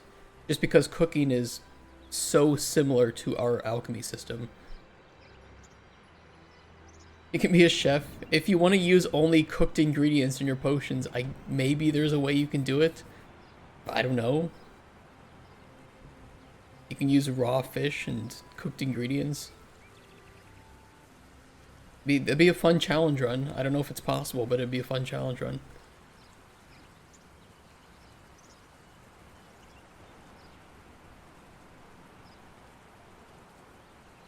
Here, head out. Take care, Serene. And thank you again for the follow. Sushi potion. That'd be funny. Technically, we can do dialogue, unique dialogue. So if you feed some person fish and they mention that they don't want any fish used in it, maybe they'll have like some sort of reaction. That's possible with our dialogue system. We can do it. Or if they say, I don't want you to use any meat in this potion.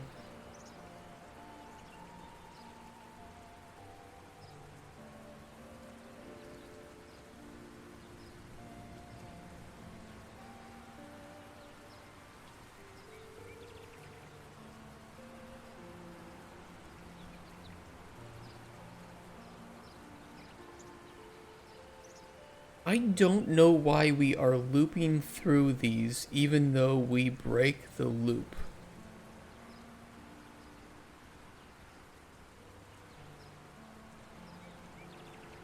Is it possible that it's because we break this, but for some reason this one is still running?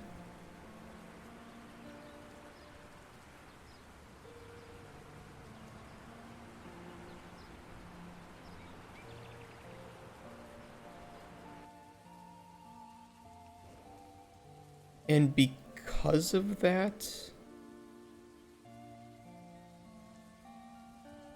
it's resetting the found effect. This is weird. I've never seen this happen.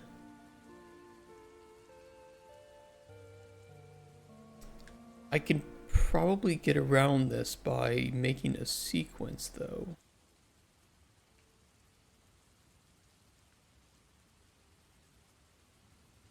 And turning this into a...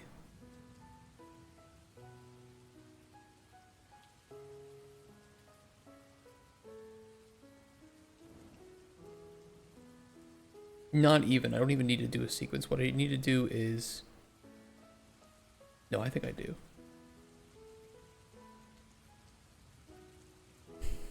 Mention that as a plot, you're trying to be a potion maker to heal and help people, but they're way too tasty. No one actually cares for the effects. You're more successful than any other potion maker, but are really a potion maker. I do like the idea that... I think, you know, characters responding to effects is cool. Being able, like with Spoon, for instance, can tell if you use a spoon nut. It's a nut that, you know what?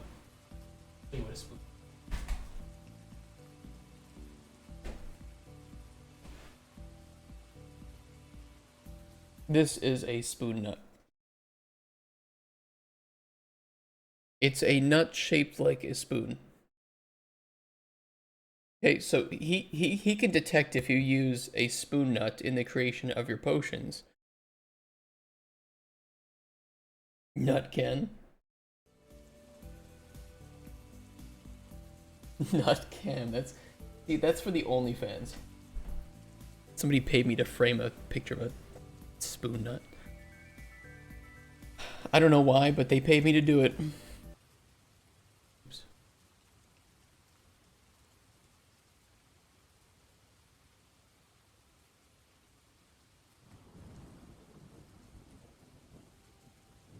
It's a weird thing to have framed. Are you okay? No, I'm not okay, Frades. Although you reminded me, I have to reach out to that guy that was angry that I reacted to his video. See if he wants to talk again.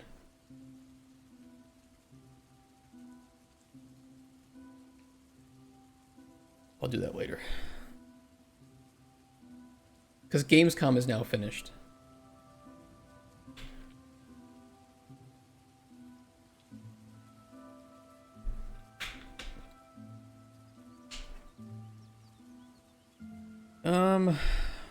I don't know why this is working this way. It does not make sense to me.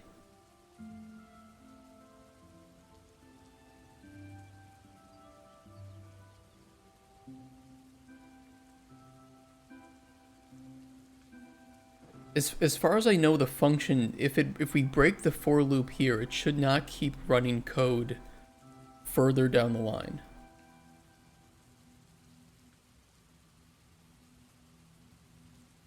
It doesn't make sense to me.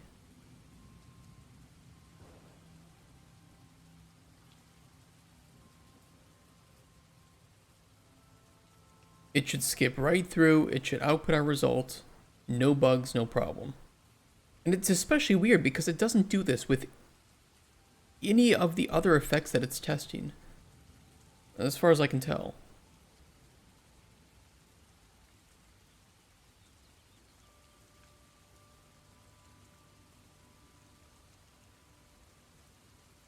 All the bugs, all the problems. August, have you ever heard of that?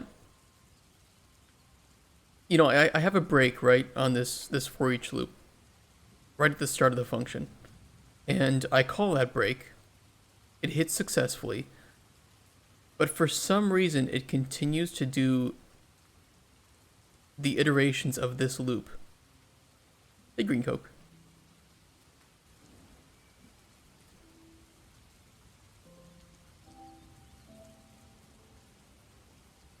And I've never seen that happen.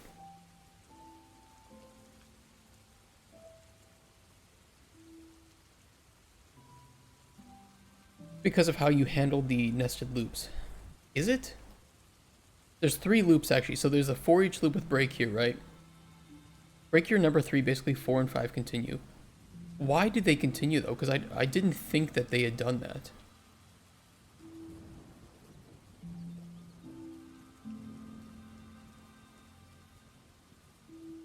I mean, that makes sense because that's the only way that found effect is going to get updated and is, you know, giving a bad result here. So I need to break these two as well. Okay. All right. I did not know that. Now I do. I thought that it would propagate the breakage and stop writing any of that. So once I broke this, all of this would stop too. Alright, good to know. Thank you for letting me know that. I've never had a bug like that happen before. Isolate 4 and 5 into a function or return the output that will auto break any loops inside the function. I could return.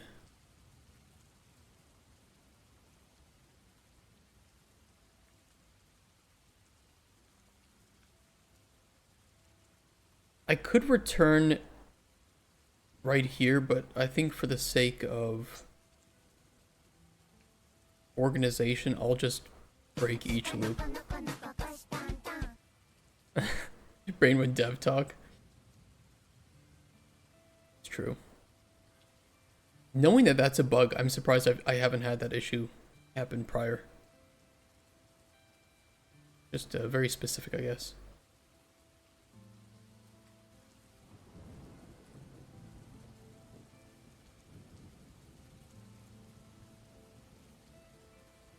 I need my sequence here. Break that.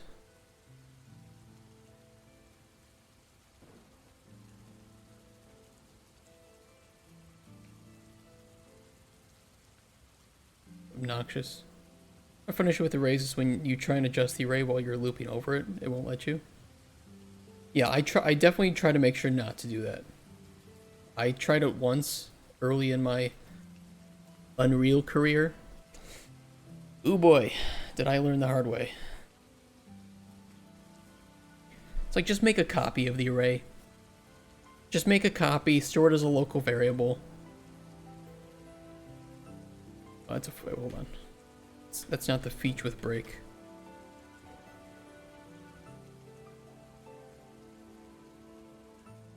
I wish I could change it into a for each loop with break here.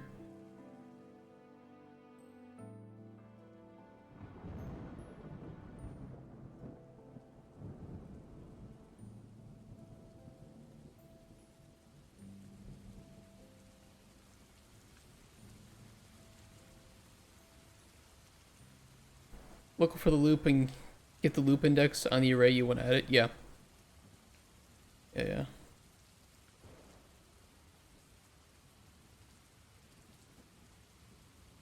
It's like, that's the purpose of a function. Just make local variables.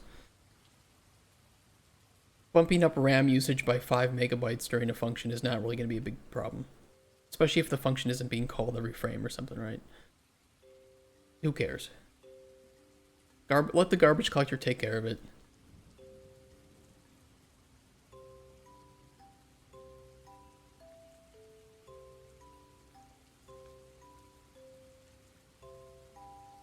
Well, this looks awkward, but we'll let it fly.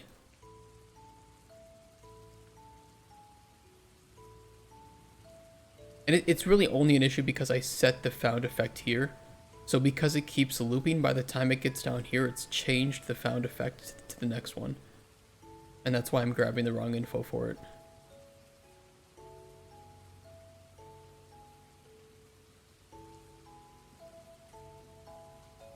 Alright, let's try this again. You're going to witness a lot of breakpoints being hit.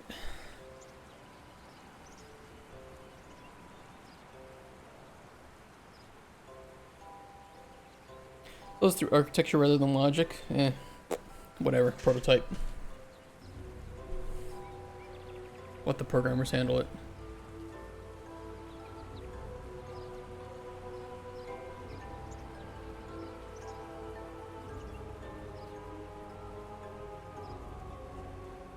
Hey, Bubby Bite, how you doing?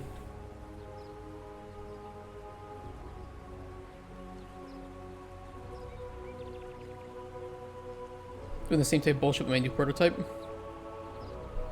Yeah. It's now I know. Now I know that to be careful about that. No game modes, logic, and level BP. Fuck it. Gets the job done, right?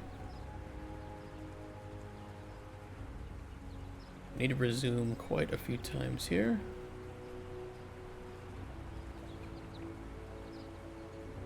Fortify block.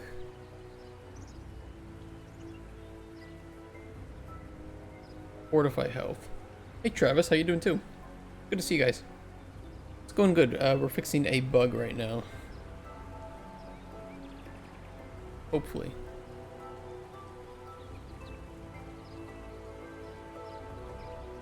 Sound effect.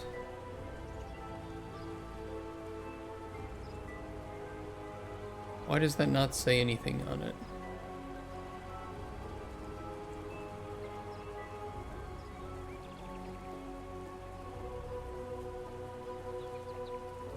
Shit, now it says nothing on it. Uh-oh. Are you just stepping with the arrow? If you right click on a node and you set a breakpoint, when you're playtesting, it will hit that breakpoint and it will pause and give you information, and then it'll let you step through each node. Very, very useful. I don't use loop with break anymore, I just make a function and return the output. That will always exit the loop so close to the function. Probably a smart way to do it, yeah. Large function with nested loops is more of a stack of function calls at that point. That'll be good too. Boxes because I can't be bothered with a placeholder creature. What's the step hotkey? Step is F11 to step through each node. Now it's not even getting the... Oh. Yeah. Oopsies. That'll fix it. I forgot to connect those up. One more time. Yeah, I mean, if breakpoints are the only realistic way you're ever going to debug blueprints. So knowing how to use those. And you can set multiple. You can press resume and it'll jump back to resuming the game or to the next breakpoint. Just make sure that if you put a breakpoint that you want to test a function, you most likely put a breakpoint on the call for that function and not on the input node for the function so that it can grab the right data. You're always pressing with mouse. Hey, look, we're all learning something today. Except for Green Coke. I don't think he's learned anything new today.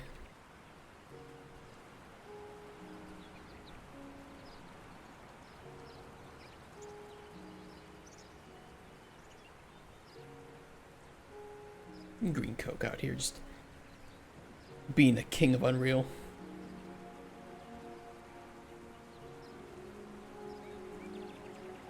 Alright, let's see if that works this time.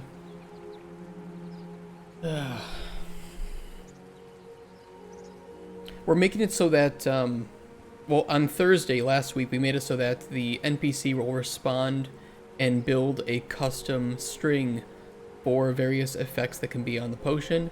And today we're doing that with flavor. And then just trying to make it look a bit more natural and not seem so robotic. Why am I doing that?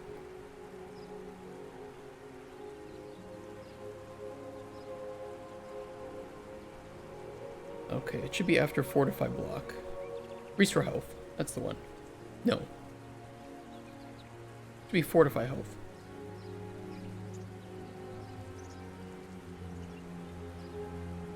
Right?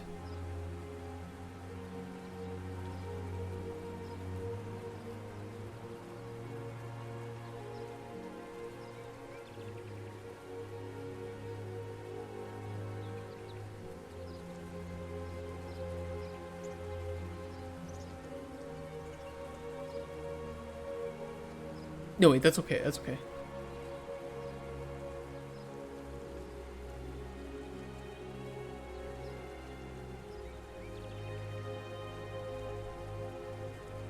There's this poison. Fortify block. Next one's the one we want. Fortify health, right? Yeah.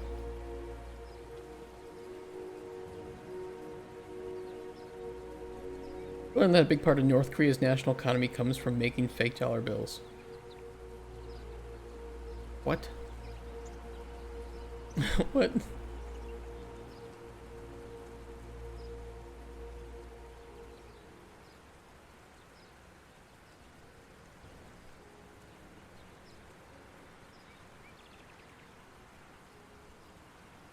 Sound effect, damage, health. Fortify health, tier 1, break.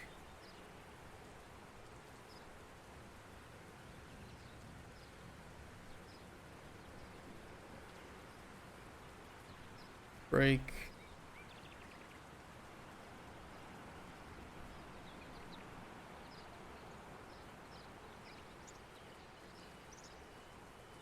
Fortify health, tier 1. And the comparison should be false. And that should just do nothing. Okay. Bug fixed. Thank you for all the help, guys. That was really nice of you. That was annoying. Very important bug to have fixed, though.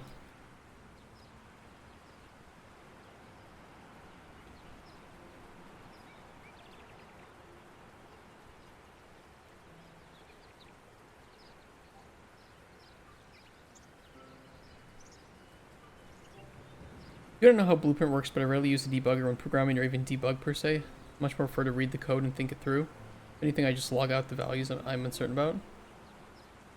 It's a dangerous game, sir. Say it looks nice, but I can't be bothered starting a game. Oh, Wuthering Waves. Yeah, I haven't played Wuthering Waves. Said everyone's learning today, so I figured I'll add what I learned too, to show that I'm not lazy here either.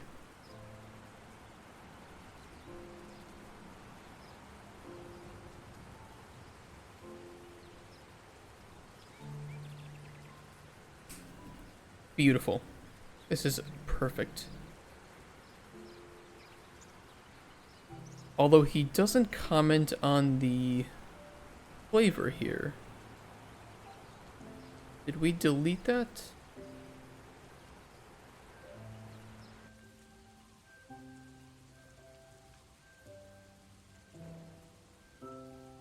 No, he should respond about the flavor.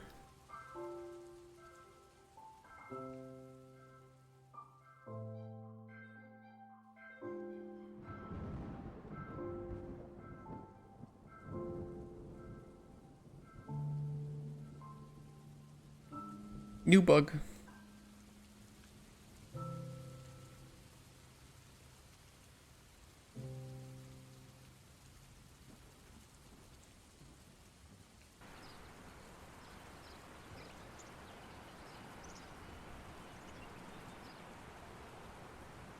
Hey, if we can fix all these bugs today, tomorrow we can come in, or even later today, because I think we'll fix it pretty soon.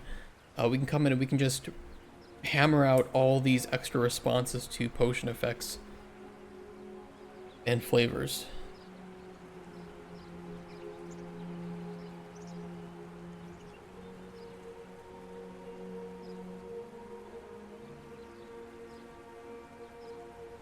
I learned I haven't actually learned anything and I'm in fact lazy. Sounds about right.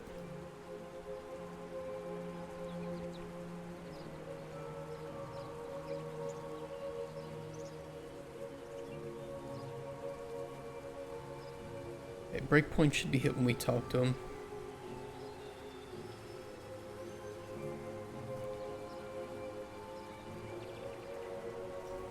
Dialog line ref. Okay, we have the text here.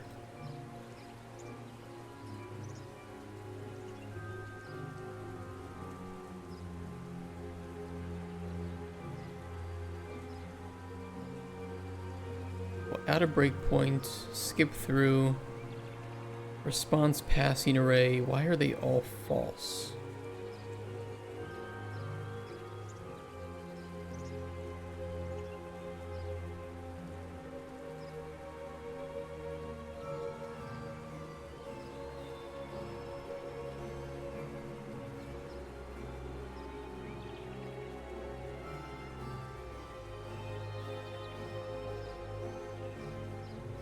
It's really weird.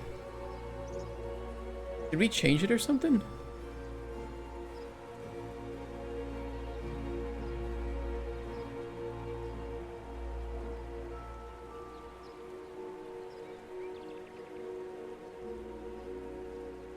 No, sweetness lesser than 0.3.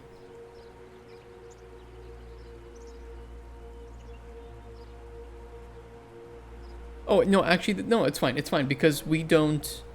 I did this to test it and I didn't change it back. So, no, it's true. It doesn't actually pass any of the flavor requirement tests. We're okay.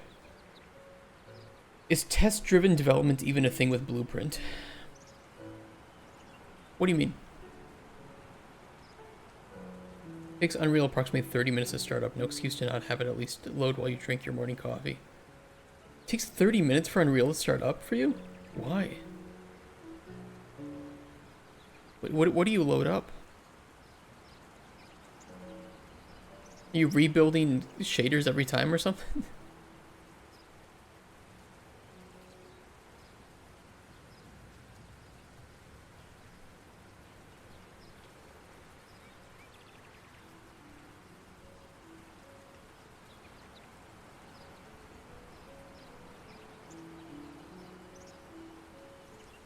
Megalosaurus is the first dinosaur to be discovered in the early 1800s.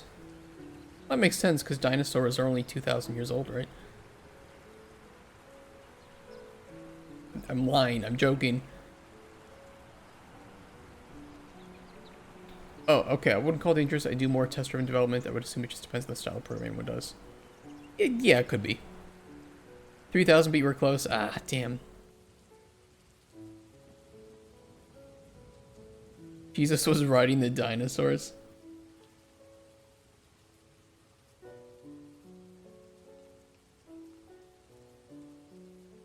Okay, I wanted to fix up effect responses.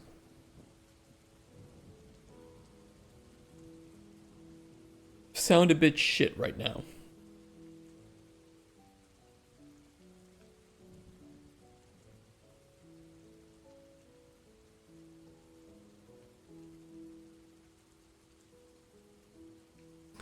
Pretty sure the dinos were dead when they got discovered? No.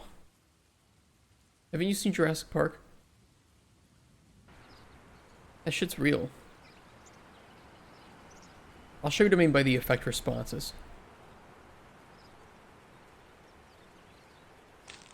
The system works, it sounds kind of poo-poo, but it's better than having to write 5 factorial unique responses.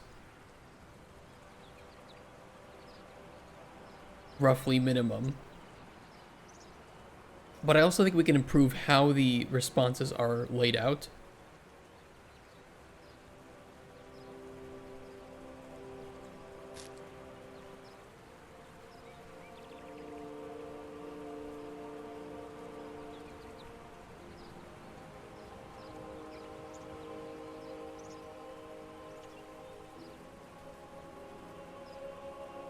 So I'll read it to you. Something must have been up since it felt like they had more health than any human ought to have. Then, as I started slicing, they went invisible. Just what did you put in that poison? Then some crazy shit happened. Whatever you put in that poison, the bastards... Whatever you put in that poison, the bastards got whipped up into a frenzy almost immediately. It was a beauty to watch. At one point, as soon as the poison made contact, they became all sluggish-like. You put something in there to do that? So... sometimes it just feels like... if there were only 1 or 2 of these being responded to, it's okay. But if you have this many, which is kind of unrealistic, but some players will do it, it just kind of becomes this text wall.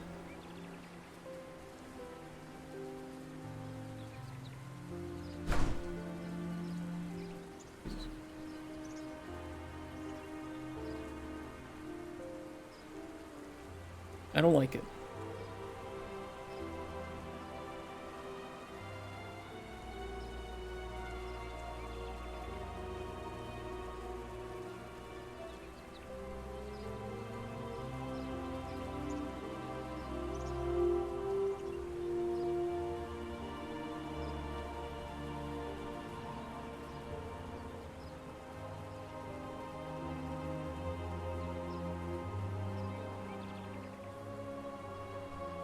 I'm unsure how to change it though. The FBI is here, yeah, they give great hand jobs.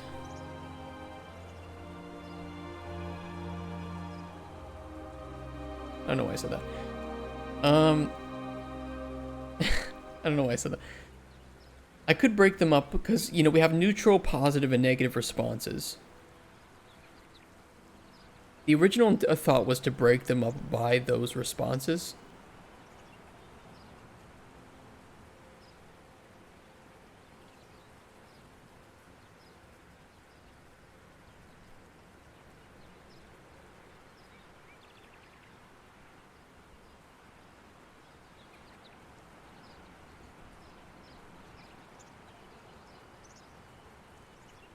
Hey, GT Experience. Hope you guys are having a nice Tuesday.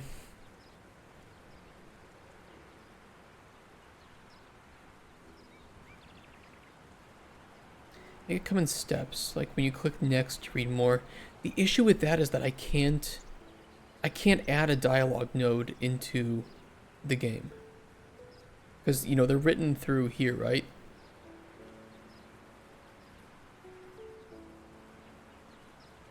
I can append information to dialogue nodes, but I can't add one in at runtime. And what I'm doing here is I'm appending.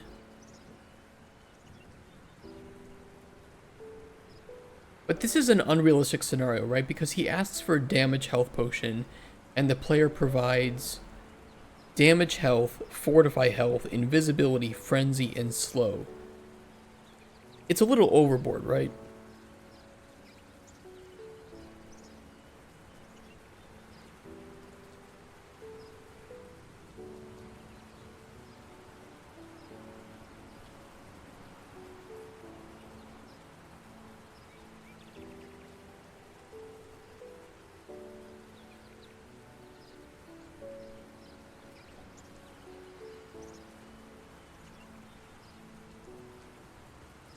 I think it's mainly an issue with the tie-ins. It feels like.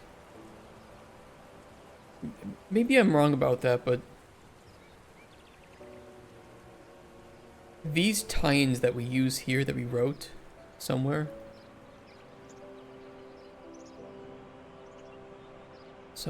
here, these just kind of sound bad, if you ask me. Like, also and then are okay, or additionally, but then you have another great thing happened with the potion too, but that can appear after something neutral.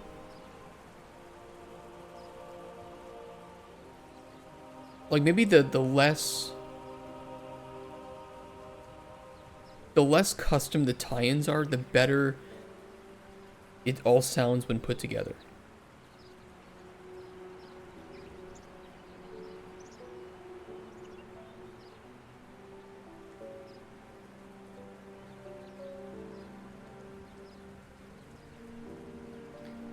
However, you know, you might have, like, just invisibility, so he might say, you know that potion you gave me last time, well, it worked.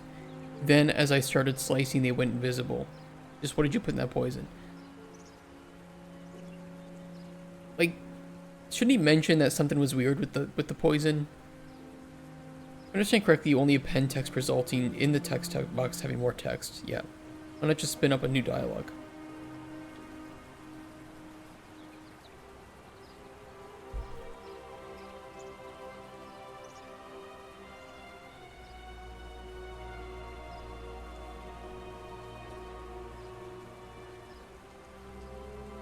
Well, we'd still run into an issue where we would have a limited number of dialogue nodes. Do we want some infinite amount of stackable buffs in the potions? Maybe some effects cancel out other effects, causing potions to come out with overall less effects, making the dialogue easier to handle. I don't really like the effects canceling each other out. I think it makes the system overly complex. I like it being more of a sandbox in that nature. Or, like, you know, handling conflicting effects not through the system but through the dialogue, right? Each time you spin up a new dialogue, in this case, just destroy the previous one. I don't think I can tell the system how many times I want to start up a new dialogue. There is a way to start up a new dialogue if certain conditions are present, but I can't tell it how many times to do that.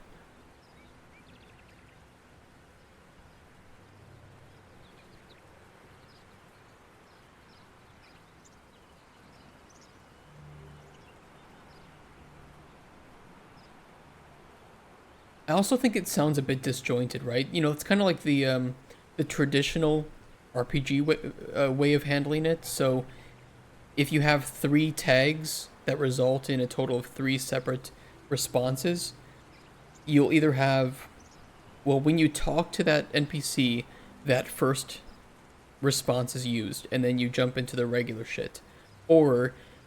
And then if you exit dialogue and come back, then it'll have that second response. I think Baldur's Gate actually works like this, right? Or you'll have the case where, Baldur's Gate 3, or you'll have the case where it will break up the responses into separate portions, and it will handle them one by one, which is kind of what you're recommending, right? I think while both of those work, they sound a bit... It feels disjointed. Both of them feel very disjointed. But the reason they do it is because it's easy to handle, right? And I'm handling it in the way that is not disjointed, but is difficult.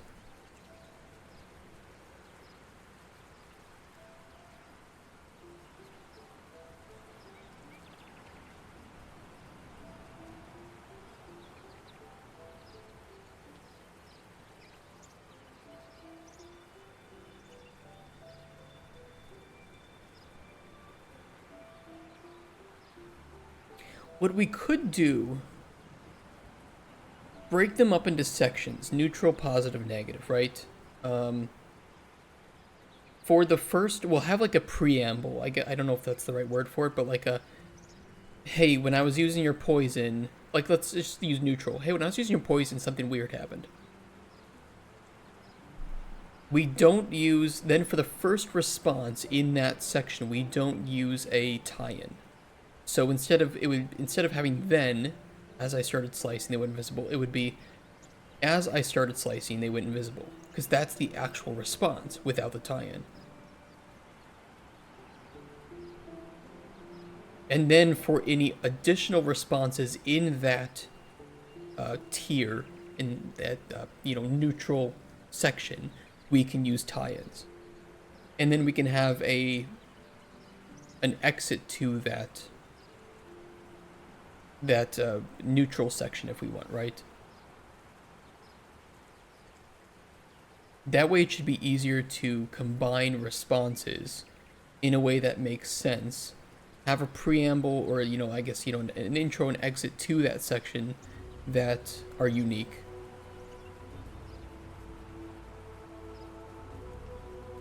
That should be easy. Just, we'll see how it looks, I guess. Thinking from a user perspective, it would be nicer. It could be. I don't mind if we have to reiterate and just find out what works best here. Or wait until a narrative designer comes in and says, no, we should do it this way, right? Also user feedback in this case. Like, do users care? Because I think that what users care about most is responsiveness. Like, how is the world responding to my actions? And they can overlook some jankiness or like mechanical feelings to it. So in like Baldur's Gate 3, when you went up to an NPC that had more than one unique thing to say to you, they would only say the first thing. And then you exit dialogue, you talk to them again, and then they say the second thing that they want to say to you. Clearly, players don't seem to give a shit that this happens. Right? They're just glad that it responds to them making decisions in the world. So if there's a way to fix it without sacrificing the user experience, great. If there isn't a way to do that without sacrificing user experience, then I guess we'll just go with the tried and true method of let's make it a bit more mechanical feeling, but make it sound better.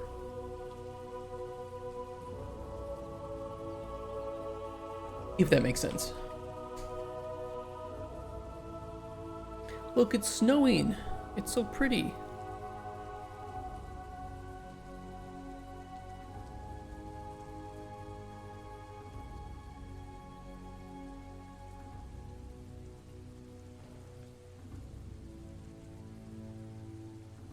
Look, it's filling up the sidewalk.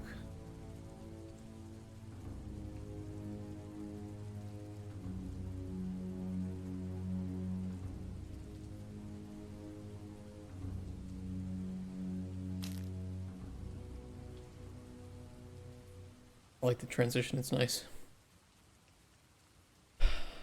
Okay, so let's do this.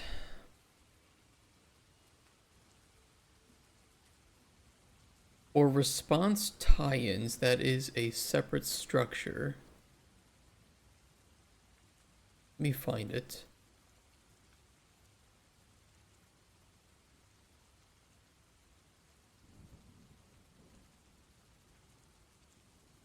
Here.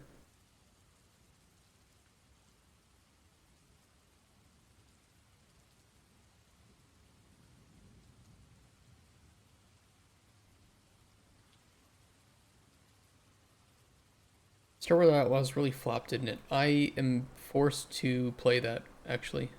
I will be playing that on stream and 100%ing it because my chat hates me. I don't want to think about it. Positive section intro. I'm going to try and comment combined effects as he started puking heavily or he fainted, having the NPC wonder what you made and criticize the potion not being what they wanted.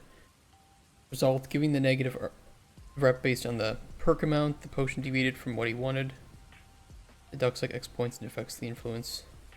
Well, it does kind of work like that, Green Coke. Care more about the rep point than the dialogue? I disagree. So right now, the way that we score potions based on what the character expected and what you gave. We have a whole bunch of functions that do that behind the scenes, and then they return a encounter result. So either exceptional, good, base, bad, terrible, and then we can do different things based on those encounter results. So we can either spawn a new encounter. The character is dead. The character is somewhere else in the world. Whatever. So we already have all of that behind the scenes. So like a reputation, but it's more of like we handle this based on the potion outcomes and the potion score. However, we also want some additional responsiveness for, well, you passed a certain base, but you included an effect or a flavor on there that maybe wasn't expected. And now we need to have the NPC respond to that, right? So the complexity that you want is there. It just is handled in a different way. But if you manage to handle the potion in a way that is okay, there's still additional room for responsiveness through the dialogue. You're forced? Yeah, somebody paid me $80 to get Star Wars out. I said if somebody gets me the game, I'll play it, I'll 100% it, and you can watch me suffer through it. So now I am forced to suffer through it.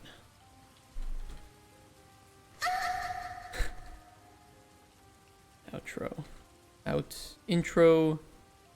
Exit. Yeah, our dialogue system is very complex. The potion system is very complex. But I knew that going in, and I wanted this. This is like the core part of the game experience is being able to make any potion you want and watching the NPCs respond to it. And not in a mechanical way, but in a way that narratively makes sense.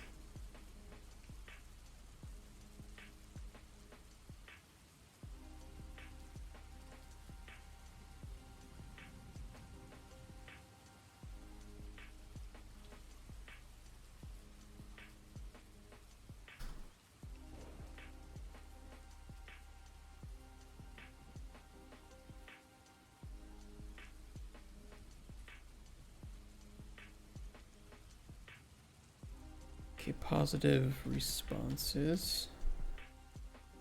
These these are tie-ins. Positive tie-ins.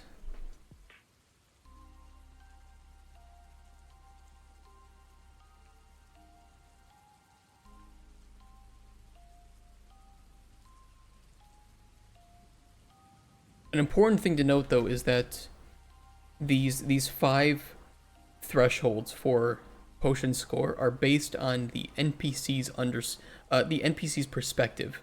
So a bad potion score, if you refuse to give a poison to an assassin, well, the assassin considers that a bad outcome, but the outcome narratively might be a good thing, right?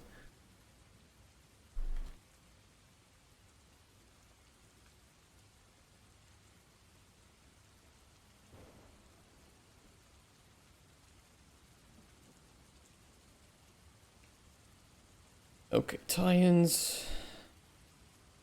Where's my data table? Thief.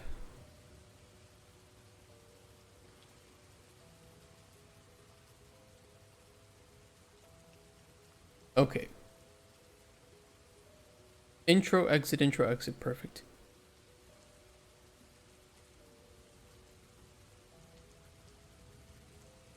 And the tie-ins are also relative to the NPCs. They're based on the NPC's perspective. So positive things on a poison would be things that cause more chaos or more damage in this case. So for like poison stuff, you might say, let's see,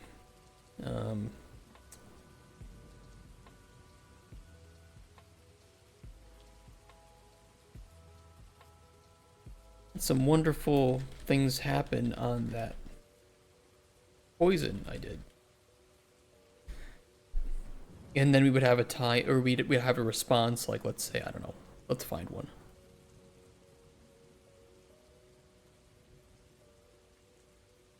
You know, whenever you put in that poison, the bastards got whipped up into a frenzy almost immediately. Was a beauty to watch.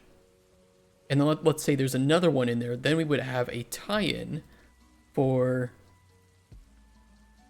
I was impressed, too, that as soon as the poison made contact, it became all sluggish-like. He put something in there to do that. And then there'll be the exit. So this will sound way, way better. Right now, every effect for a short positive or negative dialogue response. The design choice, thinking of how complex you want to go with the dialogue. Yeah. And we want to go more complex. More complex, more writing effort, hire more writers. Just make it so that this feels like a true role-playing sandbox in however you want to play as an alchemist. If you want to be evil, if you want to be good, if you want to help. If you don't like Spoon, maybe you just don't like the look of goblins. Yeah, fuck him. Tell him to get out of here. He won't come back. And that might affect the story in some way. Maybe Spoon is required to be alive for another NPC to appear or for another encounter to happen. For one of his outcomes is that he joins an adventuring party. He fails to find his gold. You kept him alive, though, and he's going to join an adventuring party to make some gold that way. And maybe we then have an encounter in the future where you'll meet this adventuring party, and if Spoon is still alive and has joined this adventuring party, he'll be a part of that.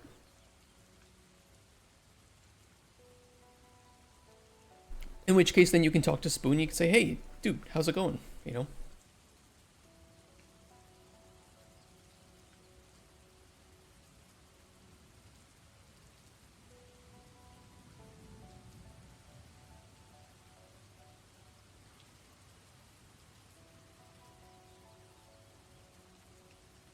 Endless options. Yeah, it's really that I want to make a system. I guess a good way to put it is I want to make a system that we can do whatever we want from it from a narrative perspective, right? If we want to make it so that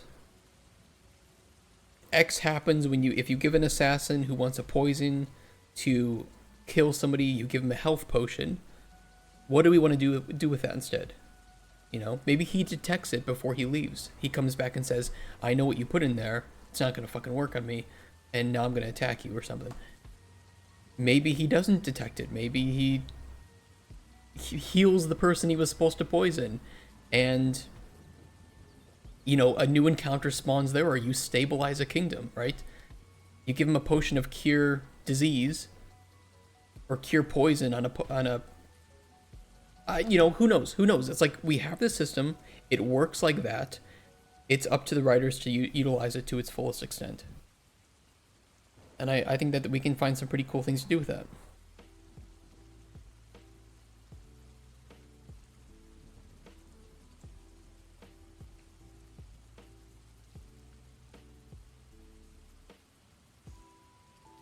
Weird thing happened when I used the poison, though.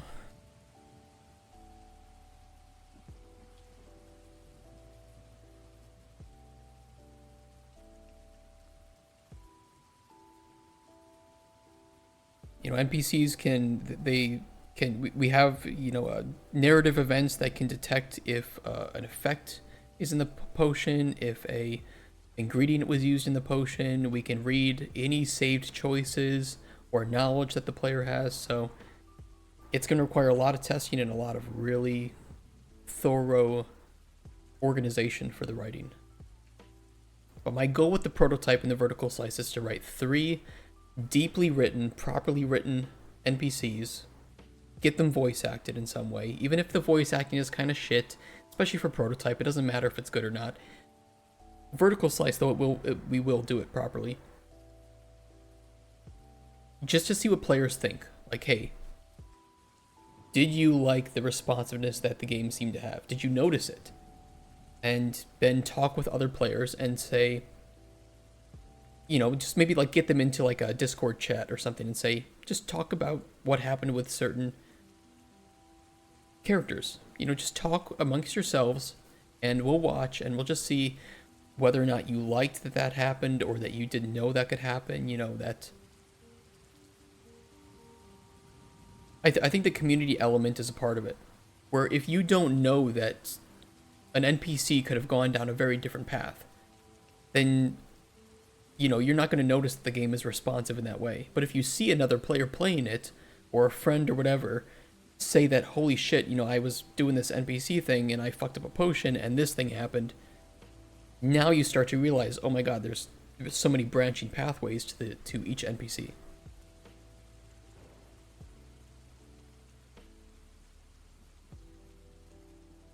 Hey, take care, everybody.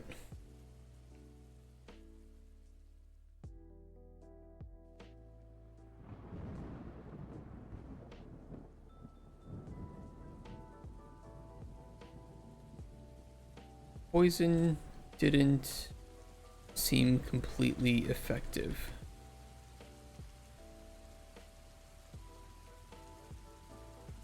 I'm gonna have to knock a few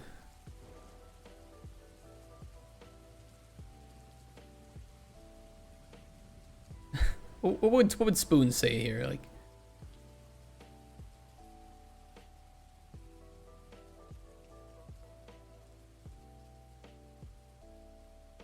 make sure that doesn't happen again, human.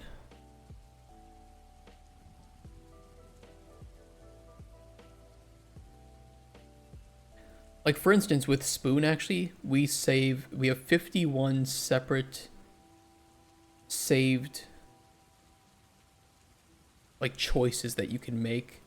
Not all of them have a major effect. Some of them are used more for, like, flow control in the dialogue. But others can be pretty important. Some of them, if you don't find a way to change them from false to true, although you'll never know that you do that, of course, right? But if you don't find a way to do that, you won't have another encounter spawn. One of the examples I can give is that if you talk to Spoon about some experiences he's had, he mentions that he was in a race with a rat man and lost. They were racing down the sewers, and the rat man played a bit dirty, and he lost that race. But you can convince him, like, hey, Spoon, you know, don't count your horses or your chickens before they've hatched, right? Go redo the race, and if you need any help with that, come back to me. If you can keep him alive throughout a story and he wants to do business with you, he will come back to you at some point and say, look, I wanted to redo this race. Can you give me a potion that helps with blank? And you can help him win the race again, and he'll come back and tell you about how that race went. Or you can get him killed in that race, or you can cheat by providing an effect on that potion that he didn't ask for. And if you provide that effect, he'll come back and say that he got disqualified for cheating.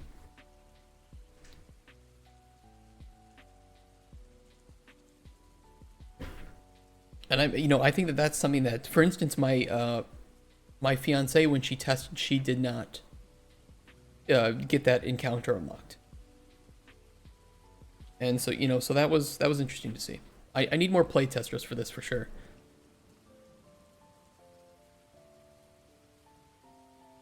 All right, we can close the game for now. Let's see the function library. Let's update the build extra potion responses. It's pretty neat. Thank you. That all happens from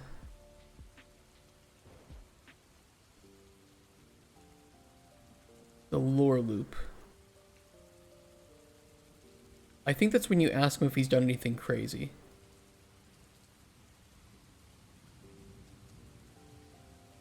We have some pretty lengthy bits of lore. Yeah, this is our dialogue plugin. And I've done some custom modifications to it to make it easier to see things.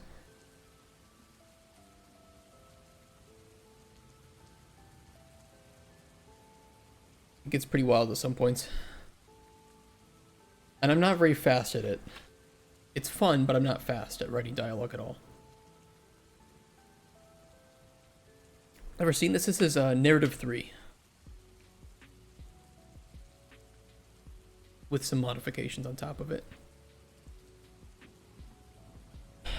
Okay.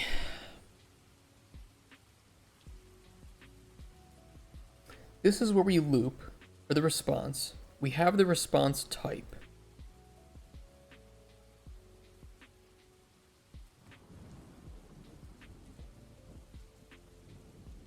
Positive tines, neutral tines, negative tines. I think I need to make a loop of the responses and whether or not... Yeah, successful response indices.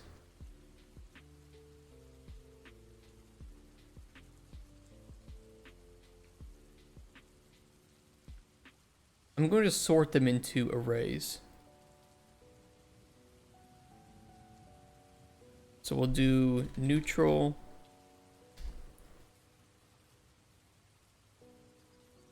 Select,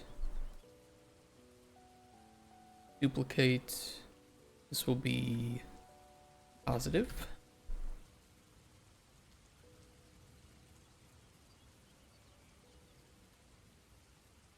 Negative. Neutral, positive, negative. Yeah, I can highly recommend narrative 3. It's very positive. My feelings with it are very positive. It's powerful. It's very good. Oops.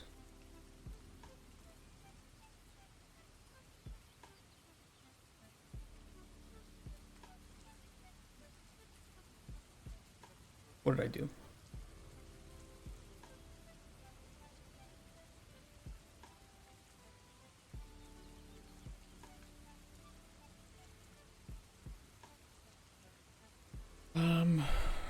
Okay, let's make an OR here.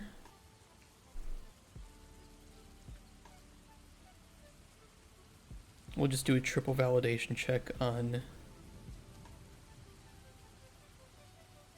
these.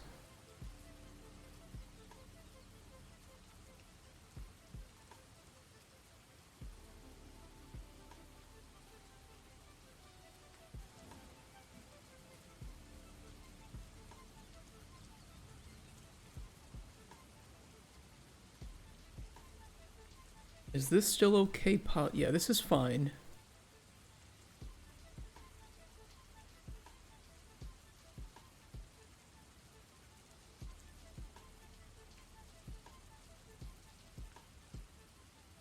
Store this as a local variable.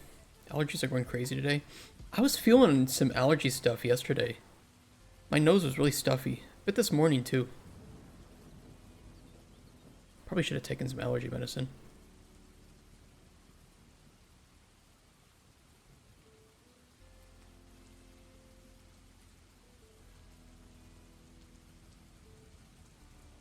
I've been having to use corticosteroids to breathe, but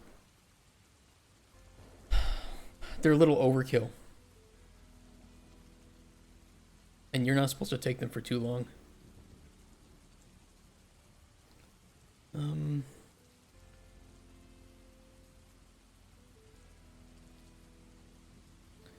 I think I'll append an array.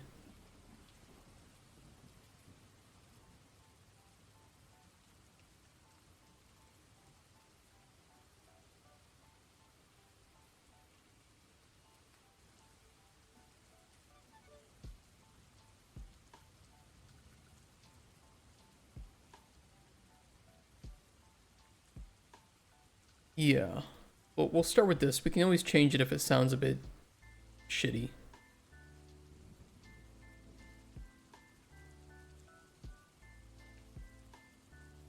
Oh, I can't triple append. Could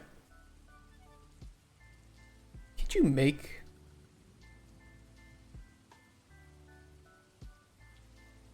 Can I really not add 3 arrays to each other simply?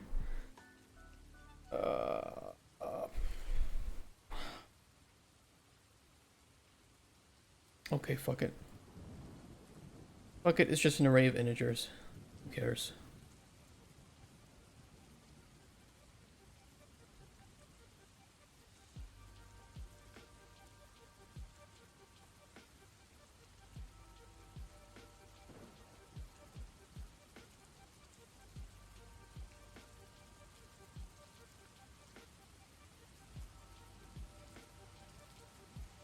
Kind of annoying, but whatever.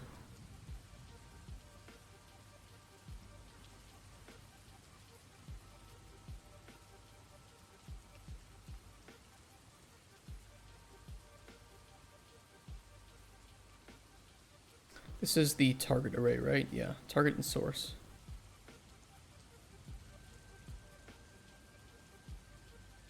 Yeah.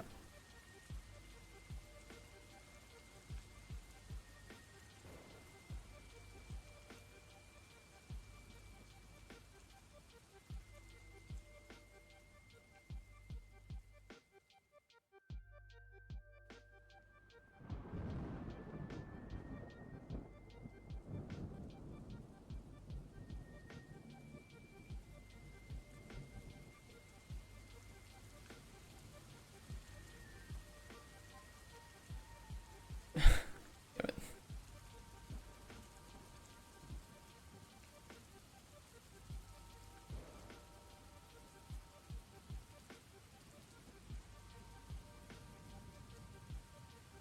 I think my game would get done faster if I spent less time on organizing my blueprints.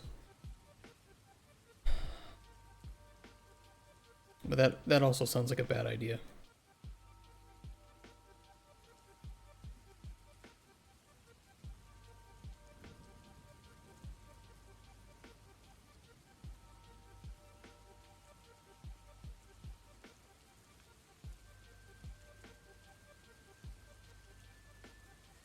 Why? Why do you crash? Unreal.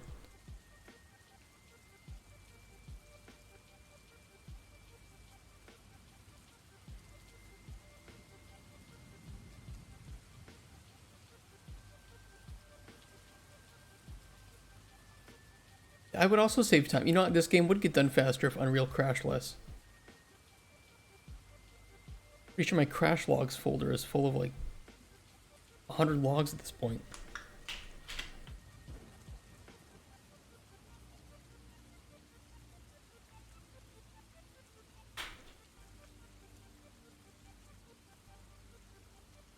I was thinking if we play Star Wars Outlaws, I will do a drinking challenge.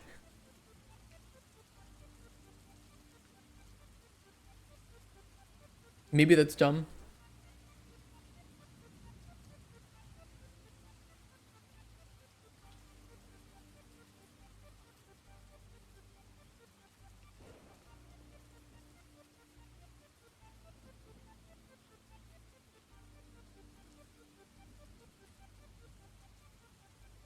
Play, game, and drink. That is part of the challenge. The rest of the challenge would be that every time I cringe or roll my eyes at the dialogue, I have to take a drink.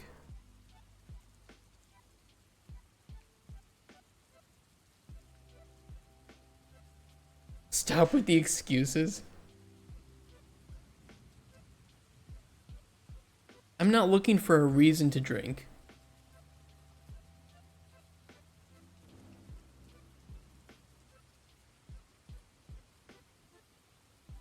Successful response indices. Please don't bug out this time.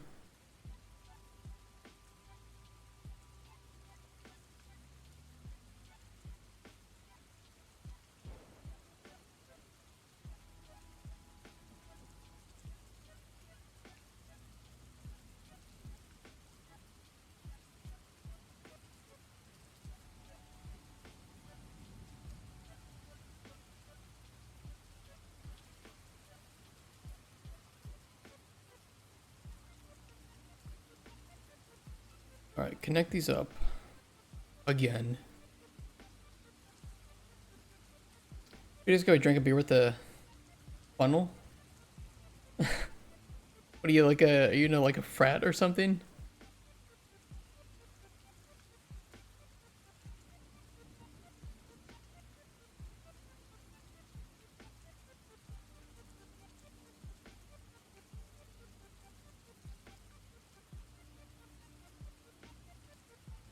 A fraternity. I don't know. You're Polish, right? I don't know if there's a word. There must be a word for that. Fraternity. Braterstwo? Yeah. Like college for university? It might just be an American thing though. Found out that meta sounds don't make use of the sound classes within the sound wave to set their volume. Had to rethink out how to handle my audio volume. Meta sounds don't make use of the sound classes. What do they make use of then? Let's Google in upheaval. They don't? I mean, how do you handle setting, like, how do you handle, like, all your sound effects then? Yeah, this is exactly what I thought it would be. There are university fraternities in the US and sororities where either it's like all guys or all girls and they live or they have a sorority house or fraternity house where they hang out, they sometimes live, they have parties, things like that. You'll if you ever watch like a US movie with a college, usually they'll show something like that. Yeah, you've only seen it in movies. It's very much like a US college culture kind of thing.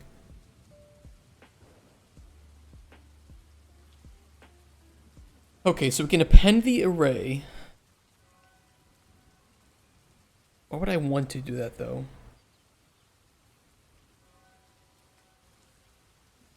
Drank it all in 5 seconds. That's what. Get you drunk pretty fast. Like beer doesn't, not crazy high alcohol, but drinking it all that quickly it's quite a bit. If you take 500 milliliters for a, I don't know, 5% beer, still 20. It's still like taking half a shot of pure ethanol, right? 25? No, it's a shot is 30. Wait, shot is 30 milliliters, right? No, it's 44. So yeah, it's like still quite a bit. You're drinking vodka shots, and then this beer additionally hit a bit, yeah. Now read my settings SGO volume setting and use the set flow parameter to update and expose flow to the meta sound. So the meta sound, I multiply the audio with that flow before it goes out. That sounds so backwards. I feel like using audio classes was actually way easier. And then using mixes. Yeah, what the fuck? Like, I thought meta sound was supposed to be an improvement, but using audio classes and mixes is way better than whatever this is.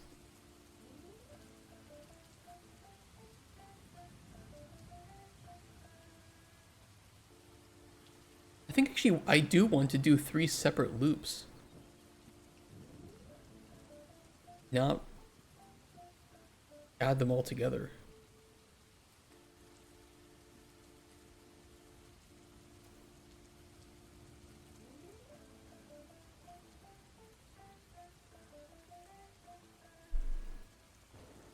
fine.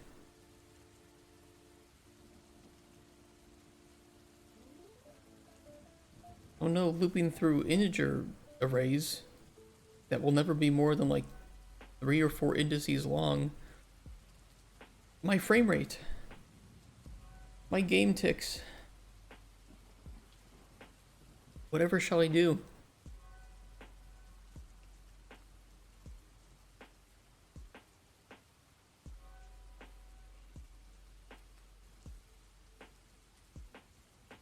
I could push this to a function in some way.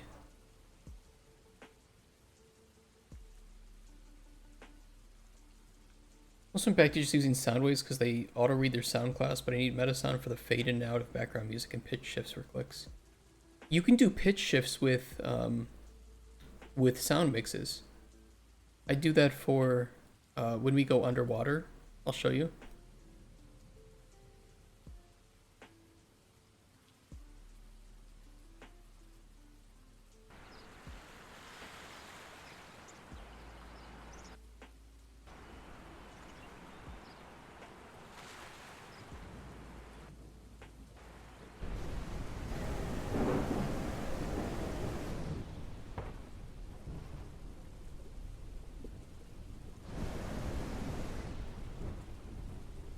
Got a sense of some nice nodes. Probably true. I've never used it.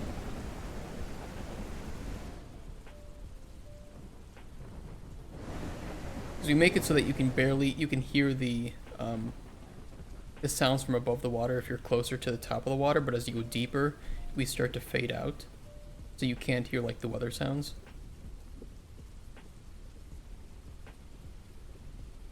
A little hard to see. I can boost up weather sounds though.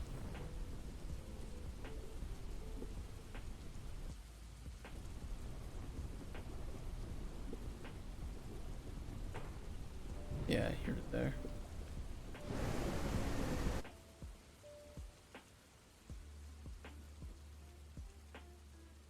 I'm not the poster child for knowing how to do sound stuff right, but what I did was I just set a sound mix class override. And you can change the pitch and then the fade in time for the pitch changes. Don't delete this, you need this. Check VOD date 111, 5 hours and 26 minutes in. At one point I deleted that and fucked something up, and then I had to put it back. And now I remember exactly where to check for why. That's pretty good. I should do this more, to be honest. Yeah, just using the... Yeah, it works. It's kind of weird, but it works. I handle pretty much all my ambient sounds and stuff through this. Probably not the best way to do it, but it does work.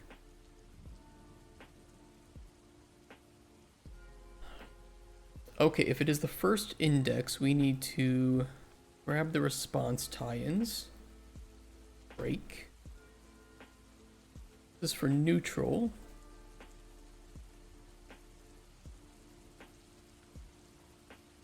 So we can do an append neutral section intro space response. Doing anything with string appends and so spaghetti. So spaghetti.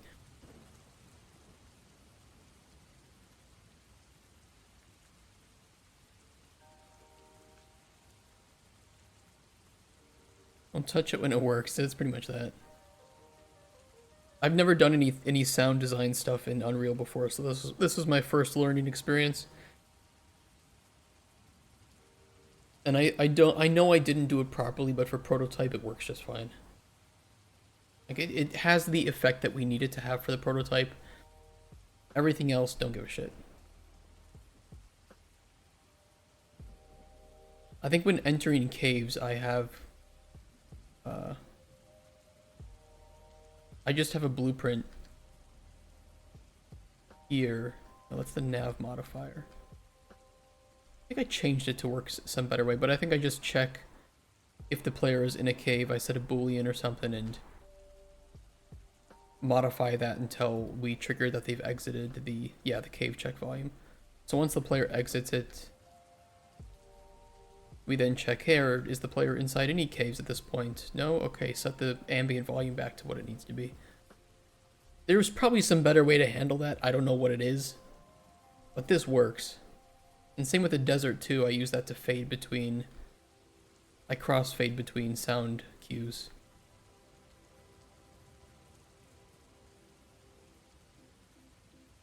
As long as the player is inside a desert volume. I mean, it sounds right? You know, I've been in game dev for like 10 years, and everything that I've learned, most games are handled with just shit tons of volumes placed all over levels. How do you check if a player's in an area? Just use a volume.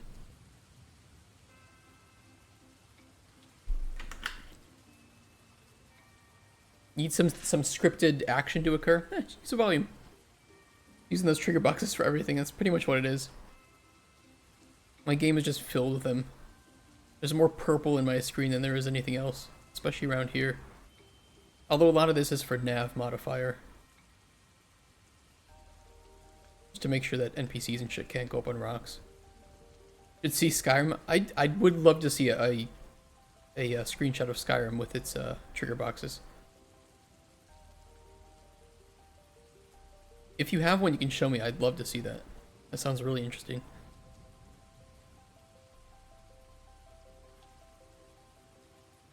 Okay, we can detect if false. Yeah, fuck it, do another branch. Why not? Nest my if statements.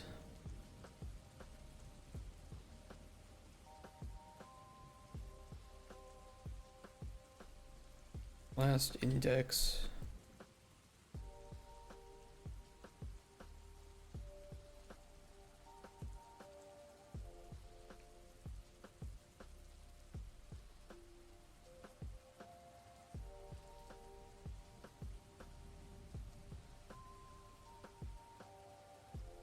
Oh, we'll actually need to check this too. You know, I'm gonna put a...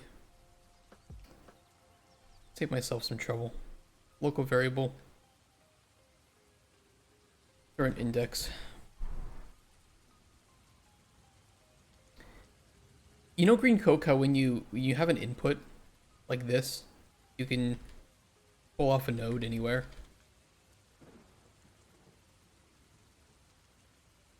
I kind of wish the same thing was true for arrays. I know it doesn't make sense, but I wish I could just pull off the current array index anywhere, instead of having to make it a local variable every time. Or if there is a way to, you know, for each loop, also make index a local variable. The mod that enables debug view volumes and everything. Oh shit, dude, I should try that sometime. Sounds really fun. We can do the same with node outputs with the function. Yeah.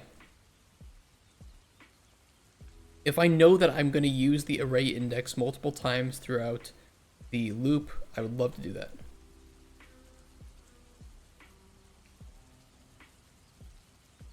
There's probably some, like, promise naming. That's true. Yeah. I mean, it doesn't take too much time to just pull it from this and make a local variable. You have 2 loop nodes, how do you handle the naming? Current index 2. What other way would you name it? That's what hey, look, that's what any programmer that I know would name it. You wouldn't name it like, oh, the loop does this, so I'm going to name it loop function index. Because that's the smart way to name it. You would just name it current index 2. Let's be honest.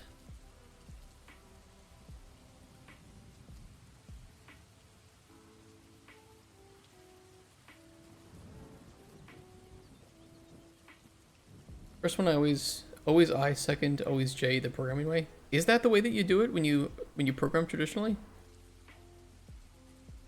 I always hated naming the index I, because to me it just seemed I don't know, not enough.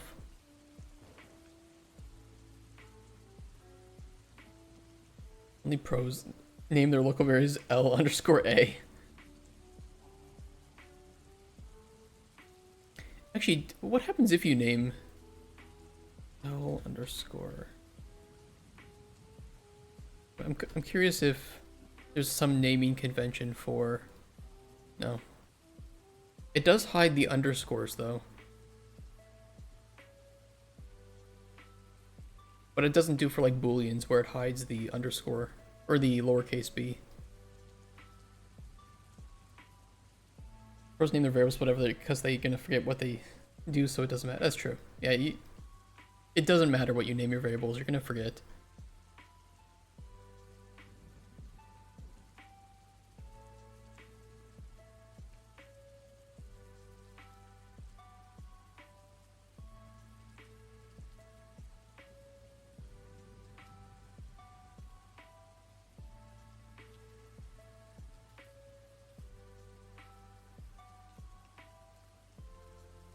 This really should be pushed to a function, actually. I might push this to a function. Because we're going to be using the same logic for the other two arrays, so why not? Think of this L underscore for local variables somewhere, don't ask me where. You know what, I think it's a good idea. I think naming conventions for variables is pretty nice.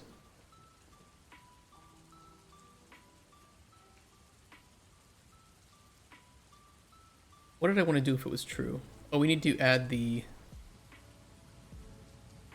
output. Section exit.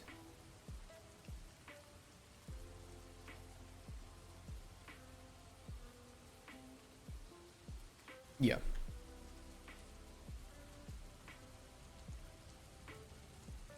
Build response space section exit. Oops.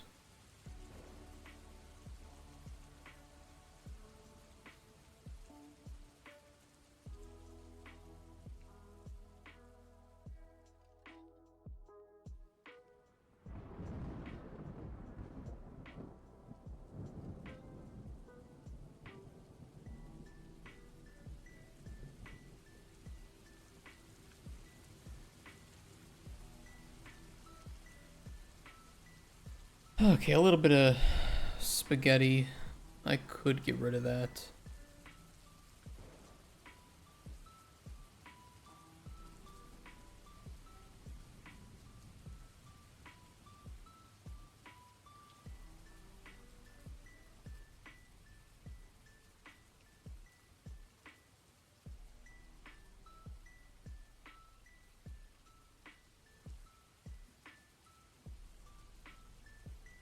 Actually, we don't test tier, we do test type. It's fine, whatever.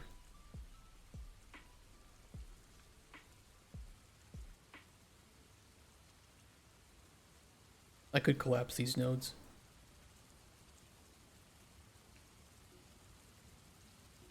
VPs only.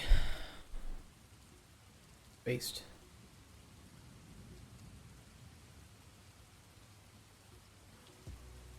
Get onto C++ eventually when I need the speed. I'm gonna happily prototype with noodles. Yeah, same.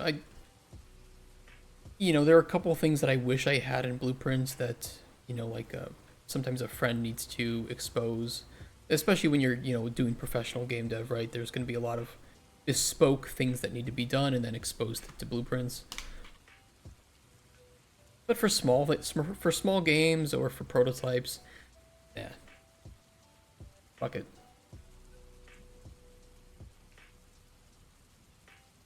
Okay, that looks a bit better, but I am 100% going to function this shit.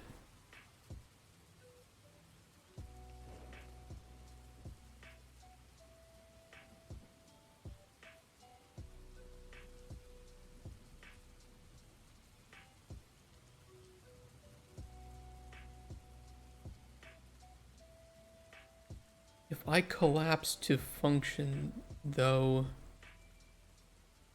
I don't think it's gonna set. No, it should be fine. We're just gonna have to add the inputs and the output.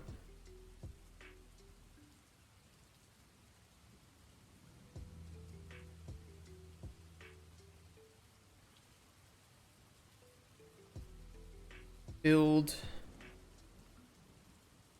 effect responses.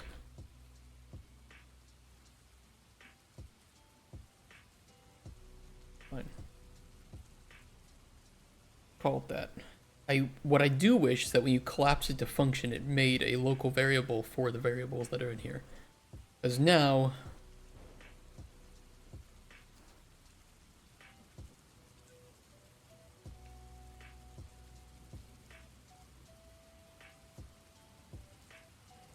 it's kind of annoying.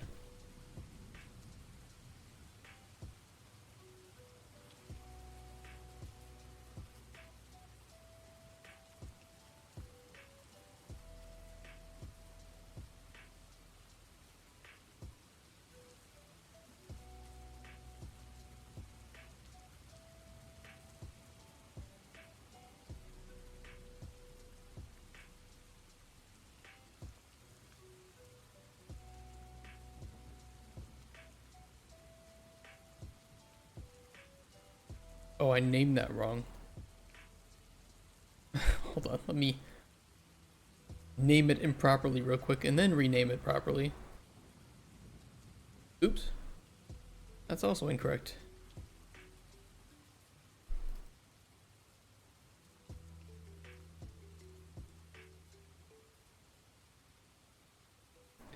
Successful response indice. I will rename this.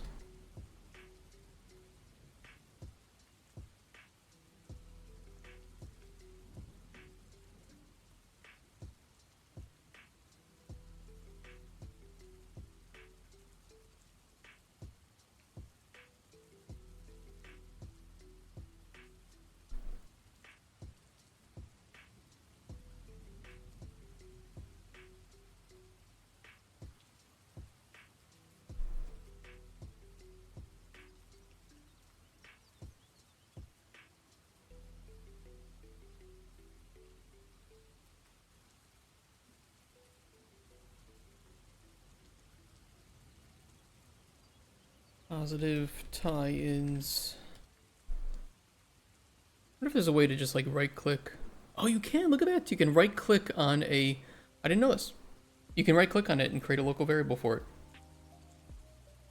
Okay. Nobody knew that, right? Did we all learn something new there? Don't tell me you fucking didn't know. No, liar. Okay, some of us might have learned something new.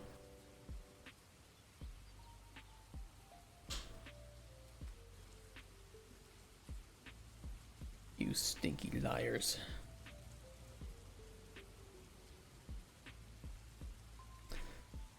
Successful response. Actually, I have to delete that.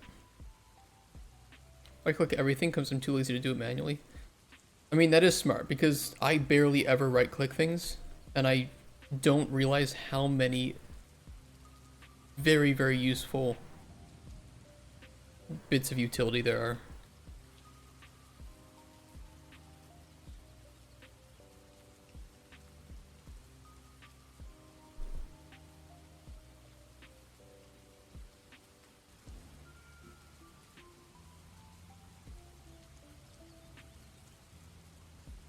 Turn node.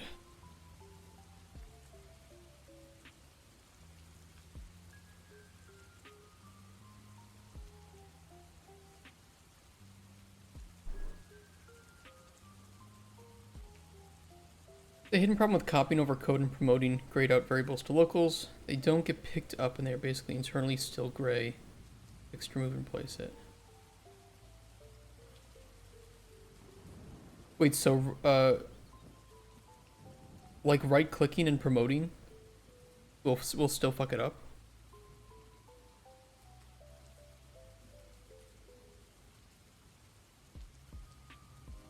Oh, oops, I didn't want to do that. Please.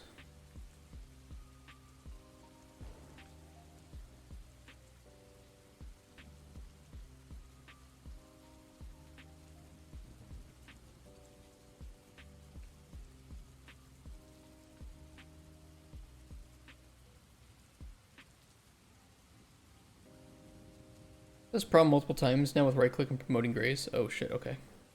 Alright, good to know. I used to just remake them manually and replace them, so I never had a problem.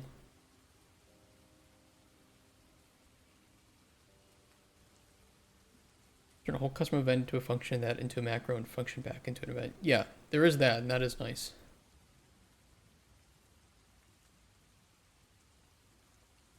How did you know that it was still fucked up, though? Was there an error on compile?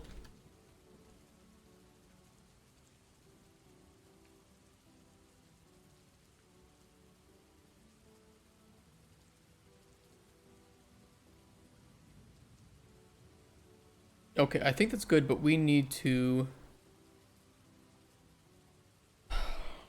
I need to pull in a lot of stuff into here.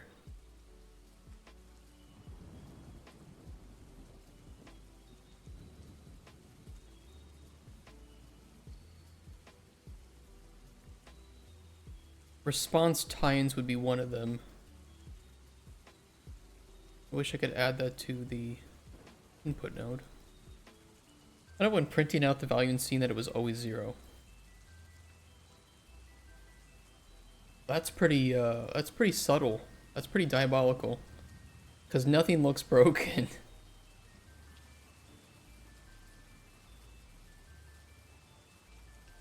I wonder if like refreshing any of the nodes would help too, if you could just do a full-on refresh. Not sure though.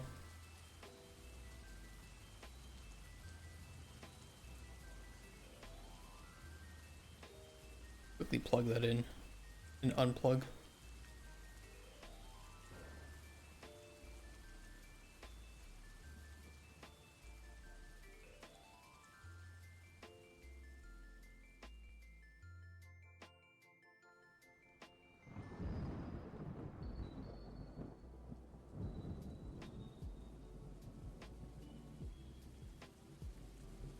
I don't know if I try. Yeah, maybe it works. Who the fuck knows?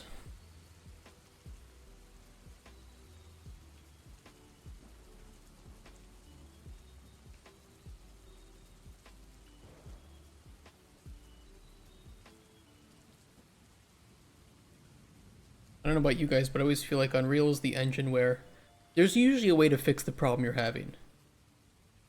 If you know what to type in, you know what to look at, what it's called, where it's hidden, in which component, which project setting.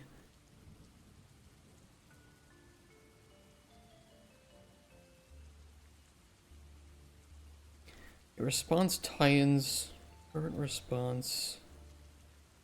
That is pulled off from there. The effect responses do need to be pulled in as an array.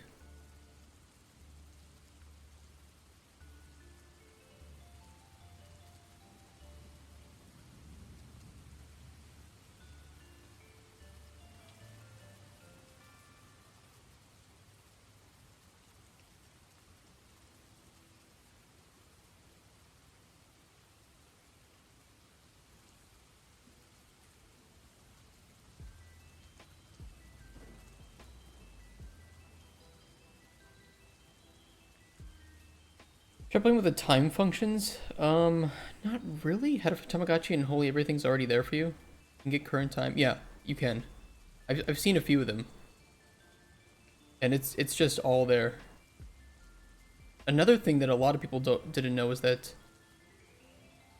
Unreal has built-in colorblind, like accessibility features. There are default nodes for changing the entire game's colors as I assume a post-process.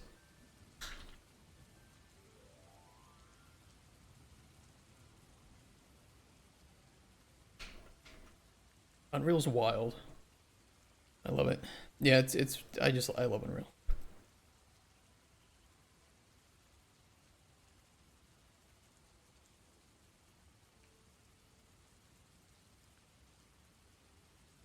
Didn't have to build it all from scratch. It would be very annoying to build it all from scratch.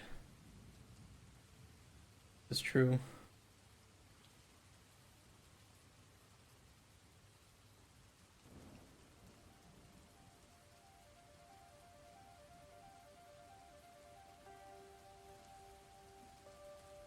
We do have to create these.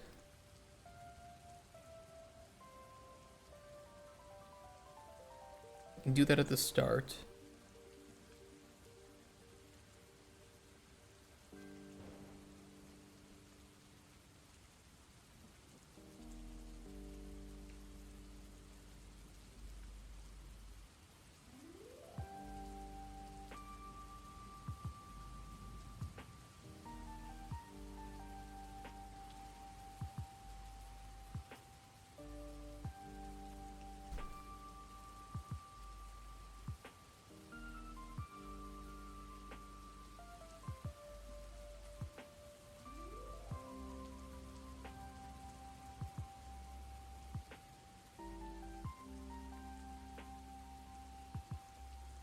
Actually thought we'd get to some writing today, but I don't think we're gonna get to writing today. That's fine. We still have tomorrow and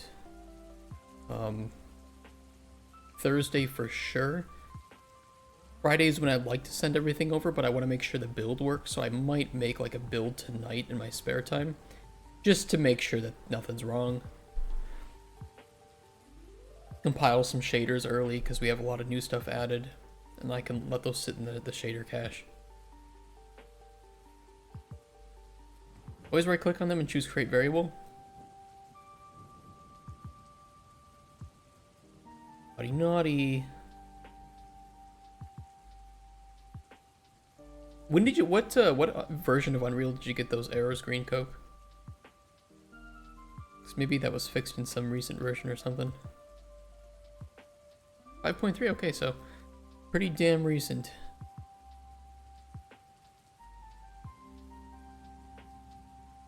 This one, let's see. It's okay. Front index, effect response is made from... Effect response is brought in. Current response is made from that.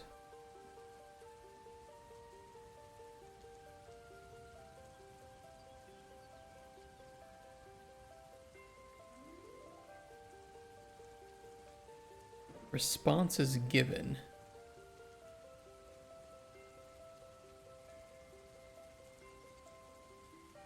I don't set that anywhere.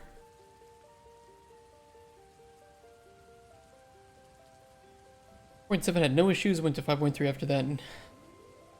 You went from 4.7 to 5.3? It's quite the jump.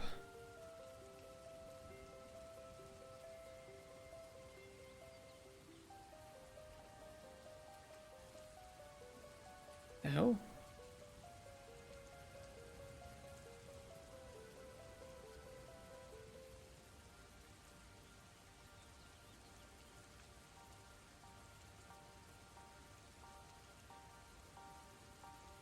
I don't know what this array does.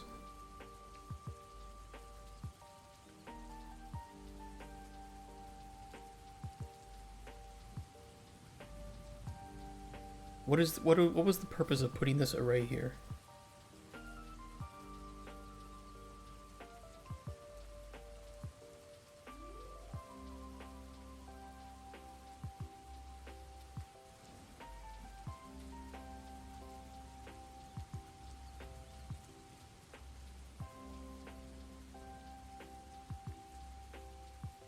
Like 5.4, I've had a lot of crashes with 5.4, I don't know why.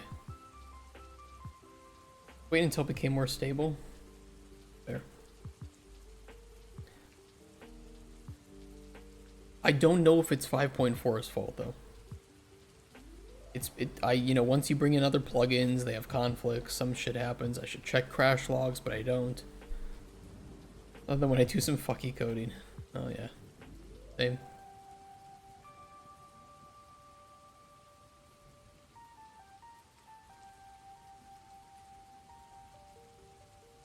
I don't really get why this is here, but whatever, I'll just keep it here. Infinite loop crash. The infinite loop stuff is bullshit because you can clearly prove that you have a way out of the loop. But the problem is the compiler doesn't know that. So I tend to find other ways to solve loops rather than using like while loops. I don't know, I don't really use while loops. I've never really had to use one. Because they always just yell at me that it's an infinite loop. It's like, dude, I have... It's exiting Mr. Compiler.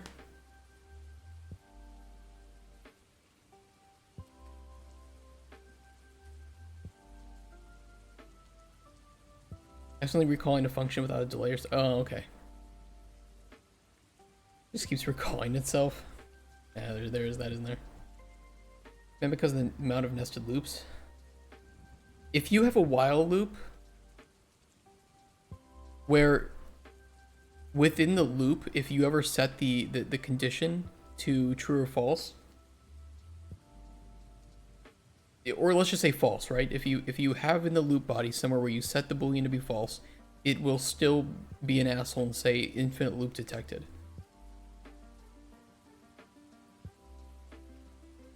Even if you iterate through a integer and when the integer hits 10, it exits out of that loop, it's still going to tell you infinite loop detected. So I just don't use while loops anymore because they always yell at me. I don't know what it is. I think it must be the compiler, right? It's the compiler not figuring that out, which I guess is fair. But then I don't know in what cases I would use it that I couldn't just have a like do something on tick. Because a while loop for a blueprint is just basically event tick, right? And you just put a branch at the start of the event tick. That's your while loop.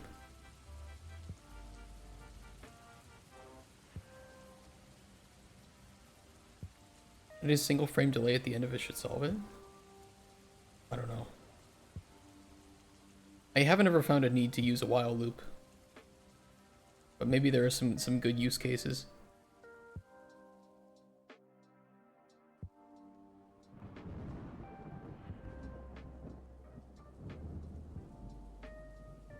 Forgot they existed.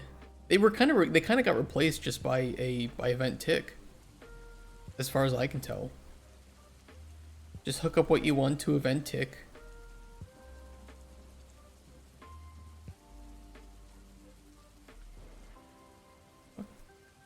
Well, that's some old testing stuff. I can delete that.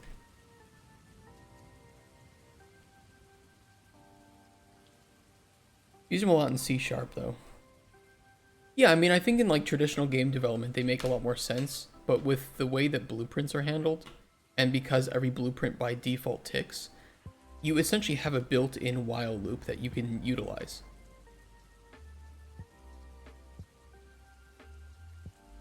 And then you can like nest while loops by putting in, you know, some enum checks or some, you know, some branches, whatever.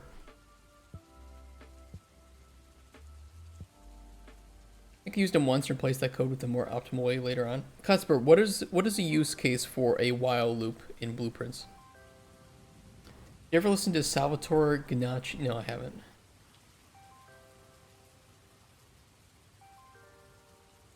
Yeah, like a while loop.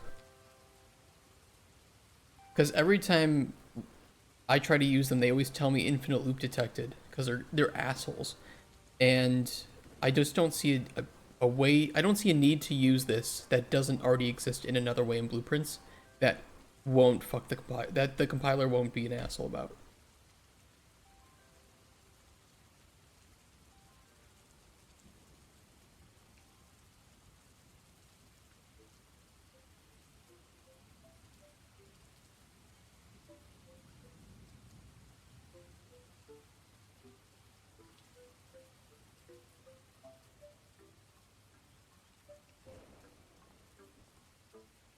This use case is to prove an infinite loop can be created.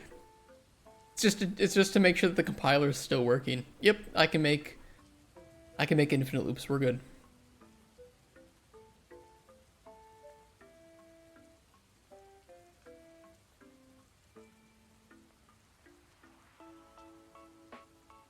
Hey, Stratheta. How you doing?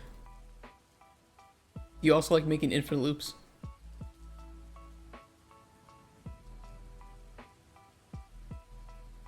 Between these we need...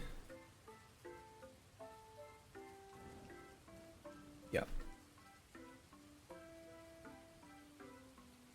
Dude. FBI No. Nobody's home.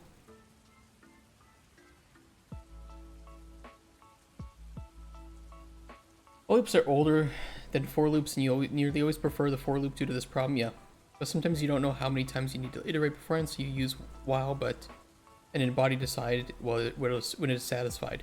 But the thing is, if you try to satisfy the while loop, at least in my experience in blueprints, if you try to satisfy that boolean in while loops, it will still tell you infinite loop detected.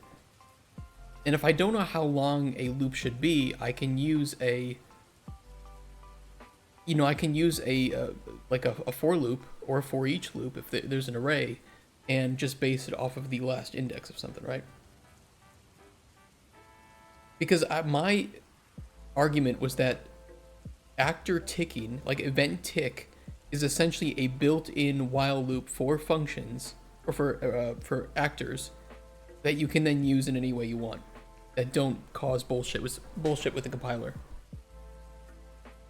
You have zero experience in Unreal Engine 5 besides like a mod or two, but I use them sometimes outside Unreal. Well, welcome to Unreal, and you can look at my spaghetti and tell me if things look like shit, because they do sometimes.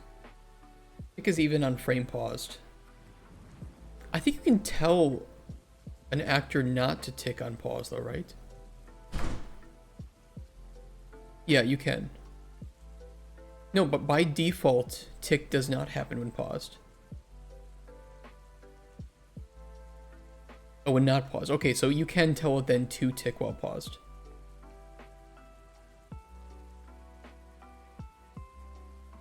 Thankfully, it's not on by default, though. Happy to have learned blueprinting, so great for a visual learner like myself. Same. Never been good at written. Same. No frame passed? What do you mean? Guys are so angry with me. You're not understanding me! You idiot! Yes, that's me.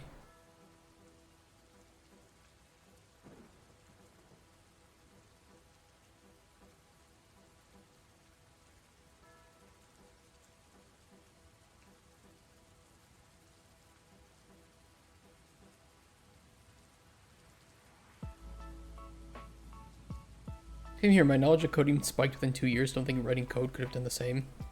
I wrote a game in batch that I think I still have somewhere.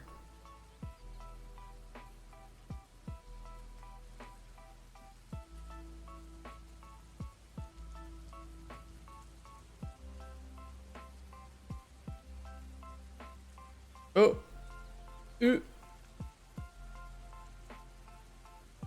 Yeah, I wrote this game. I wrote a text RPG in DOS, in batch. That was pretty cool. I learned a lot from doing that. That was nice.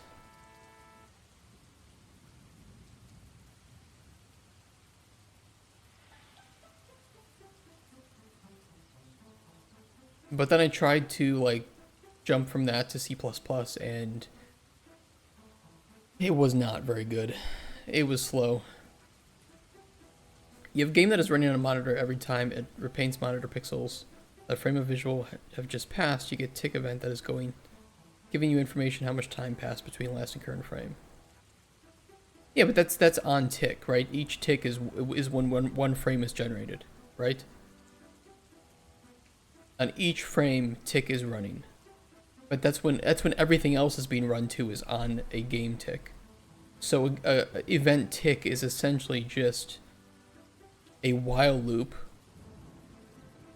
that you can utilize for that actor. Oh, tick is based in time and while is not based on time. What kind of things are... What's the word? What kind of things are not based on tick in Unreal? Like maybe some of like the GPU stuff, but like rendering. That doesn't make sense though.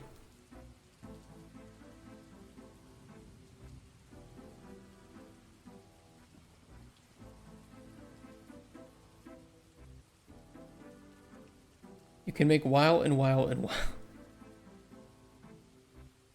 It'll try to execute at that frame thus lag.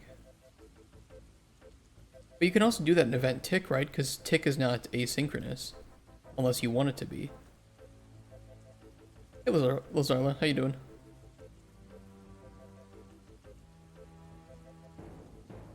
What?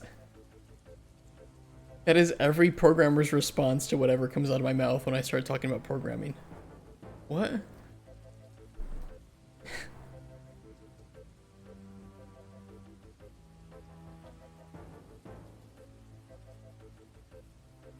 Tick is not loop. Tick is not a loop, but you can use tick to run a loop. You can use tick as a while loop, is what I mean. So on any case, no, yes, no. That's great. This is the typical level of conversations that I have with my programmer friends. Maybe. I love this. This is great. Spent all night monitoring a 3D print. Oh shit. You were just like watching it print all night?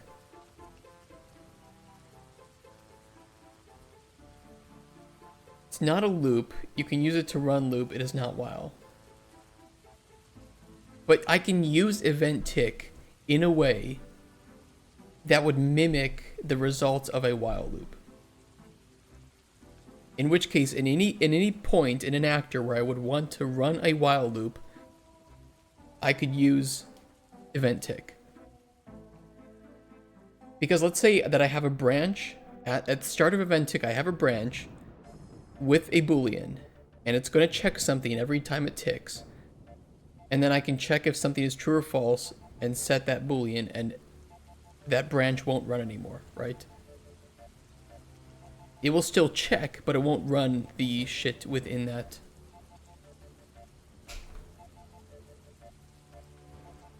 Making the Pokemon Kanto region badges in Halloween colors. Oh, that's pretty cool.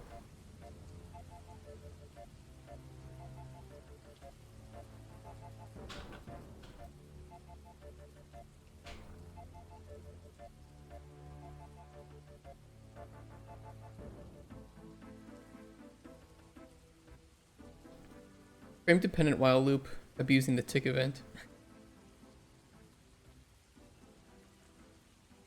But that's what you would sometimes use it for. You like instead of a while loop of hovering over an ingredient, right? I just use event tick to send a line trace. Like it does the same thing. The whole idea about the tick is that your game is mutable in time. You can do what you said if the variable you need to change is based on time. Yeah, give me an example of when you would want to use a while loop and not put it on event tick.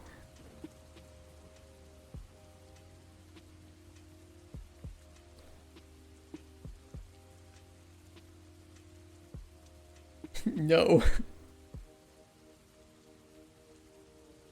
I love you, Cuthbert. Our talks are so great.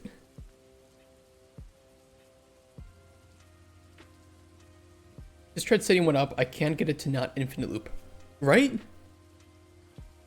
I'm not crazy. The while loops in Unreal are really, really annoying. I don't get how you make it not give you an infinite loop error. All I did was a print string.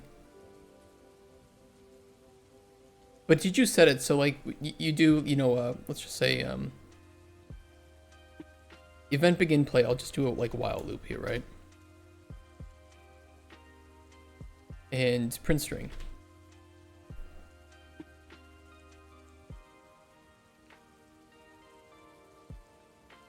This is probably where it bitches, right?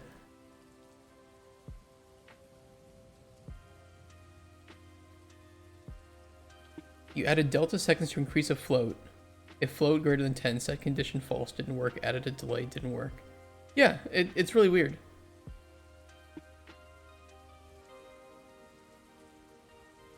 forget how to get it to error. Doesn't it error sometimes at runtime?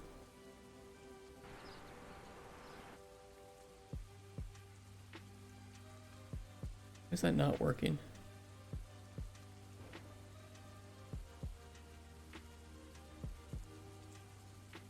Why is that not erroring now?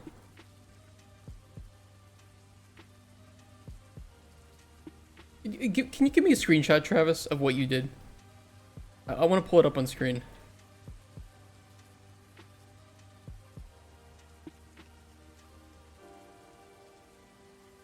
Does this work?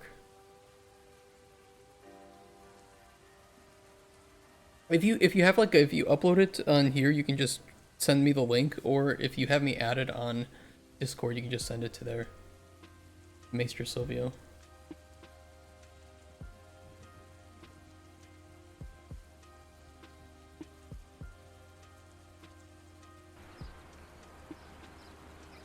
Oh yeah, you could paste it into Blueprints UE. Yeah, that also works. So how you doing, McMatic? McDonald's Matic. Sorry, that's kind of rude. That was uncalled for.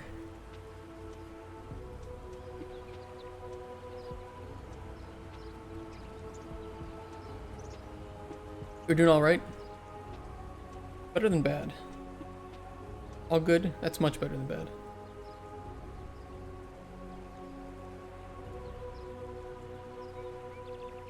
I have no idea if this will work or not.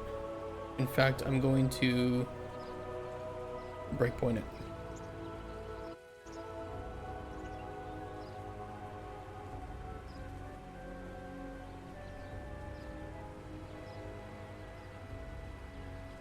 I love these snow-capped mountains in the distance. So cool.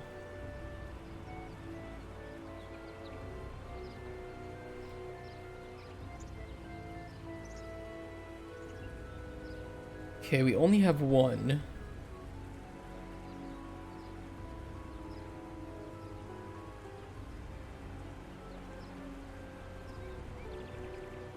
As for response indices, quick responses.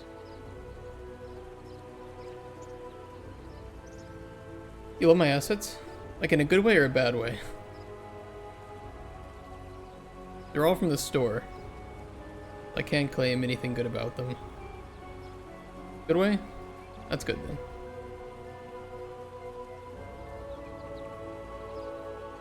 Good thing happened when I used the poison though. As I started slicing, they went invisible. So what did you put in that poison? It was lovely stuff, even. I appreciate it. Is that the correct one?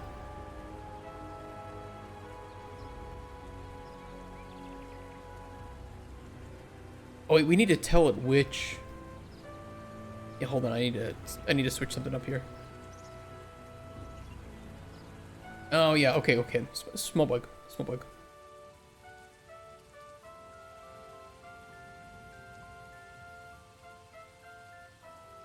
While loop print string. Get world delta seconds. Greater than 10. Set it to false.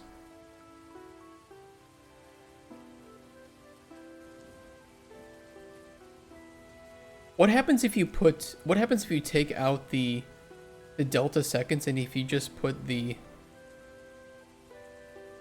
set here and, you know, get rid of this? So even if the condition is just print string and then set the condition to false, it still tells you infinite loop. If you hook condition up directly, it finishes. So you can't ever do a testing to then set the condition. It's like, what's the fucking point of that then? Like, what's the use case?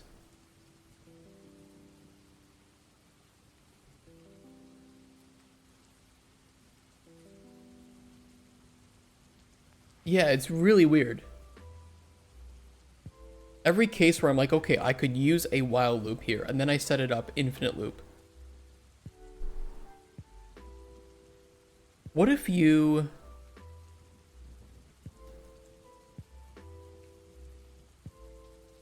What if you, like, collapsed this down to a function or something? Although I think get world delta seconds wouldn't work in that, right? You could do an iteration, like a integer iteration through each. I don't know, I'm kidding. It's so annoying. Fuck while loops.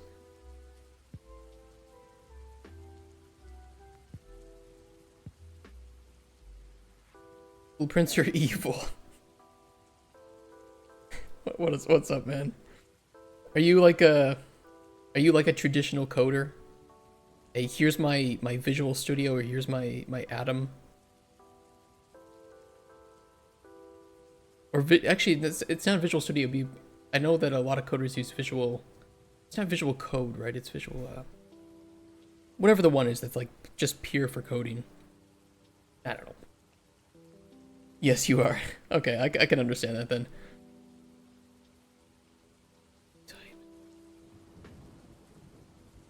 Can I use effect types? I have an enum for this, I think.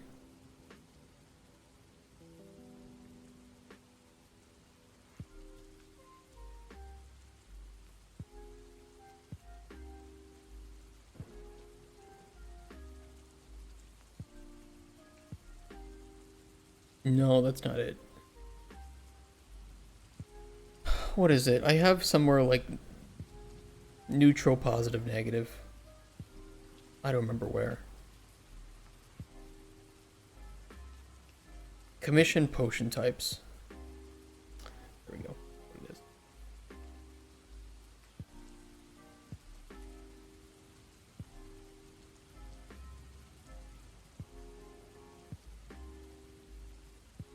is. How do I say your name? Is it like Illy?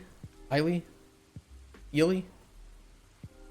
You tell me. Either way, do you have a use case for while loops that can't be solved by using event tick and doing some, branching or a switch on enum, whatever?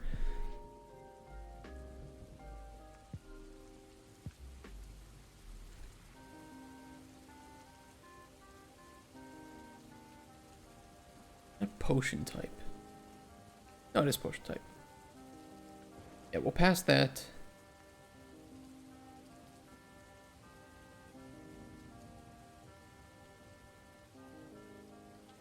Select potion type.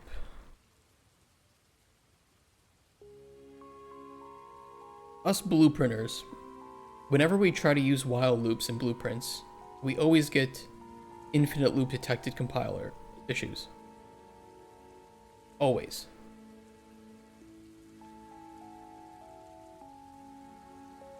And we can't understand why. Oh no, this is not it.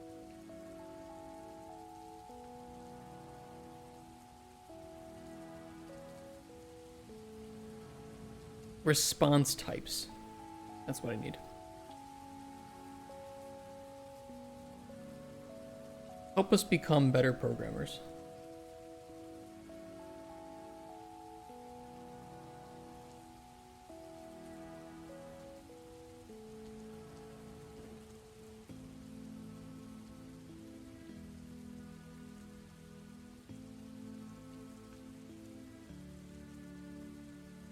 Wait, what did I just do?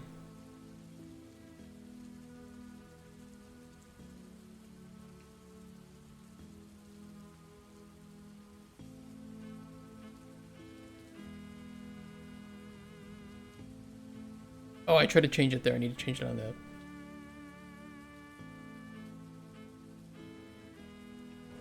That was my issue.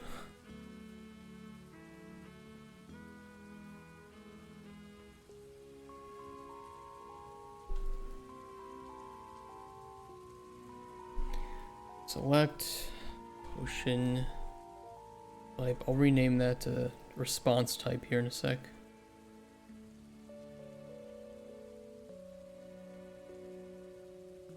Response type. Shut up.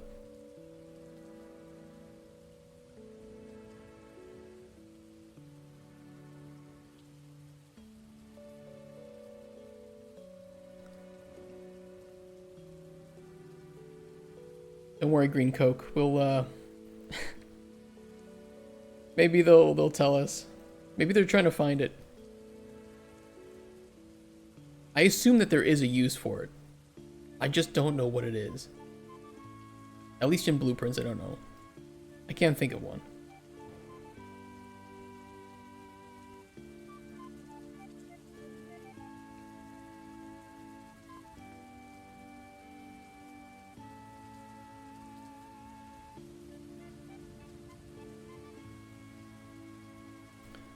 The fact that these don't line up is really annoying me. Whatever.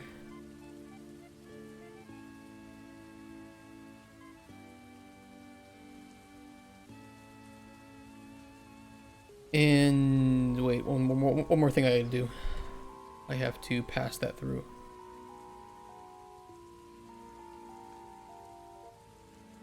Neutral. Positive and negative. All right, let's test it now. Let's not test it now.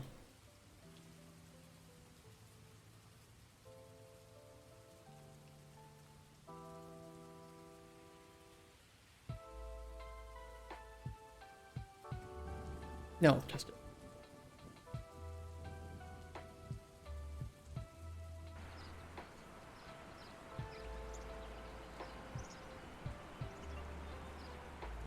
Alright, Spoony boy, come on. Push me. Nope.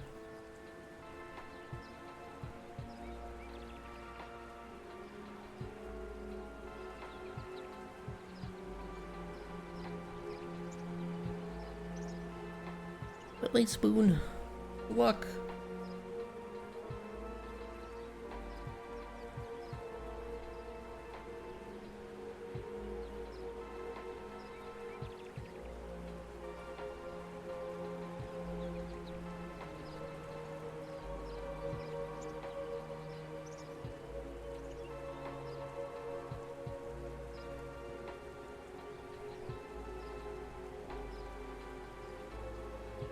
Alright, let's jump through this.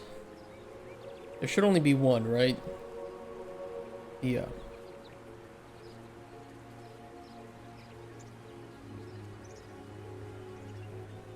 Everything happened when I used the poison, though. As I started slicing, they went invisible. Just what did you put in that poison? Not really sure what was up with that. That looks good.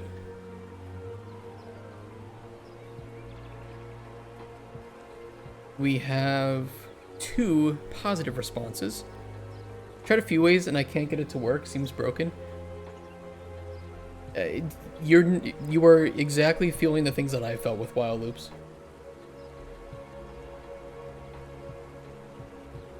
Exactly the same. Yeah, there should be one more indice or index. Had some wonderful things happen in that poison I did. Whatever you put in that poison, the bastards got whipped up into a frenzy almost immediately. Was a beauty to watch. Was lovely stuff, human. I appreciate it.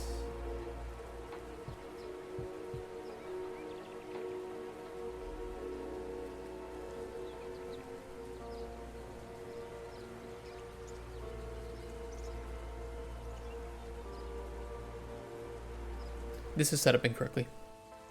We need to do this check after this runs.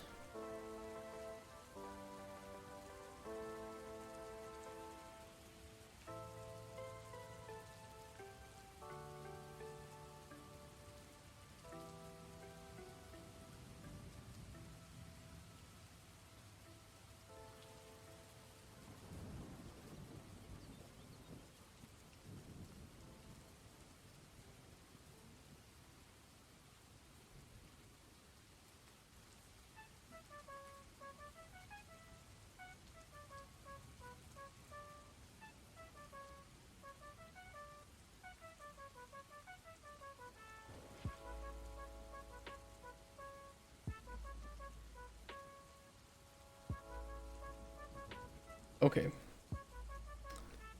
That was an issue.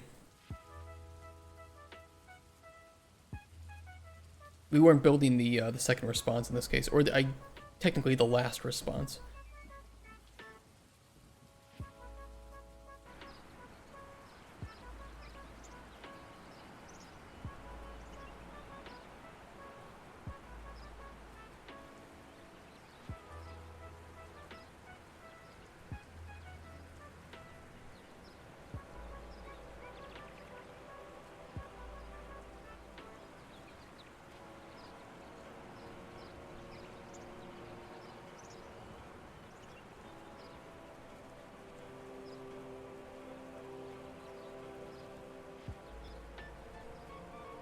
Alright, if this works well, it should sound more natural. It will break up responses into tiers, like it'll go neutral, positive, negative.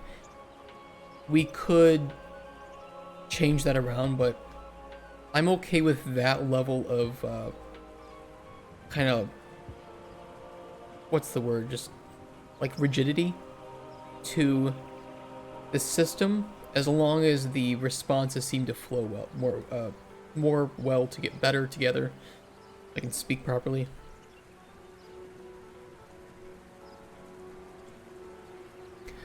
My mind really moves faster than my mouth. It's really annoying.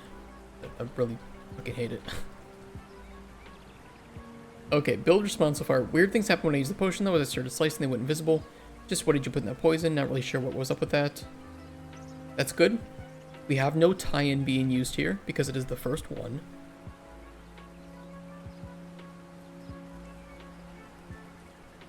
Now we run it for the positive effects.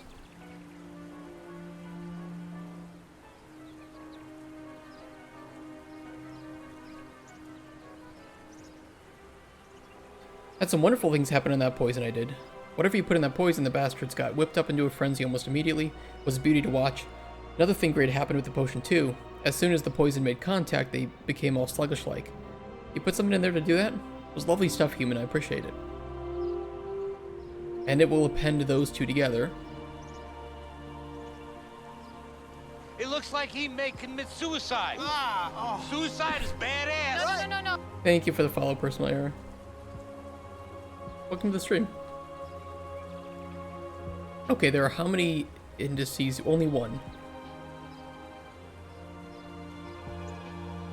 Bit unfortunate though, the poison didn't seem completely effective.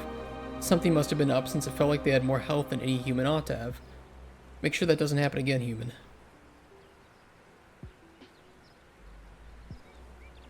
Okay, let's resume.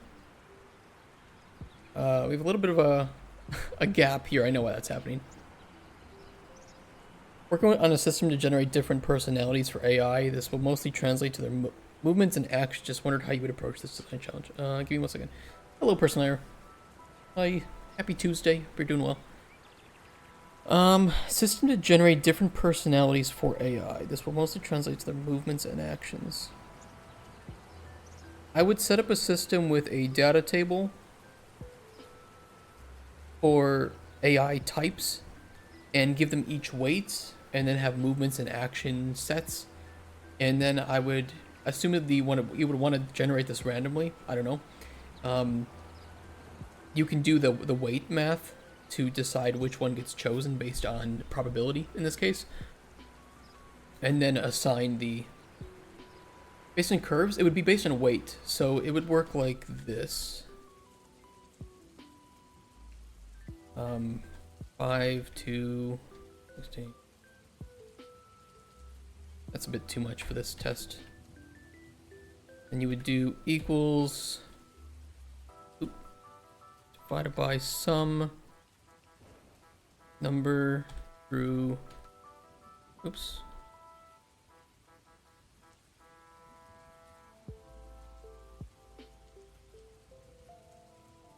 to percentage. This is gonna fuck up a little bit. Can I fix that? No.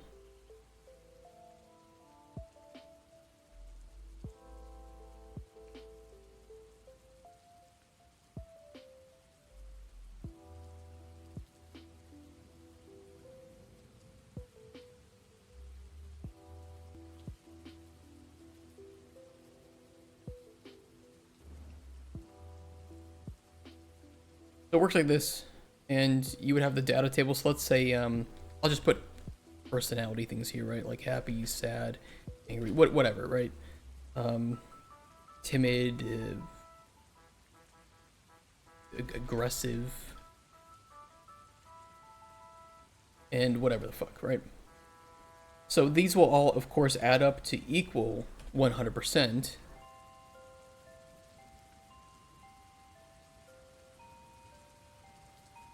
but the chances to spawn are based on this value here. So if you want to change one without having to go back on each one and make sure it equals 100%, you set like, okay, we want happy to be really, really common, so 100. Now it's a 76% chance to spawn compared to these other ones. So you base it on weights, which is then just calculated as probabilities to occur. And then you spawn the one associated with that. And then you have here, you would have like actions and a move set or something, right? That's how I do a lot of my random, I guess like pseudo-random spawning for things. In fact, I think NPCs in Cauldron Chronicles do currently spawn based off of that as well. I just use weights and I determine those determined chances to spawn. And then you can put whatever else into the rest of this. Or you can use the row name or some enum here for if it's, you know, E personality or something. To control some other shit. Let's change the weights based on species. You could do a separate data table with chance for species to spawn. So you could have like the same thing essentially, but instead of this you have species, just say human, cat, dog, whatever the fuck. And then based on that you have separate data tables for each species that then has its own data table actions move set for the personalities here.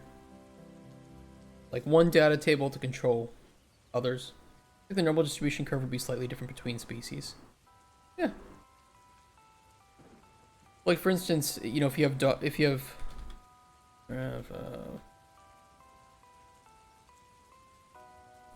bunny.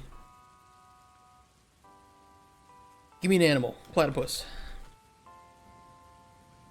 You know, you can set these all to be equal, right? And that's equal chance for them to spawn. But maybe you want humans to be slightly more preferred. That's no, a little bit more than slightly. Yeah, 23% compared to the rest. And then you would have, this would be the human personality table. Right? So if this gets called in the function, then you open up this data table and you run the personality chances for a sad human to spawn would be 2% on top of the 23% chance for a human to spawn in the first place. And then you could assign the actions move set and any other data you would want for that. I don't know how to make different personalities affect the actions, but this is actually a really great way to start. Hey, happy to help. Repay it in kind when I need help with something like art related, right? Which is, oh, it's all the time. It's every single art related thing I have problems with. That's your specialty, systems and data. That's me. That's honestly why I like streaming. Okay, so I will read this and tell me how much more natural this sounds compared to what we had before. Hang on over me. I mean, sometimes your dick is in my face, sometimes my dick is in your face. Let's do the nice thing, each give each other a suck and call it a day. So, need to learn dialogue system someday. Dialogue's fun. I like dialogue. Weird thing happened when I used the poison though. As I started slicing, they went invisible. Just what did you put in that poison? Not really sure what was up with that. Had some wonderful things happen on that poison I did. Whatever you put in that poison, the bastards got whipped up into a frenzy almost immediately. It was a beauty to watch. Another great thing happened with the potion too. As soon as the poison made contact, they became all sluggish-like. You put something in there to do that? It was lovely stuff, human. I appreciate it. A bit unfortunate though, the poison didn't seem completely effective. Something must have been up since it felt like they had more health than any human ought to have. Make sure that doesn't happen again, human. It is a lot of reading because I purposely made a ridiculous potion that I don't think anybody would ever make in this scenario. But if you do, it will respond to it. And then you can respond to any of these effects that he had a response for. So like, well, I figure as fast as you are as a goblin, slowing down an overwhelming force is never a bad idea.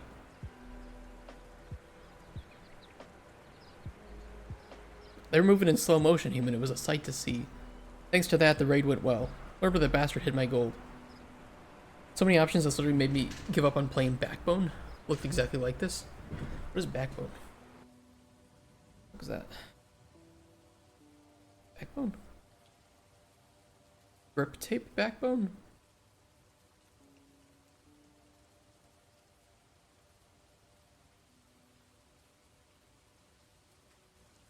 I don't think that's the game. Love Stardew Valley, great game. It is. I haven't played the new update yet, though. Have you guys played that? Alright, I just clicked off. Slows FPS when I'm clicked off. Haven't played in years. There's some new update, like Stardew Valley 1.5 or something.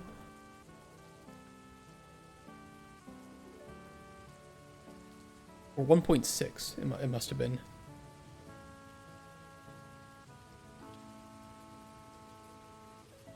No, it must have been 1.5.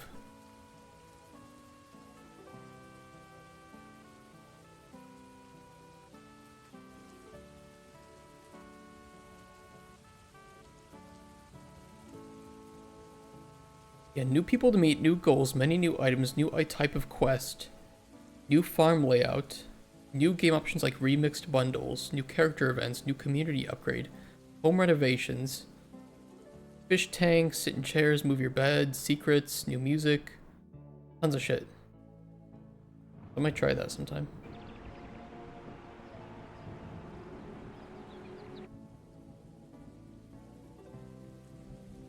I'm gonna test it with a more realistic potion that you might make for him, right? And we will make it, we'll try to not make it sweet.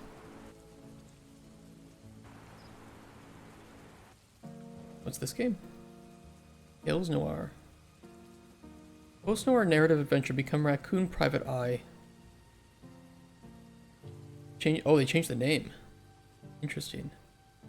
I know the publisher too. I like Raw Fury as a publisher.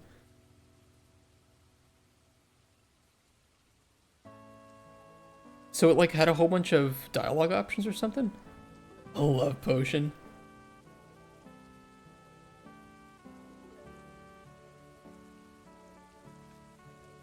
I'm curious how they did it.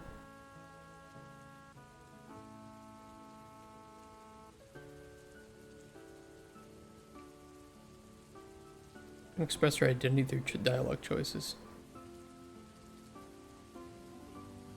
What was the... Can you give me like a rundown of what it felt like? Were there just too many options? Were there... were they not meaningful?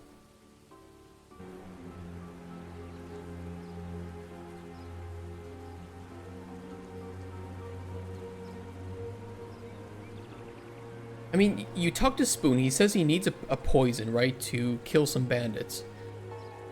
You might intuit that, hey, okay, damage health is one thing, right? But what if I put some, like, paralysis on there? I mean, he needed paralysis for a second potion, but... You know, I have paralysis on this Toxicap here. I could throw in, like, a, fermented, corrupted toadstool. And we have damage, health, paralysis, and frenzy now. That's a good potion. So we'll do that, and we'll make his regular paralysis as well.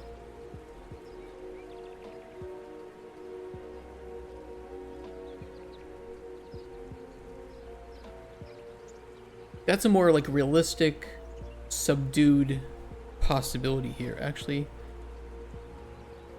And the sweetness is below 0.16. Does he respond to that?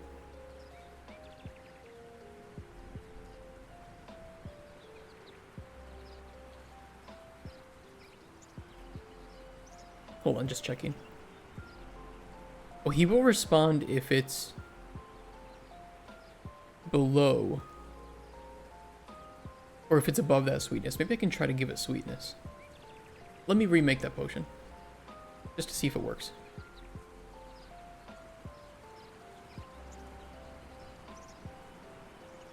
Toxicap. Fermented toadstool. Corrupted toadstool.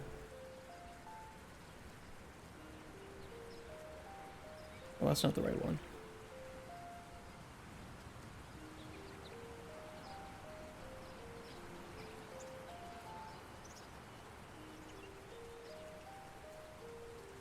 What did I put in there? Hold on. Fermented toadstool, fermented corrupted toadstool. Oh, okay, I see.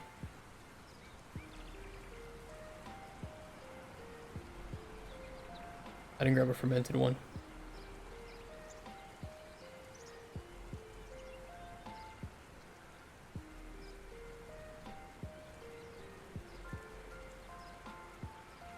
Oh, fermented corrupted toadstool.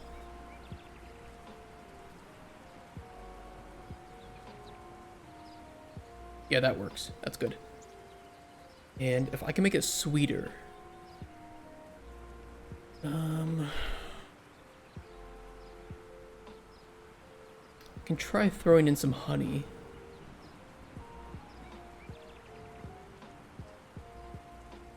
Still not sweet enough.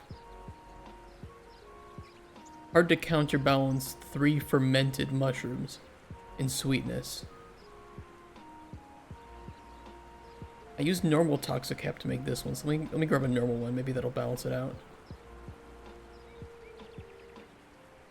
Okay, see, that'll work. That's just over the 3 threshold.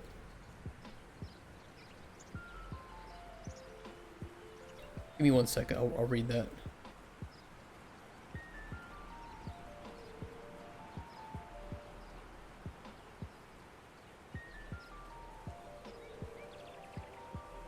I had it when I couldn't escape the dialogue. I'm used to Genshin where if I don't have the bandwidth to handle it, I can just say later. There's a lot and they all mattered. Just overwhelmed. You could try the game, who knows, you might be totally into it. Was a bit much for me. Okay, so it's just like, it's not your type of game. Did you think that it was before you played it, or did it not really tell you that it was going to be a dialogue heavy game? Did you felt a bit mismarketed?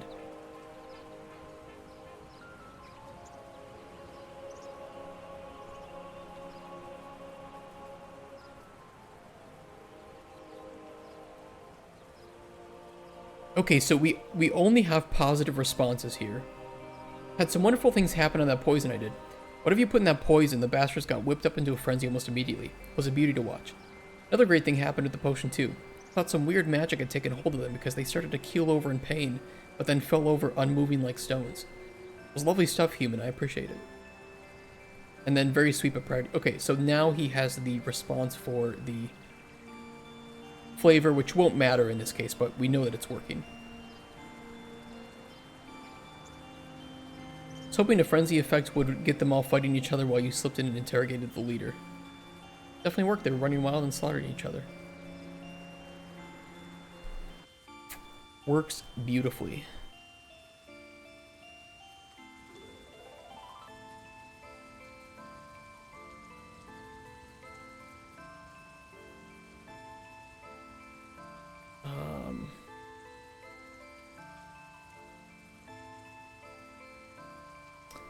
Give me 1 second, I'm gonna go to the bathroom, and then we need to fix a couple of bugs here, and we'll continue with it.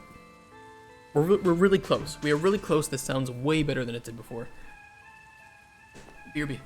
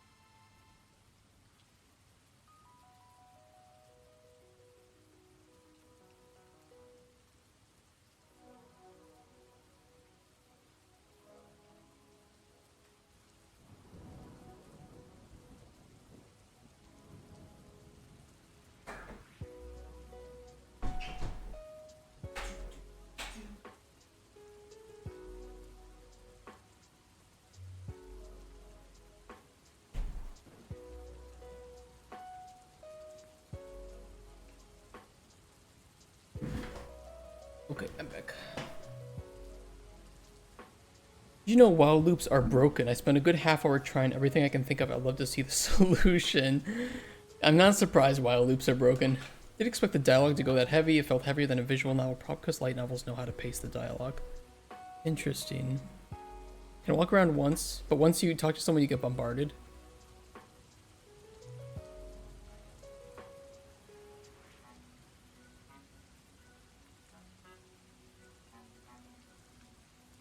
It's not that one. What was the... Hold on. Oh yeah, I opened it up here.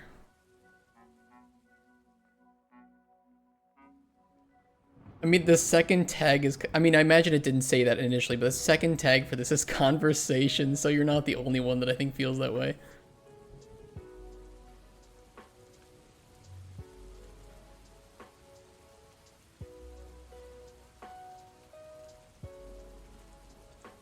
Yeah, they don't really mention that it's dialogue heavy.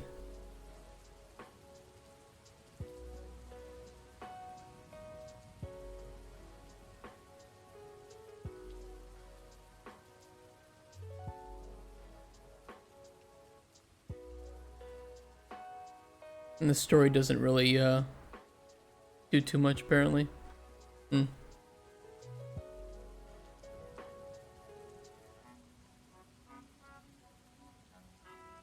It's actually the reason I'm very careful with the pacing of dialogue in my game. Yeah, I agree.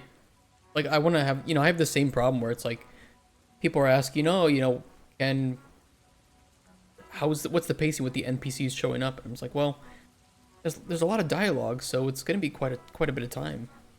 If you're just sitting there doing dialogue all the time, it's not very fun when you have a big open world that you want to explore. So, we have to pace this out, find that golden time between NPCs showing up, and give you a bit of time to rest and think about what happened.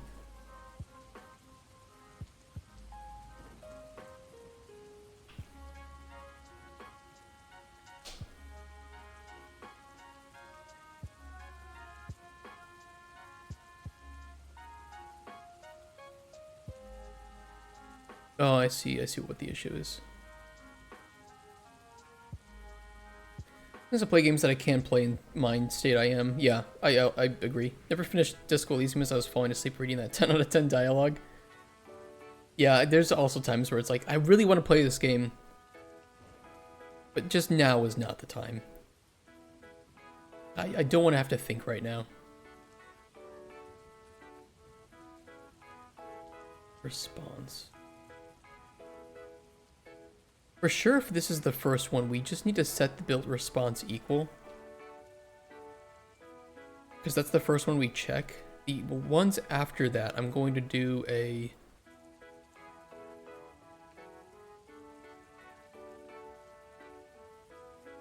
I'm going to do a select node on whether or not this is equal to nothing.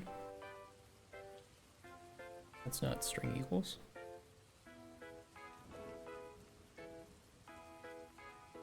If true, there, otherwise false.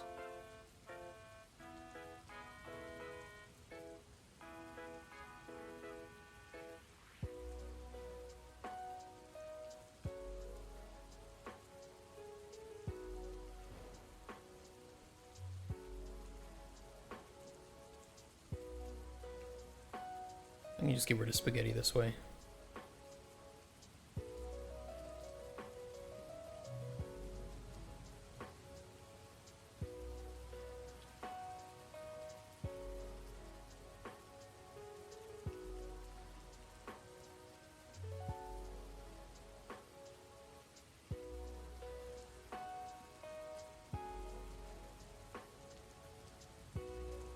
Okay, that'll work.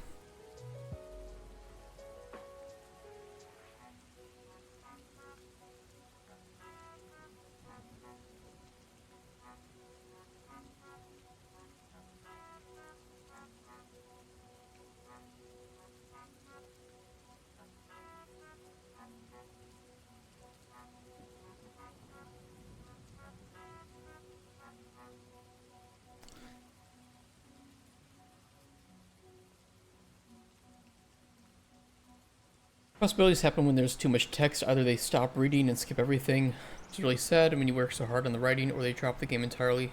A lot of Genshin players did that. Yeah. I mean, that's also part of like the marketing. You know, if there are people that love dialogue-heavy games, but if you don't really state that, and I don't think it's bad either. It's just like, hey, kind of, this game has a lot of dialogue.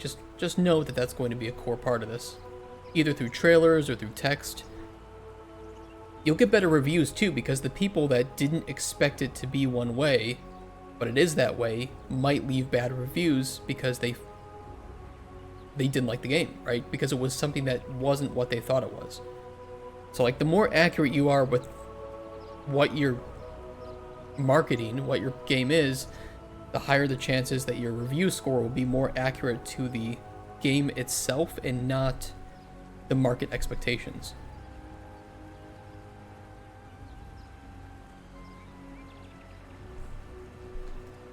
UE5 stable for making games. I heard some devs say Lumen and Nanite can take your game performance. I have not seen Nanite, when decently implemented, tank performance. Lumen can, but you can just turn it off. It really depends how you use Lumen, right?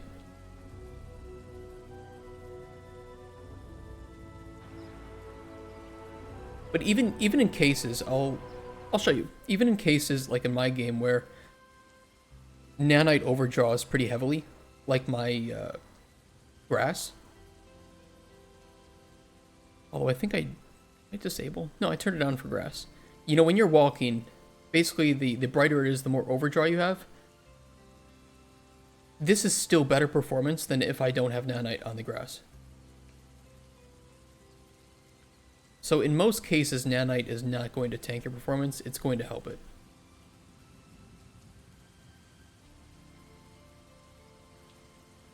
Yeah, there's a little code, Hotspur. I think there is some source code for your AI stuff, but it's very, very minimal. But I could have accomplished that without C++ as well.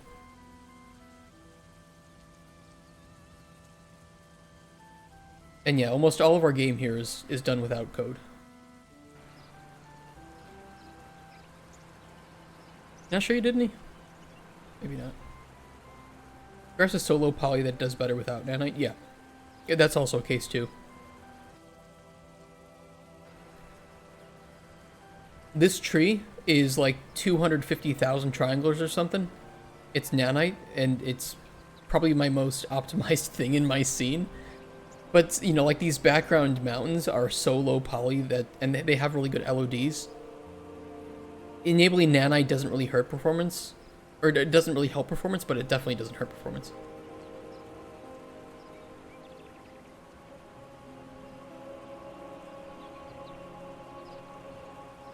Toxic abnormal, fermented toadstool, fermented corrupted toadstool. That will produce the potion we need here. Oh, and honey. The entire alchemy system here, by the way, is blueprints. There's no C++ here. Including, like, the processing of ingredients and such.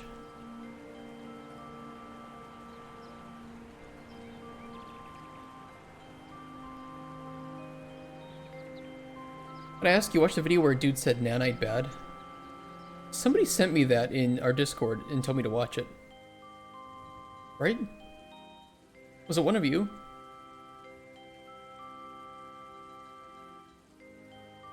Yeah, Threat Interactive. Somebody sent me that. Epic's Unreal Optimization Disaster, Why Nanite Tanks Performance. Is that the one you guys are talking about? Is the guy that made the portal? Yeah, yeah. It's good video? Oh, jeez, that scared me. Get the shit out of me. We can watch that maybe today. If I can fix my problem.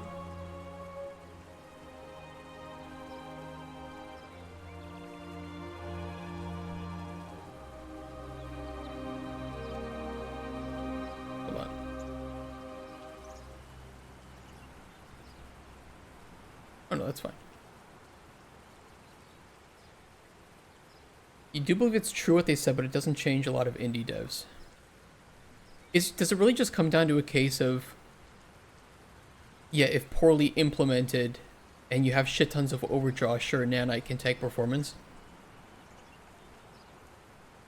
You don't have money to make super optimized LEDs for all meshes in your games, Nanite may help you.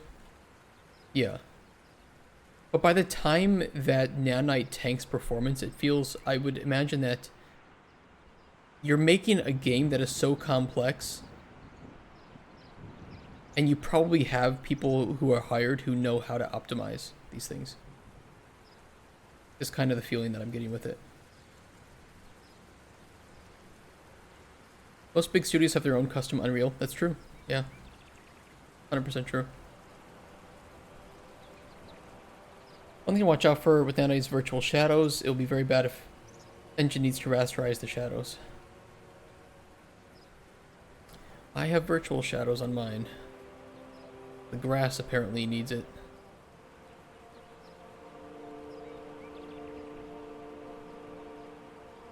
Okay, that looks better. Bug fixed.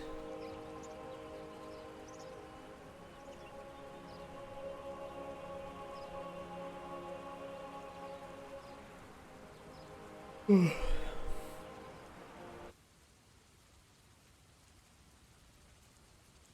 mean, do you guys think that that sounds better than what we had before?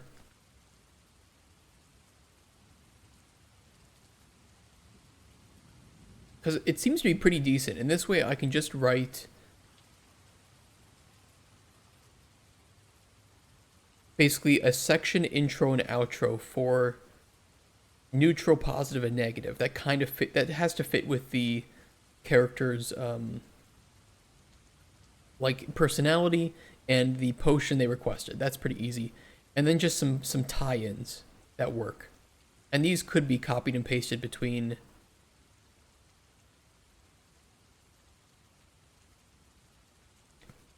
Only issue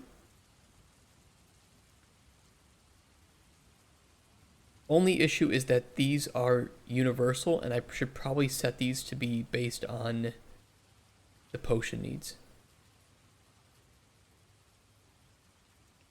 I should move this entire section of response tie-ins to here. And not put it here. The reason being is that this intro and these tie-ins will be used for every single encounter from the NPC, which of course isn't very good. And they need to be more they need to be more bespoke for encounters. Okay, that can be easy to fix. I should have realized that sooner, but it's fine.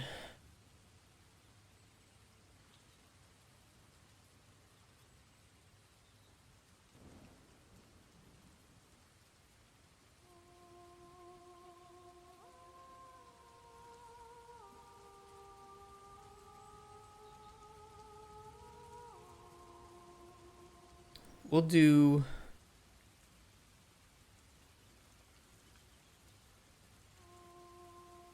response or, and that is the response tie-ins type. A little bit of refactoring will be needed for this, but it should be fine.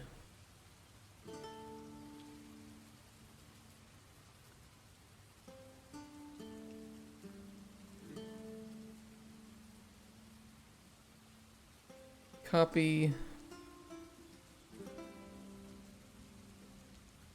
Paste.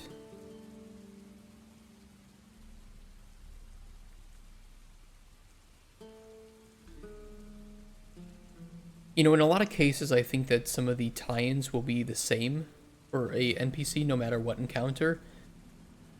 The good thing is we can now control it because we can say, okay, this encounter, especially because you can convince an NPC to want a different potion. You know, we can do that. We can have somebody coming in asking for a health potion. After talking to him, you can convince him, well, no, you need a health potion, but you also want these things on there. Those will be exceptional for you. Or No, you need a poison. Don't go in there and try to tank it. Go in, sneaky, apply some poison to your blade, you'll be fine.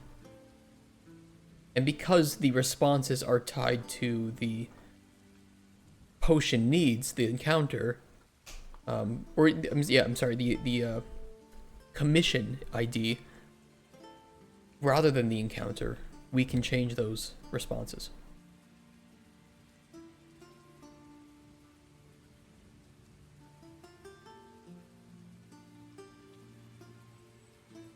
Much better way to handle it.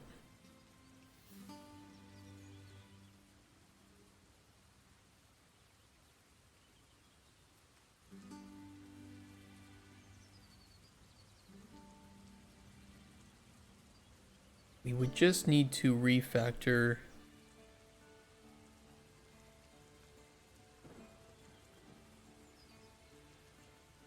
build extra flavor responses, extra potion responses, or maybe not flavor.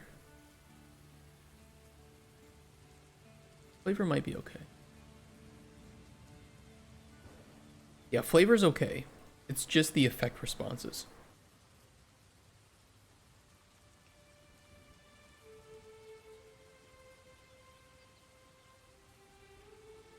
Potion needs, wherever we call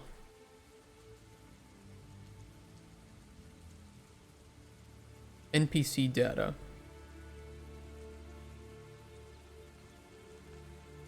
To grab response tie-ins and then do this shit. We need to instead get current encounter.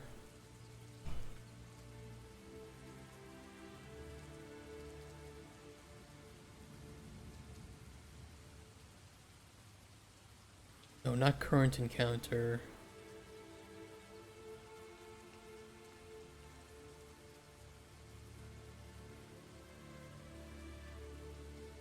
We need to get the response tie-ins for the encounter to check.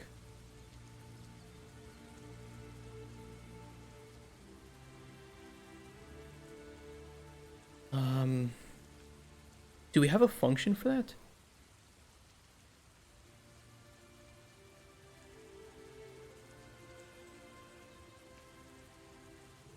We should. We have...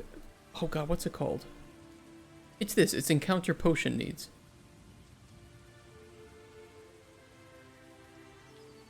Yeah, so actually just right here on the NPC potion needs.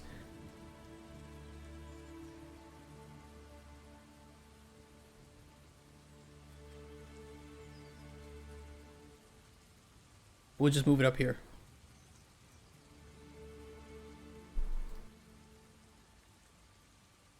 Right here, response core.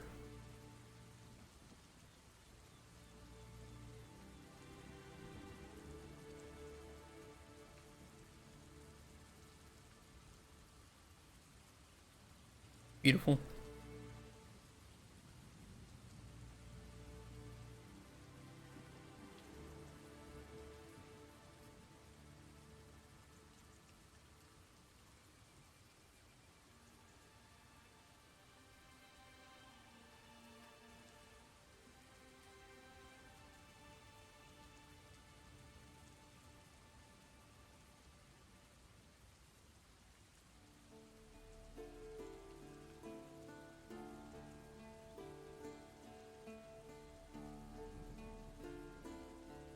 And then we can delete all of this. It's not needed.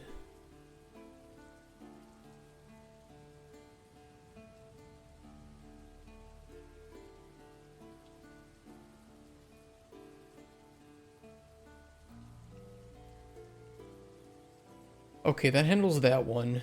And then build effect responses probably has something similar. No, because we just feed it the data. So that should fix it. And then we can theoretically delete it from NPC data.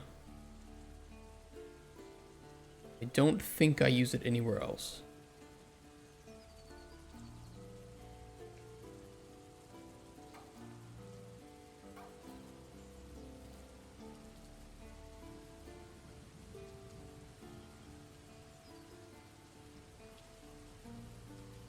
I'm gonna do one thing just out of safety. It wouldn't be the first time that it's happened to me. Just gonna export that as a CSV. One time I made some changes to the structure and it completely wiped the table. And I had to remake it from scratch. So, lesson learned.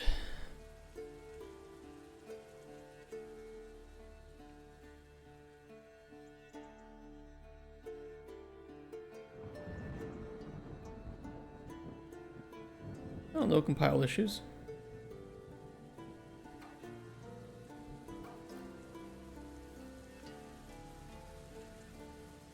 That's better. Much, much better.